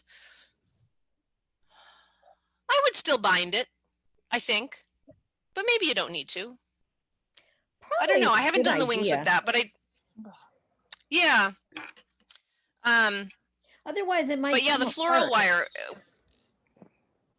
Yeah, I mean, I just like to secure it so that if kids are playing with the wings, like the sharp ends of the wire don't kind of start to poke through, you know? Yeah. All right, so then, oops, is that the right? Yeah, this is the right direction because I kind of molded it a little bit to the edge shape of the wing, so that's going in that way. Okay, get it down there. And So then, the wing is assembled and sewn together, except at the top. Yeah, and then you're putting a piece of wire in. And then and then you slide the wire in, exactly. And then we just stitch up the top and no stuffing at all.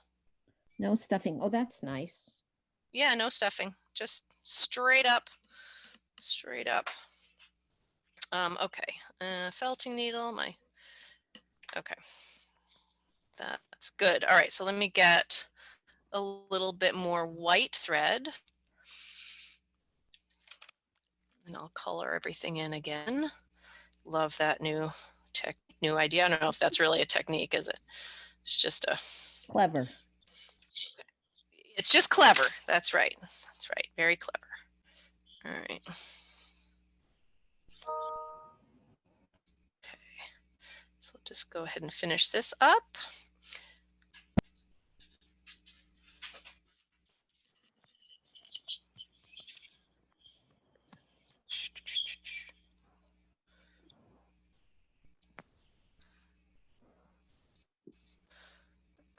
Okay.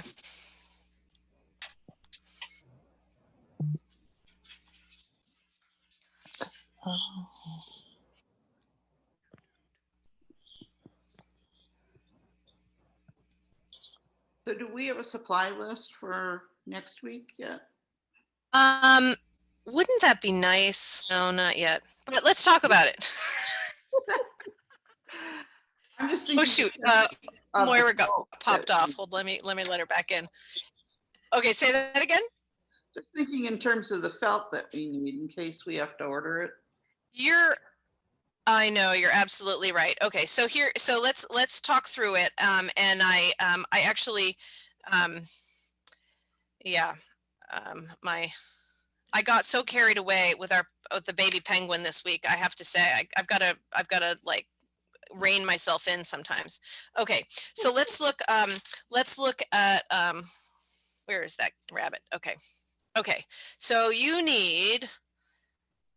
So this the felt color for the rabbit here is this same gray that I'm using here. So this is the smoky marble on my color card. Okay. And then, yep, so one sheet of smoky marble. Okay. You need some, I used the linen white for the inside of the ears.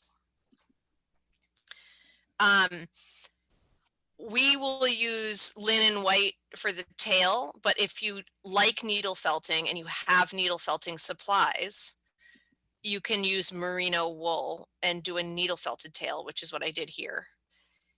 And if you are ordering anything else this week and you want a little merino wool and white, write it on the order, and I'll tell Laura what to put in there for you, and we'll just throw a little in.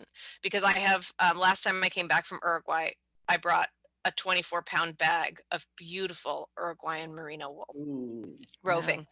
Wow. So I can put a little bit in. If anybody's ordering this week, just jot that down and I'll tell Laura about it, and she can. Ordering this week. Where do I order? From my Etsy shop. Etsy. Okay. But wait a minute, you're in Providence, right? Yeah. Yeah. So, I mean, you can either order from the shop and we can ship it, or you can just send me an email and we'll put it together and you can pick it. You can swing by and pick it up. Where are you? I'm over on Pine Street on the west side of Providence, kind of near Classical High School. Oh. Yeah.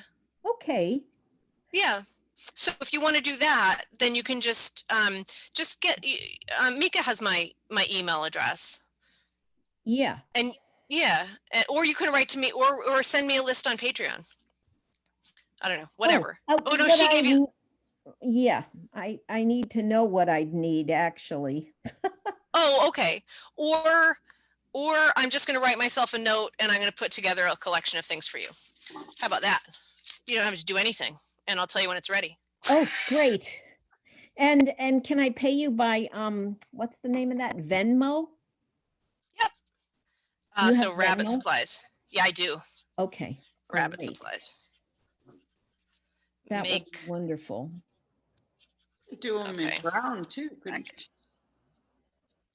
You can do it in any color. You do not have to use exactly. And then let me just write myself, finish that note, Venmo. Yeah, awesome. So I'll, should I send, do I have your email? Cause I know that you came. I signed up for Patreon. You did sign up. Oh, then right. You did. Yeah, that's cool. I can't remember because I said to people, bring a friend, bring a whatever. If there's anyone who you think might want to join, feel free to bring them. So I didn't know. And when you said that Mika had given you the information, I was like, is she in or is she visiting? I signed up. I'm there. Okay, I'm signed up and there. That's awesome. So then you can send me a note there. That was the only thing I was trying to get at. So yeah, so you can send me a note there if there's anything that you want that isn't necessarily part of the rabbit. Do you know what I mean? Like, yeah, like I have washi tape, I have pokers, but I don't have any felt. Oh, I'm just gonna put together a little group of things so that you have everything you need. Do you have pipe cleaners? I have pipe cleaners. Okay, so I'm just gonna say no pipe cleaners. Okay. I have 2 huge bins of felt. Oh. I have felt, but it's not nice felt. It's crummy felt. Yeah. Right. Because probably don't have that gray. That's why I'm thinking, Yeah. So one sheet of felt from you, or do I? Oh, we'll make it in something that you've got, and then once you've got it down, you can order. You know what I mean? Do another one later Well, but so the rabbit I think is really cute. So this rabbit I think is cute in the linen white, and then you could do like a pale pink for the inside of the ears. It's good in the color that that Rilla raccoon is made out of, which is kind of like I call it warm gray. It's like a taupey gray color, and it's nice in that. It's nice in oh boy, well, I can't think of it right. I could open up my color card, but there are lots of colors that it would be nice in. Here in Minnesota, we have brown rabbits or tan and brownish rabbits. Totally, yeah. So it would also be good in the color that's called camel. That would be nice. That's kind of a tanny brown color. Mm-hmm. Anyway, yeah, so it doesn't have to be, if you have felt at home, it doesn't have to be exactly this. Just make it in a color combo that you've got. you know. Okay, so we're going over supplies. So I used the regular thread. I like this color a lot for whiskers and noses. This is color number, and I think I know I have it in a cone, but I'm honestly not sure if I have it in skeins.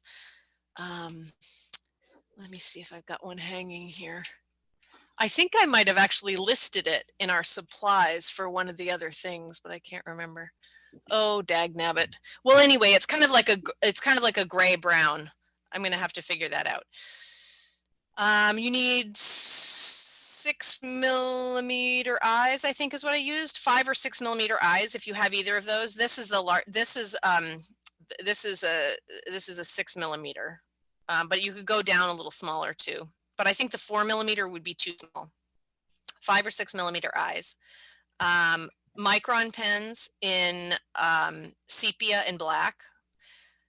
White acrylic paint for the belly and the face, if you've got that. That's not something I can put in a package, but it's sort of an optional. Acrylic paint.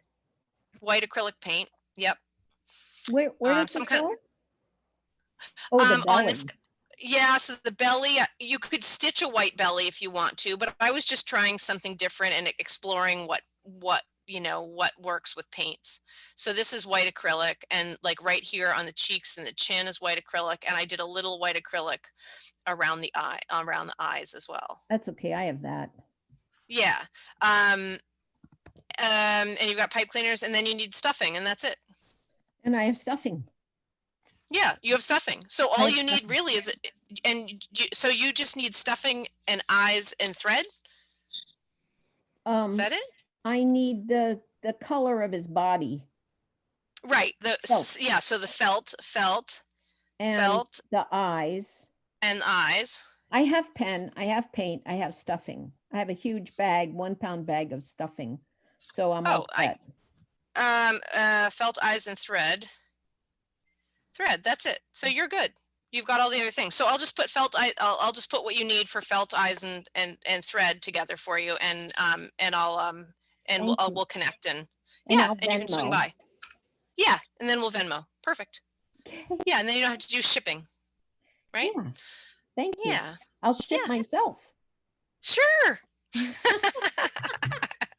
All right. Okay. You've got that done.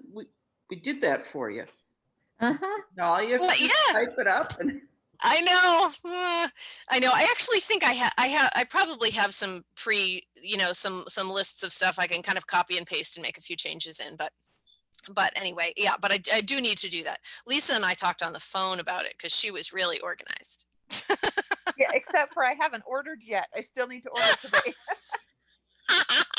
So. Well, Laura is going to be in on Monday. Okay. She pretty much has her own schedule. She has 2 little kids, and I let just come and go and do what she needs to do. But she did tell me last night that she would be she was in yesterday, and she'll be in on Monday again. Okay. So if you want to get the order in before Monday, she'll ship it out on Monday. Okay. And then you didn't tell these guys about the blue hydrangea for the coat. No, I didn't. Okay. So this coat color, if you want to make it in exactly this color, is not something that's on my color card, because I was playing around with some of the new colors that I had ordered as samples. So it's called blue hydrangea. So if you want to order that for the following week, yes, I'm putting that on your list, Ellen. Okay. Thank blue you. hydrangea. Beautiful. Isn't that color nice? It's so in Japanese, in China and Japan, they have this word. It's like civilized or cultivated.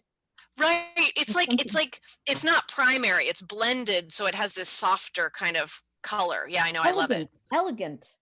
Isn't it nice? Now, yes, I did use this button on here that I don't have for everybody. Oh, that's okay. I only have a few of these, but I need to order them, but they take like 6 weeks to come in. So I'm going to order some, but it's this cute little, look at this little, I'm trying to zoom in and I'm not zooming. It's like this little pearl button.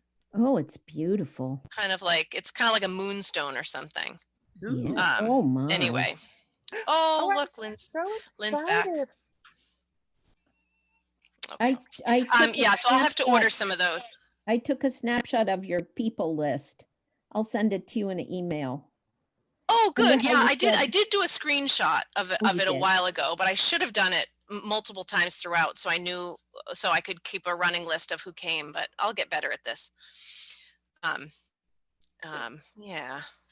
Okay, right. So that's the blue hydrangea, and I don't think there's really nothing else going on here. If you want to, in this pattern, I did include a collar that you can add as a second layer here in a contrasting color. Let me show you, because I made another coat for another creature a while ago, and I think and I just want to show you what it looks like. Wait a second. Got all my animals over here. Cynthia, do you have the DMC color that matches the blue hydrangea? Just out of curiosity, do you know what that is? Yes, let me just get out my color card, my DMC color card, and I will tell you what matches best. Let's see. Here's the color card. Check that.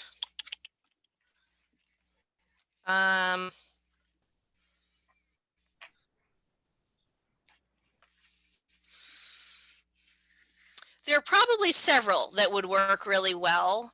I'm going to say my top choice is number 926. Okay, thank you. And I don't think I have that yet in my shop because I haven't got that color on my color card yet, so I haven't ordered thread for it. But if you don't, an alternative would be this, which is the color, which is what I've been using, I think. And it doesn't look that awesome here, but it's actually not bad at all. And that might work. Or the color maybe for, what's the color in my color card? Bluebell. I think the color for Bluebell might work. But anyway, 926 for sure. I'm like half a mile from a craft store, so I'm good. Oh, good. All right. Yeah. So now I'm going to try to find this one animal that I wanted to show you with this coat. Also, because I think someday we should maybe do this as a class as well, if I can find it. How weird. So this I'm just digging through my drawer. Oh, here it is. So I don't know if you guys have ever read or had bought this book for your kids, but it's called it's about this ermine, right? But so I made this. The illustrator connected with me because she wanted me to make a three-dimensional sample of her character. And so I made this sample for her. Her straps have gotten a little stretched out. I wonder why. Oh, they're not snapped on properly. That's right. Her boots are adorable. Yeah, they are. Yeah, so these are little leather boots, and the same thing on the toes here that I did on the beak on the baby penguin. So I painted them with black acrylic, and then did nail polish over them to get the patent leather toe. Yeah. Anyway, yeah, but then I designed a coat for her that was this, and this is sort of what I borrowed that collar from. So so you can add a second layer if you want to on this new coat, right? Cute. So anyway, so that's just another kind of detail, and that pattern piece is in there, but just so that you guys know. But then there are all sorts of little, fun details that you can do. And this is fun too. Like, so these are leather buttons that I made on this coat. So those are leather buttons that I made with a hole punch. Cute. And then, hey, Sweepy, how are you doing? What's going on? Do you want to come say hi to my class? What a special treat. This is my niece Cheyenne. And you've got your crazy cat sweater on. And I'm just having a class. We're making the penguin. Do you want to see the baby? I made a baby penguin. do you think? Is it good? What's going on? Are we going to go have taco night later? Yeah? Okay, cool. Cool. Jeez. Bye. She's Karen must have picked her up when she was out and about today. She's so cute. Oh my gosh. She's so funny. She's like the funniest kid. I think she just turned 10 in December. 10. Yeah. I have a oh my gosh, I grandson can't. that's that age, and yeah. Oh, she's going to be a comedian. She's hysterical. She told us when she was like 3, I think. I would either like to be a I don't know if she can hear me. A clown that tells jokes on stage, or the president. Oops. And what's the difference? Yeah, I know. History. It's getting harder and harder to tell. But anyway, okay. What's next? Okay, so where are we here? We kind of we're okay. We've got eyes, we've got wings, and we've got tail. So I haven't done a tail, but I think I'm going to walk people through what to do on that. And let's the beak. Oh, the beak. Oh my goodness. Yeah, we totally have to do the beak. Okay. So here's my beak fabric. And here's my beak pattern. Oh yeah. So I did a new little update on the beak too, not a major one. But I decided that my original beak was too long. But it's hard to hold on to tiny little pieces. So so I left it so I put a little dashed line here. Could you make your screen bigger? Oh, there we go. You got it? Yeah. Yeah, I think that's on your end. I don't know if I can. Oh, it's okay. Yeah, good. Okay. So so I left this little, so when we cut out these pieces, we're going to stitch not all the way up to the edge. We're going to stitch from the dashed line down to the point, around the point, and up to the dashed line. And this little bit of felt is just like a little bit more to hold on to, because when it got that tiny, it was hard. So if you are doing a 75%, and this beak gets even smaller, you might want to, like cut one out that's like this big, you know what I mean? So you really have something to hold on to while you're sewing, and then you can sew just the tip and cut back what you don't need, because sometimes these little pieces are really, fussy. Okay, but let's cut that out. Beak fabric, here you are. All right.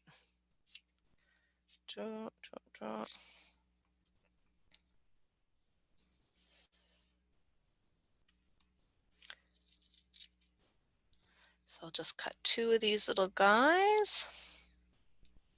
So since I came late, can I ask you a question while you're cutting? So you have the smoky marble for the baby penguin, and what's the other gray on the baby penguin? Gosh, I knew somebody was going to ask that, and okay, so here's the thing. I don't think it's on my color card, but I have it, and I need to order it for the color card. So let me add that to my list. So smoky marble is the lighter of the gray, and I think the other one, I think the name of it from my vendor is Storm Clouds. You must have updated your color card, because I have it on my phone, so I can try and match with my vast supply of. With your vast supply, yeah. But if you, I see a marble. So there should be. So there's marble, and that's the color that Chloe cat is made out of. And then there's a smoky marble, and that's the color that Calvin cat is made out of. Okay, that's the color that I used for the rabbit. So you don't see the smoky marble? Nope. Oh, that's no good. You see see smoke. I see smoke. All right, hold on. I'm just gonna get to my Etsy site briefly here and just double check this. Updated this since, I don't know. Dropping it on the floor.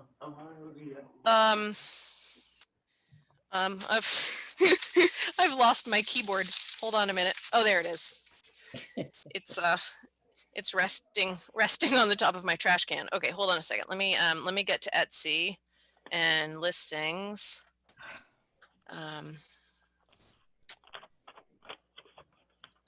Okay, hold on.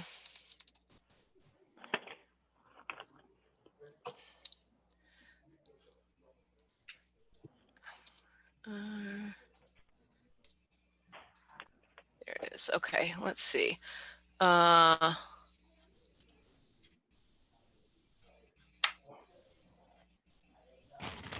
Okay, color card. Here we go. So Smoky Marble is on the bottom row. Then you must have uploaded a new one then. Relatively recently, because I added the cat. So the last two colors are Smoky Marble and Bronze. It's like linen white, Smoky Marble, and Bronze are the last three colors. Okay, I need to download a new one then because. Yeah. I did add a few more colors. Okay. Yeah. Yeah, and cornflower is pretty. Yeah, cornflower is similar to the hydrangea, but it's a bit the blue hydrangea, but it's a little bit more blue. That's another favorite of mine. And the teal mist is also really nice. Which are both going to use my vast supply of colors. Yeah. But if anybody else is ordering, cornflower and teal mist are like really, really nice alternatives for the blue hydrangea. Anyway, I'm gonna okay, all right, so okay, so there we are. Okay, we're back to beak. All right. Okay, more beak. So one more beak. Oops, I think I just threw away my other piece. There we go.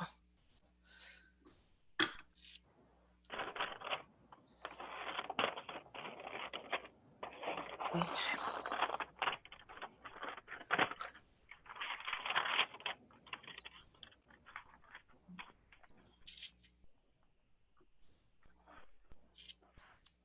Okay.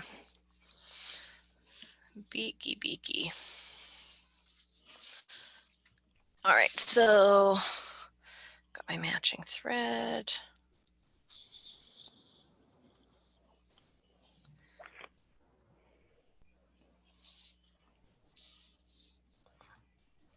So I'm going to put this out in the thing for next week too, but if everybody, the rabbit probably, I don't know if it takes longer than the penguin that we're doing. But everybody to have it cut out. Yeah, exactly. That was my thought, that like since it wasn't necessarily going to be a straight up beginner class, just have everything pre-cut and then we can dive right in. And we sort of did that today too, actually, but I know somebody who's going to be on next week. She's a Patreon, but we talked last night, and she will be on next week. So I'll give her a heads up to. Yeah, and I'm good. My plan is to get that list out either late tonight or tomorrow. Hopefully, cross my fingers, because I know that people need time to. It's taco night. Don't worry about tonight. But it's taco night. So, okay. I have a quick question about the beak. Sure. Sorry. No. The pattern that was originally sent, the beak seemed significantly larger because I had pre-cut. So I should trim down then to match the new one. Yeah. So, no, don't yet.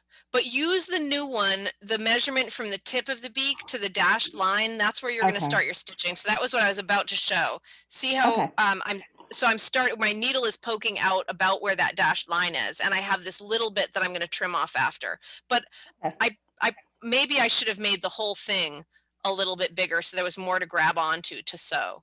But yeah. So so I'm just going to do a single strand, and I'm just going to go do our whip stitch, tiny little whip stitch. This one might need to be even smaller, you know, than what you were doing on the body, just because it's scale wise, it's so small. And go all the way around and stop at that dashed line again, and then we'll trim. You have knots at the beginning and end? Yeah, and I snuck that beginning knot between the layers. Okay. Yeah. All right. So all right, so that's kind of where I'm going to end. And then just to tie the knot. Oh, whoops, I'm off camera. And then maybe I'll zoom in and see if I can get that back on camera. Okay, that's really blurry. Sorry. But the idea is that if you have a surface that you can pin into, you know, to do a knot is easier if the thing is like stays in place and doesn't move around. So I'm just going to do my ending knot on top, and then I'm going to do that hiding trick that I think you guys have all seen before or seen in my patterns, where I take my needle, the point of my needle, and go behind the knot into the hole. And then exit to kind of pop the knot through. Oops, yeah. On camera again. Yeah, so do that to get rid of it. And then, oops. And then I'm just going to go ahead and trim off a tiny bit. I just decided that that first one that I did, even though this is so dinky and maybe really just too annoying, I just like the way it looked better when the beak was smaller. What did you just trim? On my pattern piece, see how there's that dashed line? Yeah. So this is now, I trimmed off what was above the dashed line. So see this kind of. The dashed line is just to hold on to it. Yeah, it's just a little extra fabric to hold on to, but you could even make it like a much bigger triangle if you needed to, you know, just kind of extend it. Okay. So if you were, you know, so like, right. So I don't have anything to write with, do I? Okay, no, I'm just going to cut this. And that, then trimming it off. Okay. Right. So you could even like, if it was just too fussy and like, you know, it's hard, you know, if your fingers are not behaving properly, you could do something like this. Oops. This big. Do you know what I mean? So you really had a significant thing to hold on to, and then you could just mark where that dashed line was and then cut back. And it just makes it easier to hold on to. Okay, so then we're going to actually somehow we're going to stuff this tiny little thing, and this is where like the point of my skewer comes in, and we just go. So I'm going to just open it up with the point because it's so microscopic, and take tiny little itty bitty like bits of felt here and just use that point and kind of twist it to get right into the tip. And then you don't need very much at all because it's so tiny. Right. I'll try to get one more of those in maybe. And again, you can just, you know, kind of swirl up with, you know, and grab all those extra bits and stuff it in there. And then that's going to go right on here. And so I like to just use a little pin. I can maybe on both sides, something like that to hold it onto the face. And then we can go ahead and and stitch around it.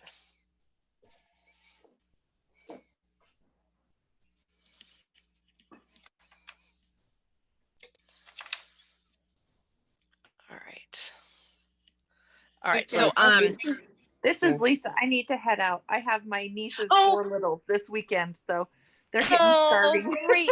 So good. All right. Well, we'll talk again soon. I'll see you next week. And and if there's anything else, you know, you need, just let me know. I will. Thank you so much. Okay. All right. Bye. Bye. Okay, Cynthia, I'm just about getting it sewn together. and I'm going to trim it. Mm-hmm. Should I knot off the thread and end it, or just leave it so that I can use it to sew the beak on? What do you mean? You know, I knotted mine off just because I often, when I'm doing something that small, I end up cutting it inadvertently anyway. Okay. You know, Yeah. but if you want to leave it attached, you can do that. Yeah. So let's see. So to attach the beak, I've found that so I'm just going to bury my knot. Am I going to? Is there anyone who? Okay, now wait a minute. I missed something here. You've got the beaks. So I've got. You've got a pin through the beak. I just put a pin in the top of it and the bottom of it so that it would stay anchored and not spin. Okay, so you anchored it onto the face. Okay. Yeah, and then I'm going through from to side. Oh, I'm getting a little, so hopefully it won't get cut off. And from one side to the other side, and when I pull this, that knot will be kind of underneath. And then what I'm going to do is, so that came out of the back, right? Now I'm going to grab the beak and I'm going to go back through. So I'm attaching one side and okay. So you kind of anchored it back and forth. Okay. Where? Just anchored the sides in. So I first, and then I'm going to go. Is the most convenient place to do this. There's a funny. Oh, here I think I'm going to start from under. Okay, so I'm going to go this tiny little stitch here. I'm going to do I'm going to go back and forth connecting the head to the beak to the head to the beak. So I'm making a parallel stitch in the black, and then I'm going to make a parallel stitch in the beak, and then I'm going to switch back to the black here. Oop. Scooted around the beak. I'm going to switch back to the black. Oops, somebody.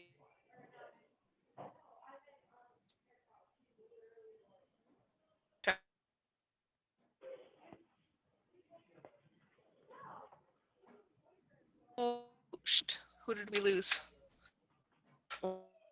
My thing. Oh, there it is. Oh.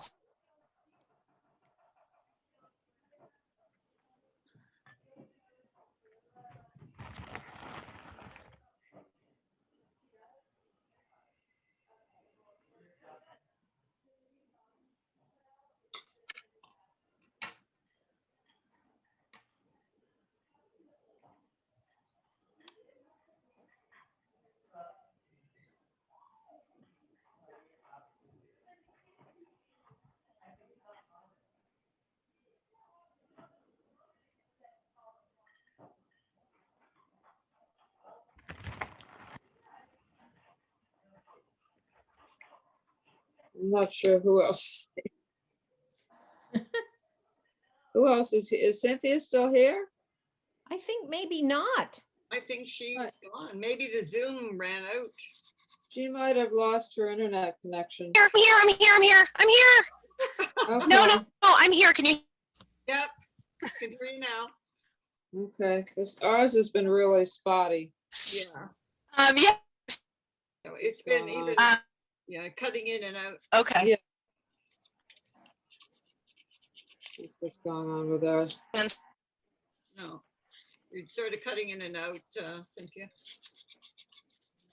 Nothing we can do about that. Can you hear? No. Can you guys?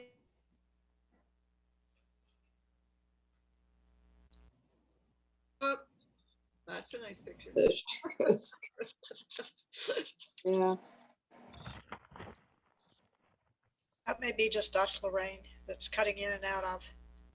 It's cutting it on me too. Oh, is it? Okay, I thought, Leah? because Lorraine and I are over here on the Pacific Coast, so we thought maybe that was it. Same No, I'm in Connecticut, and I can't hear this. The whole beak attachment I couldn't hear. Okay. I'm in Virginia. Mine's cutting in and out as well. Yeah, that was Minnesota, and it's cutting in and out. Yeah. I thought it was just Might have been Cynthia. cold since it's Yeah, I think it's cold for all of us. Yeah. So weird. and I'm frozen. My image is frozen. Oh dear. Can you hear me? A little bit. No, It's dear very indeed. weird. Metallic. Okay. Fox is I know. My screen is frozen. Oh. Fox is yeah. Okay, your voice. I have to join twice so I can see everybody's the other screen.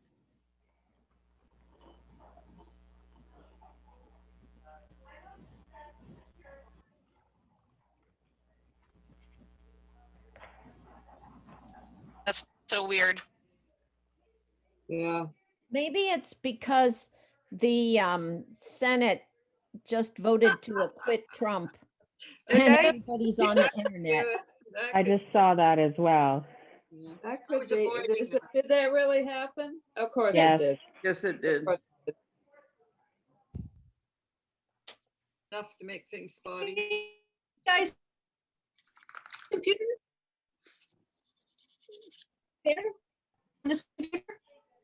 We're here.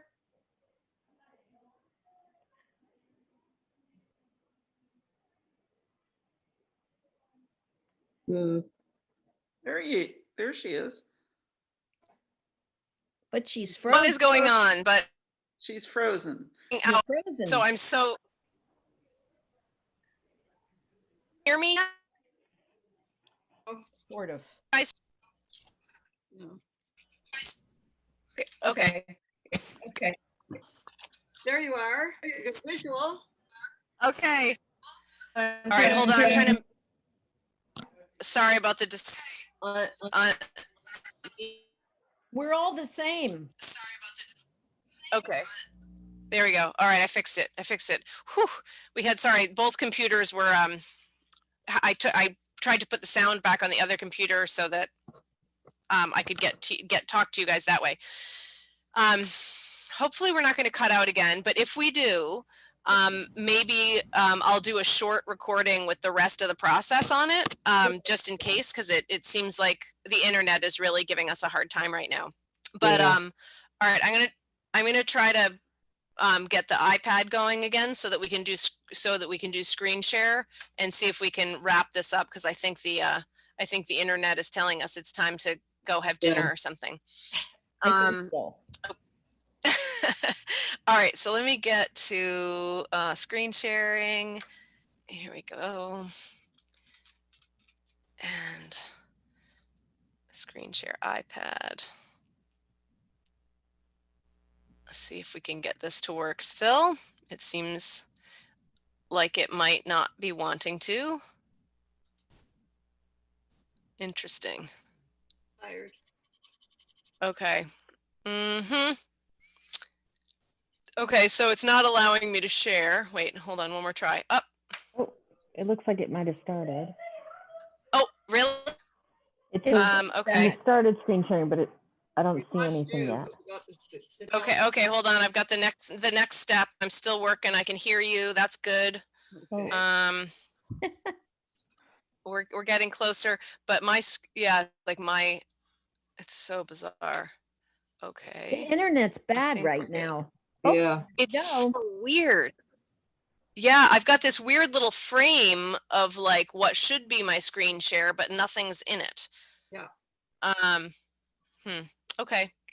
All right. So I think the internet's telling us like we need to wrap it up. But so let's just talk through the rest of our penguin. Does everybody kind of know what I was doing with the beaks, sort of the same way that I was We attach the head, so back and forth between the black and the beak color, and you go all the way around. So we're going to do that.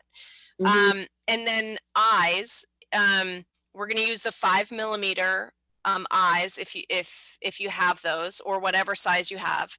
And we're going to, I'm going to see if I can, look at it this way. Okay, so I'm going to find the center point of that little eye circle. So you want to go just here, let me just jam it in there and see if we can see that hole. Okay, so I'm making, okay, so that's where we want our holes to be for the eyes. And you want to make it with your skewer and make it big enough so that it can accept the back side of the button eye. The button eye, the shaft. Leah, is that you muting? The back side of the button eye has a little shaft, and you want that to get buried into the head so the eye isn't like sitting off of the surface. So so you want to make a big enough hole, which is usually about the diameter of your skewer.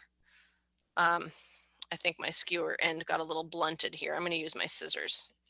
I'm just going to use my scissors. This is another, you can also just use the sharp end of a scissor to make this hole too. Okay, so now I've got a little hole there. And all right, I'm going to finish this and try to just finish up this beak so it doesn't fall off really quick, and then we'll do the eyes. Okay, so beak. This one's hard to show with our current video arrangement.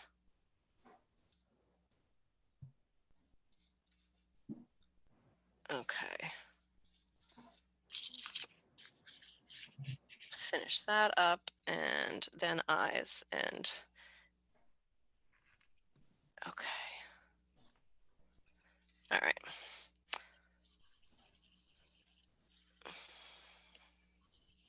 Thea, I'm going to say goodbye and thank you so much. You are so welcome, and I hope if you can join us next week. Of course, we would love to see you, and we'll look forward to it.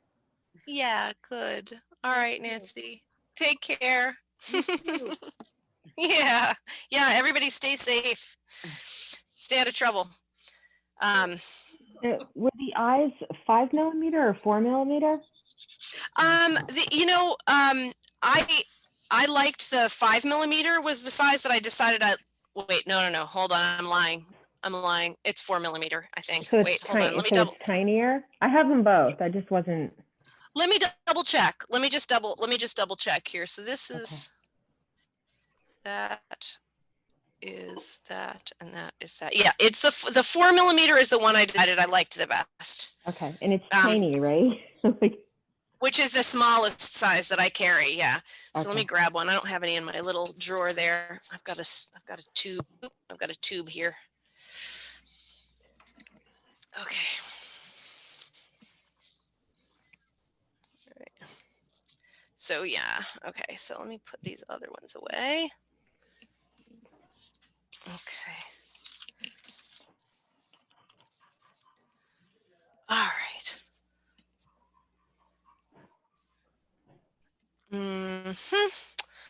Okay, and so thread for this, use 2 strands, and you can either use the black or the white, and is fine.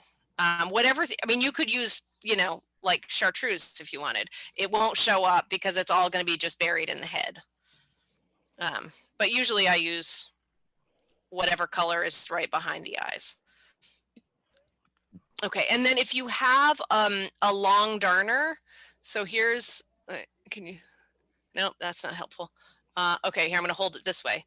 So a long darner, so these are really great for eyes and for wings and stuff. So if you have one of those, that's awesome. I usually, most of my kits that need, I don't know what kits I include that with. I think the frog. But anyway, if you need a long darner, let me know, because I have those too, if they're not listed. So just put it on your list, and we'll get one in your package. So, okay. But if you don't have the long darner right now, just use the longest needle that you've got, it needs to be narrow enough. The 4mm eyes are pretty, the hole is pretty small. So, okay, so we're going to start going through the head, and we're not going to put any eyes on at the beginning. We're just going to bury the knot inside the head. And then we'll go back in the other direction and come out the hole that we started in, and then we'll start the eye. Okay, so now slide the first eye on.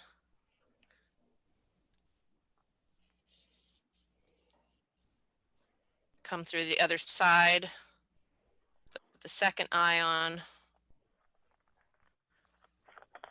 And then I kind of, peel back the first eye so that I can access that shaft again, and get underneath there. And you can kind of keep your stitching a little bit loose as you go through, so that you can catch both eyes. Boy, it's really hard to show things this way. So I'm kind of pushing, see how the eye is sort of loose right now. And I like to do 2 or 3 passes through the shaft of each eye. And then when I've done all the passes, then I can just pull on this and tighten it, and the eyes kind of do their nice little indenting thing. So you just give a little tug at the end and they pull in. So then I'm going to do a knot, and I'm going to kind of tuck the knot behind the eye. So I'll make my knot as close to the surface as possible. And once I get that made, I'll kind of show you the action. So I've got the knot. The knot is not really visible on the camera right now, but it's very visible to me. And so I'm going to tuck my needle right underneath the eye. And because I'm using white thread, I'm going to come out on the white part. If I was using black thread, I would come out on the black part, so that just in case anything shows after I pull it through. So I'll pull it through and make sure that knot pops through and is hidden. And then I can just cut it. I can just try to cut it. You can pull on your thread a little bit and cut it flush, and then usually the thread will pop down inside. Okay. That's good. All right. And then I really like, I hadn't done this on the penguins before, but I just did our same technique, like on the rabbits, where I do a little micron pen circle around the eye, and then I add like a little tick on the front and the back, and it gives them kind of that almond shape, which is so cute. Can you see that, Ellen? It's a little, I've got it on this guy too. Let's see. Right. So it's just giving him a little extension. Yeah, exactly. Yeah, a little eye extension.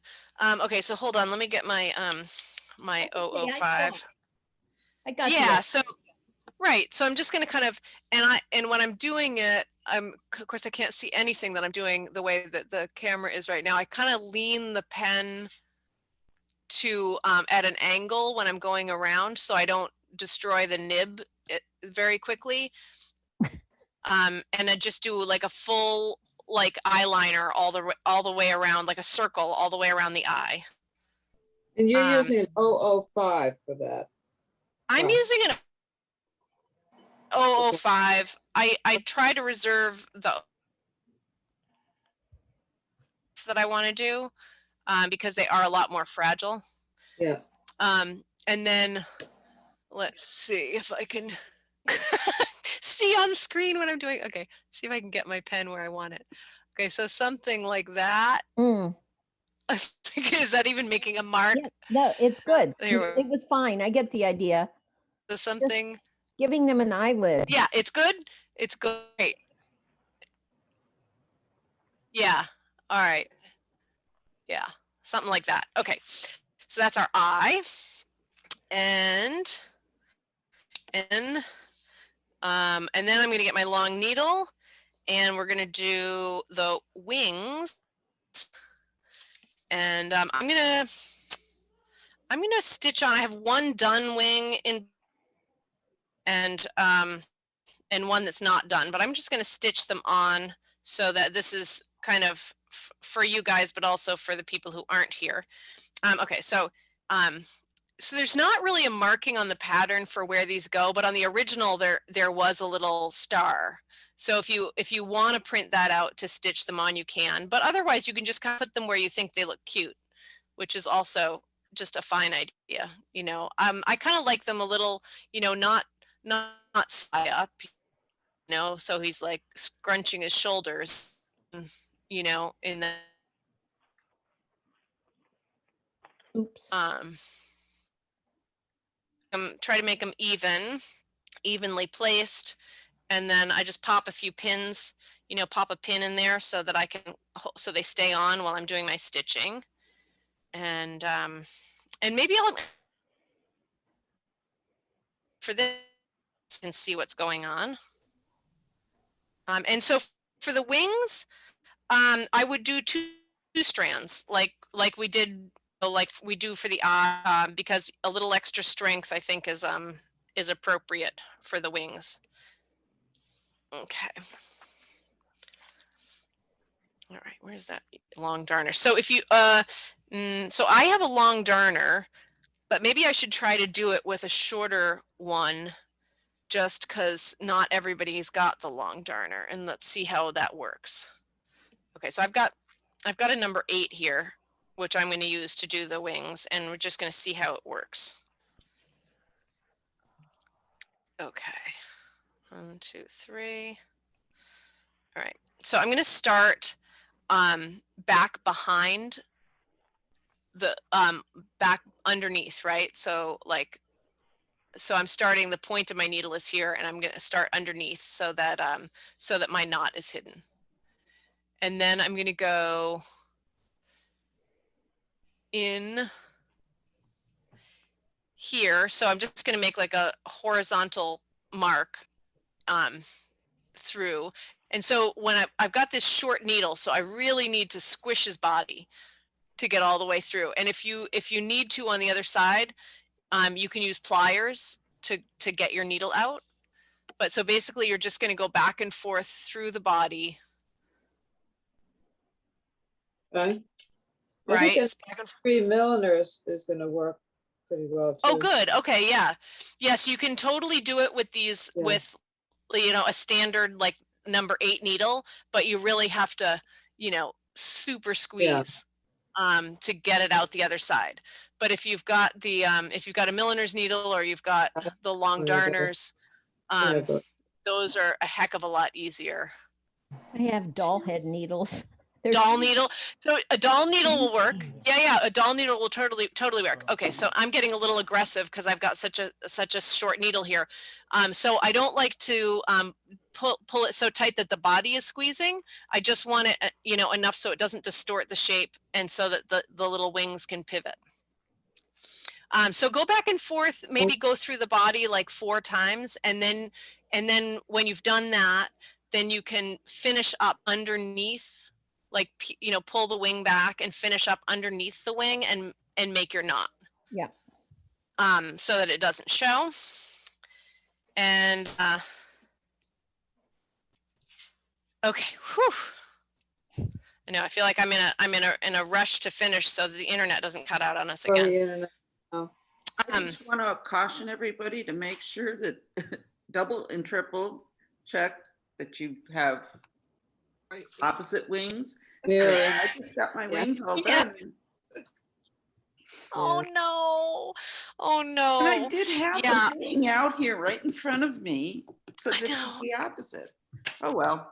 That everybody does it. Everybody does that from time to time. It's just penguin. That's all.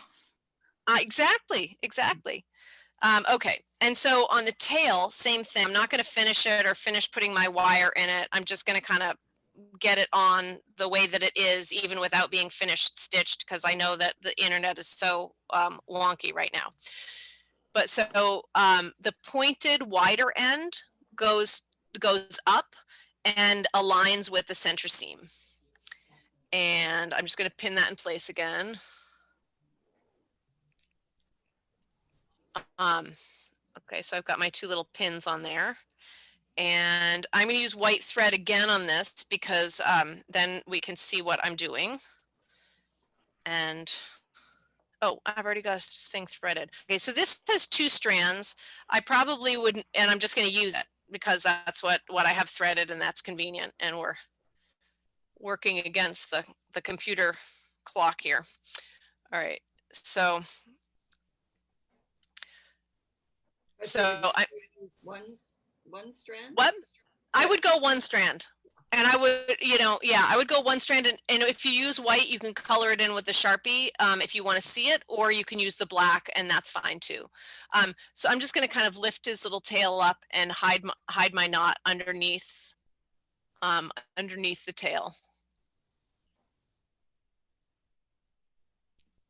And then come out like here. And then I'm going to make my first stitch through the tail, and then I'm going to do the same thing that we did on the beak, right? Where I'm making a parallel stitch in the body, and then switching over. Okay, so then, and then I'm going to switch over and make a parallel stitch in the tail. Is that, can you see? Yes. I'm trying to have it catch the light. Okay. All right, so I'm going to make a parallel stitch on the tail, and then I'm going to go back to the body, and I'm going to go all the way around the top of the tail and back down to the bottom seam line using that stitch. So that's the, it's not really a blind stitch, but it's some sort of hybrid between a blind stitch and a whip stitch, I think. I don't know what to call it. Okay, so that wasn't a ladder stitch. I was not really. It is kind of a ladder stitch. Yeah, I mean, it kind of looks like a whip stitch, but you're achieving it in a different way. I mean, it is a blind stitch, but in this case, it's not blind. Yeah, right. Right. And the ladder stitch is that it becomes blind when you pull it tight. Right. But this will look like a whip stitch when you're done. It just, yeah. Okay. Cynthia, okay. I'm going to have to go, but I think all right. Enough. I have it. Good. And all left after that's the hearts, but I was thinking maybe doing a flower, so it's great. Yeah. Good. That's great. So and I'll post the stuff for the baby penguin too, so that you can do that, and maybe we'll do a short video or something where we do the finishing touches on the baby penguin. But okay, good. It was so nice to fun. I love it. Yeah, good. All right, more of this, please. Okay. All right, take care. Say hi to Mika and tell her I'm sorry. I'll write to her this week. Yeah. Okay. All right. Adjusting. Oh, it's hard. They're like family. Yeah. Oh yeah, his dog died. That's so sad. I know. Like losing a baby, a fur baby. A fur baby. I know. Well, all right. So bye for now. Have a lovely Saturday night, and I'll see you next week. Goodbye, everybody. Yes. Happy Valentine's Day. Hey, you too. Bye.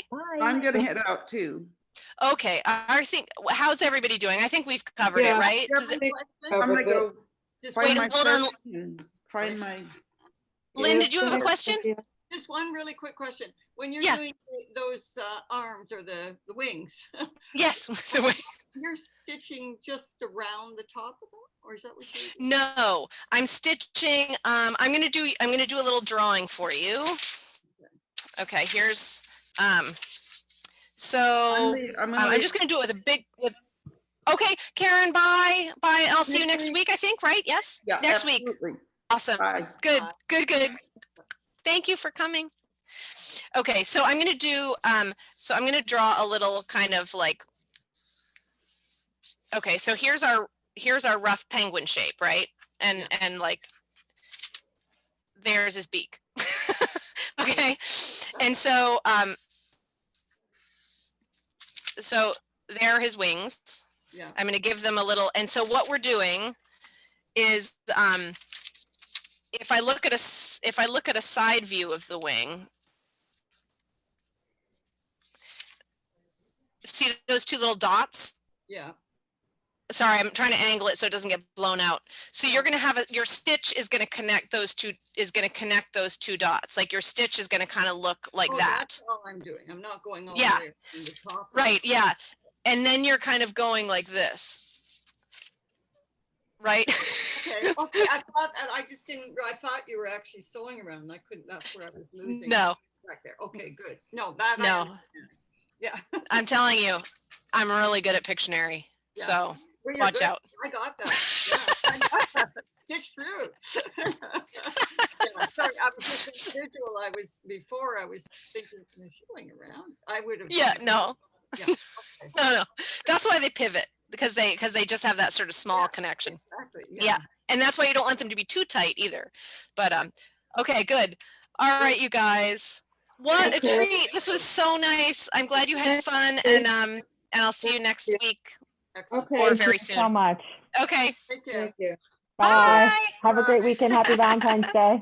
Yes, you too. Happy Valentine's Day. Okay, bye you guys. Thank you. Bye.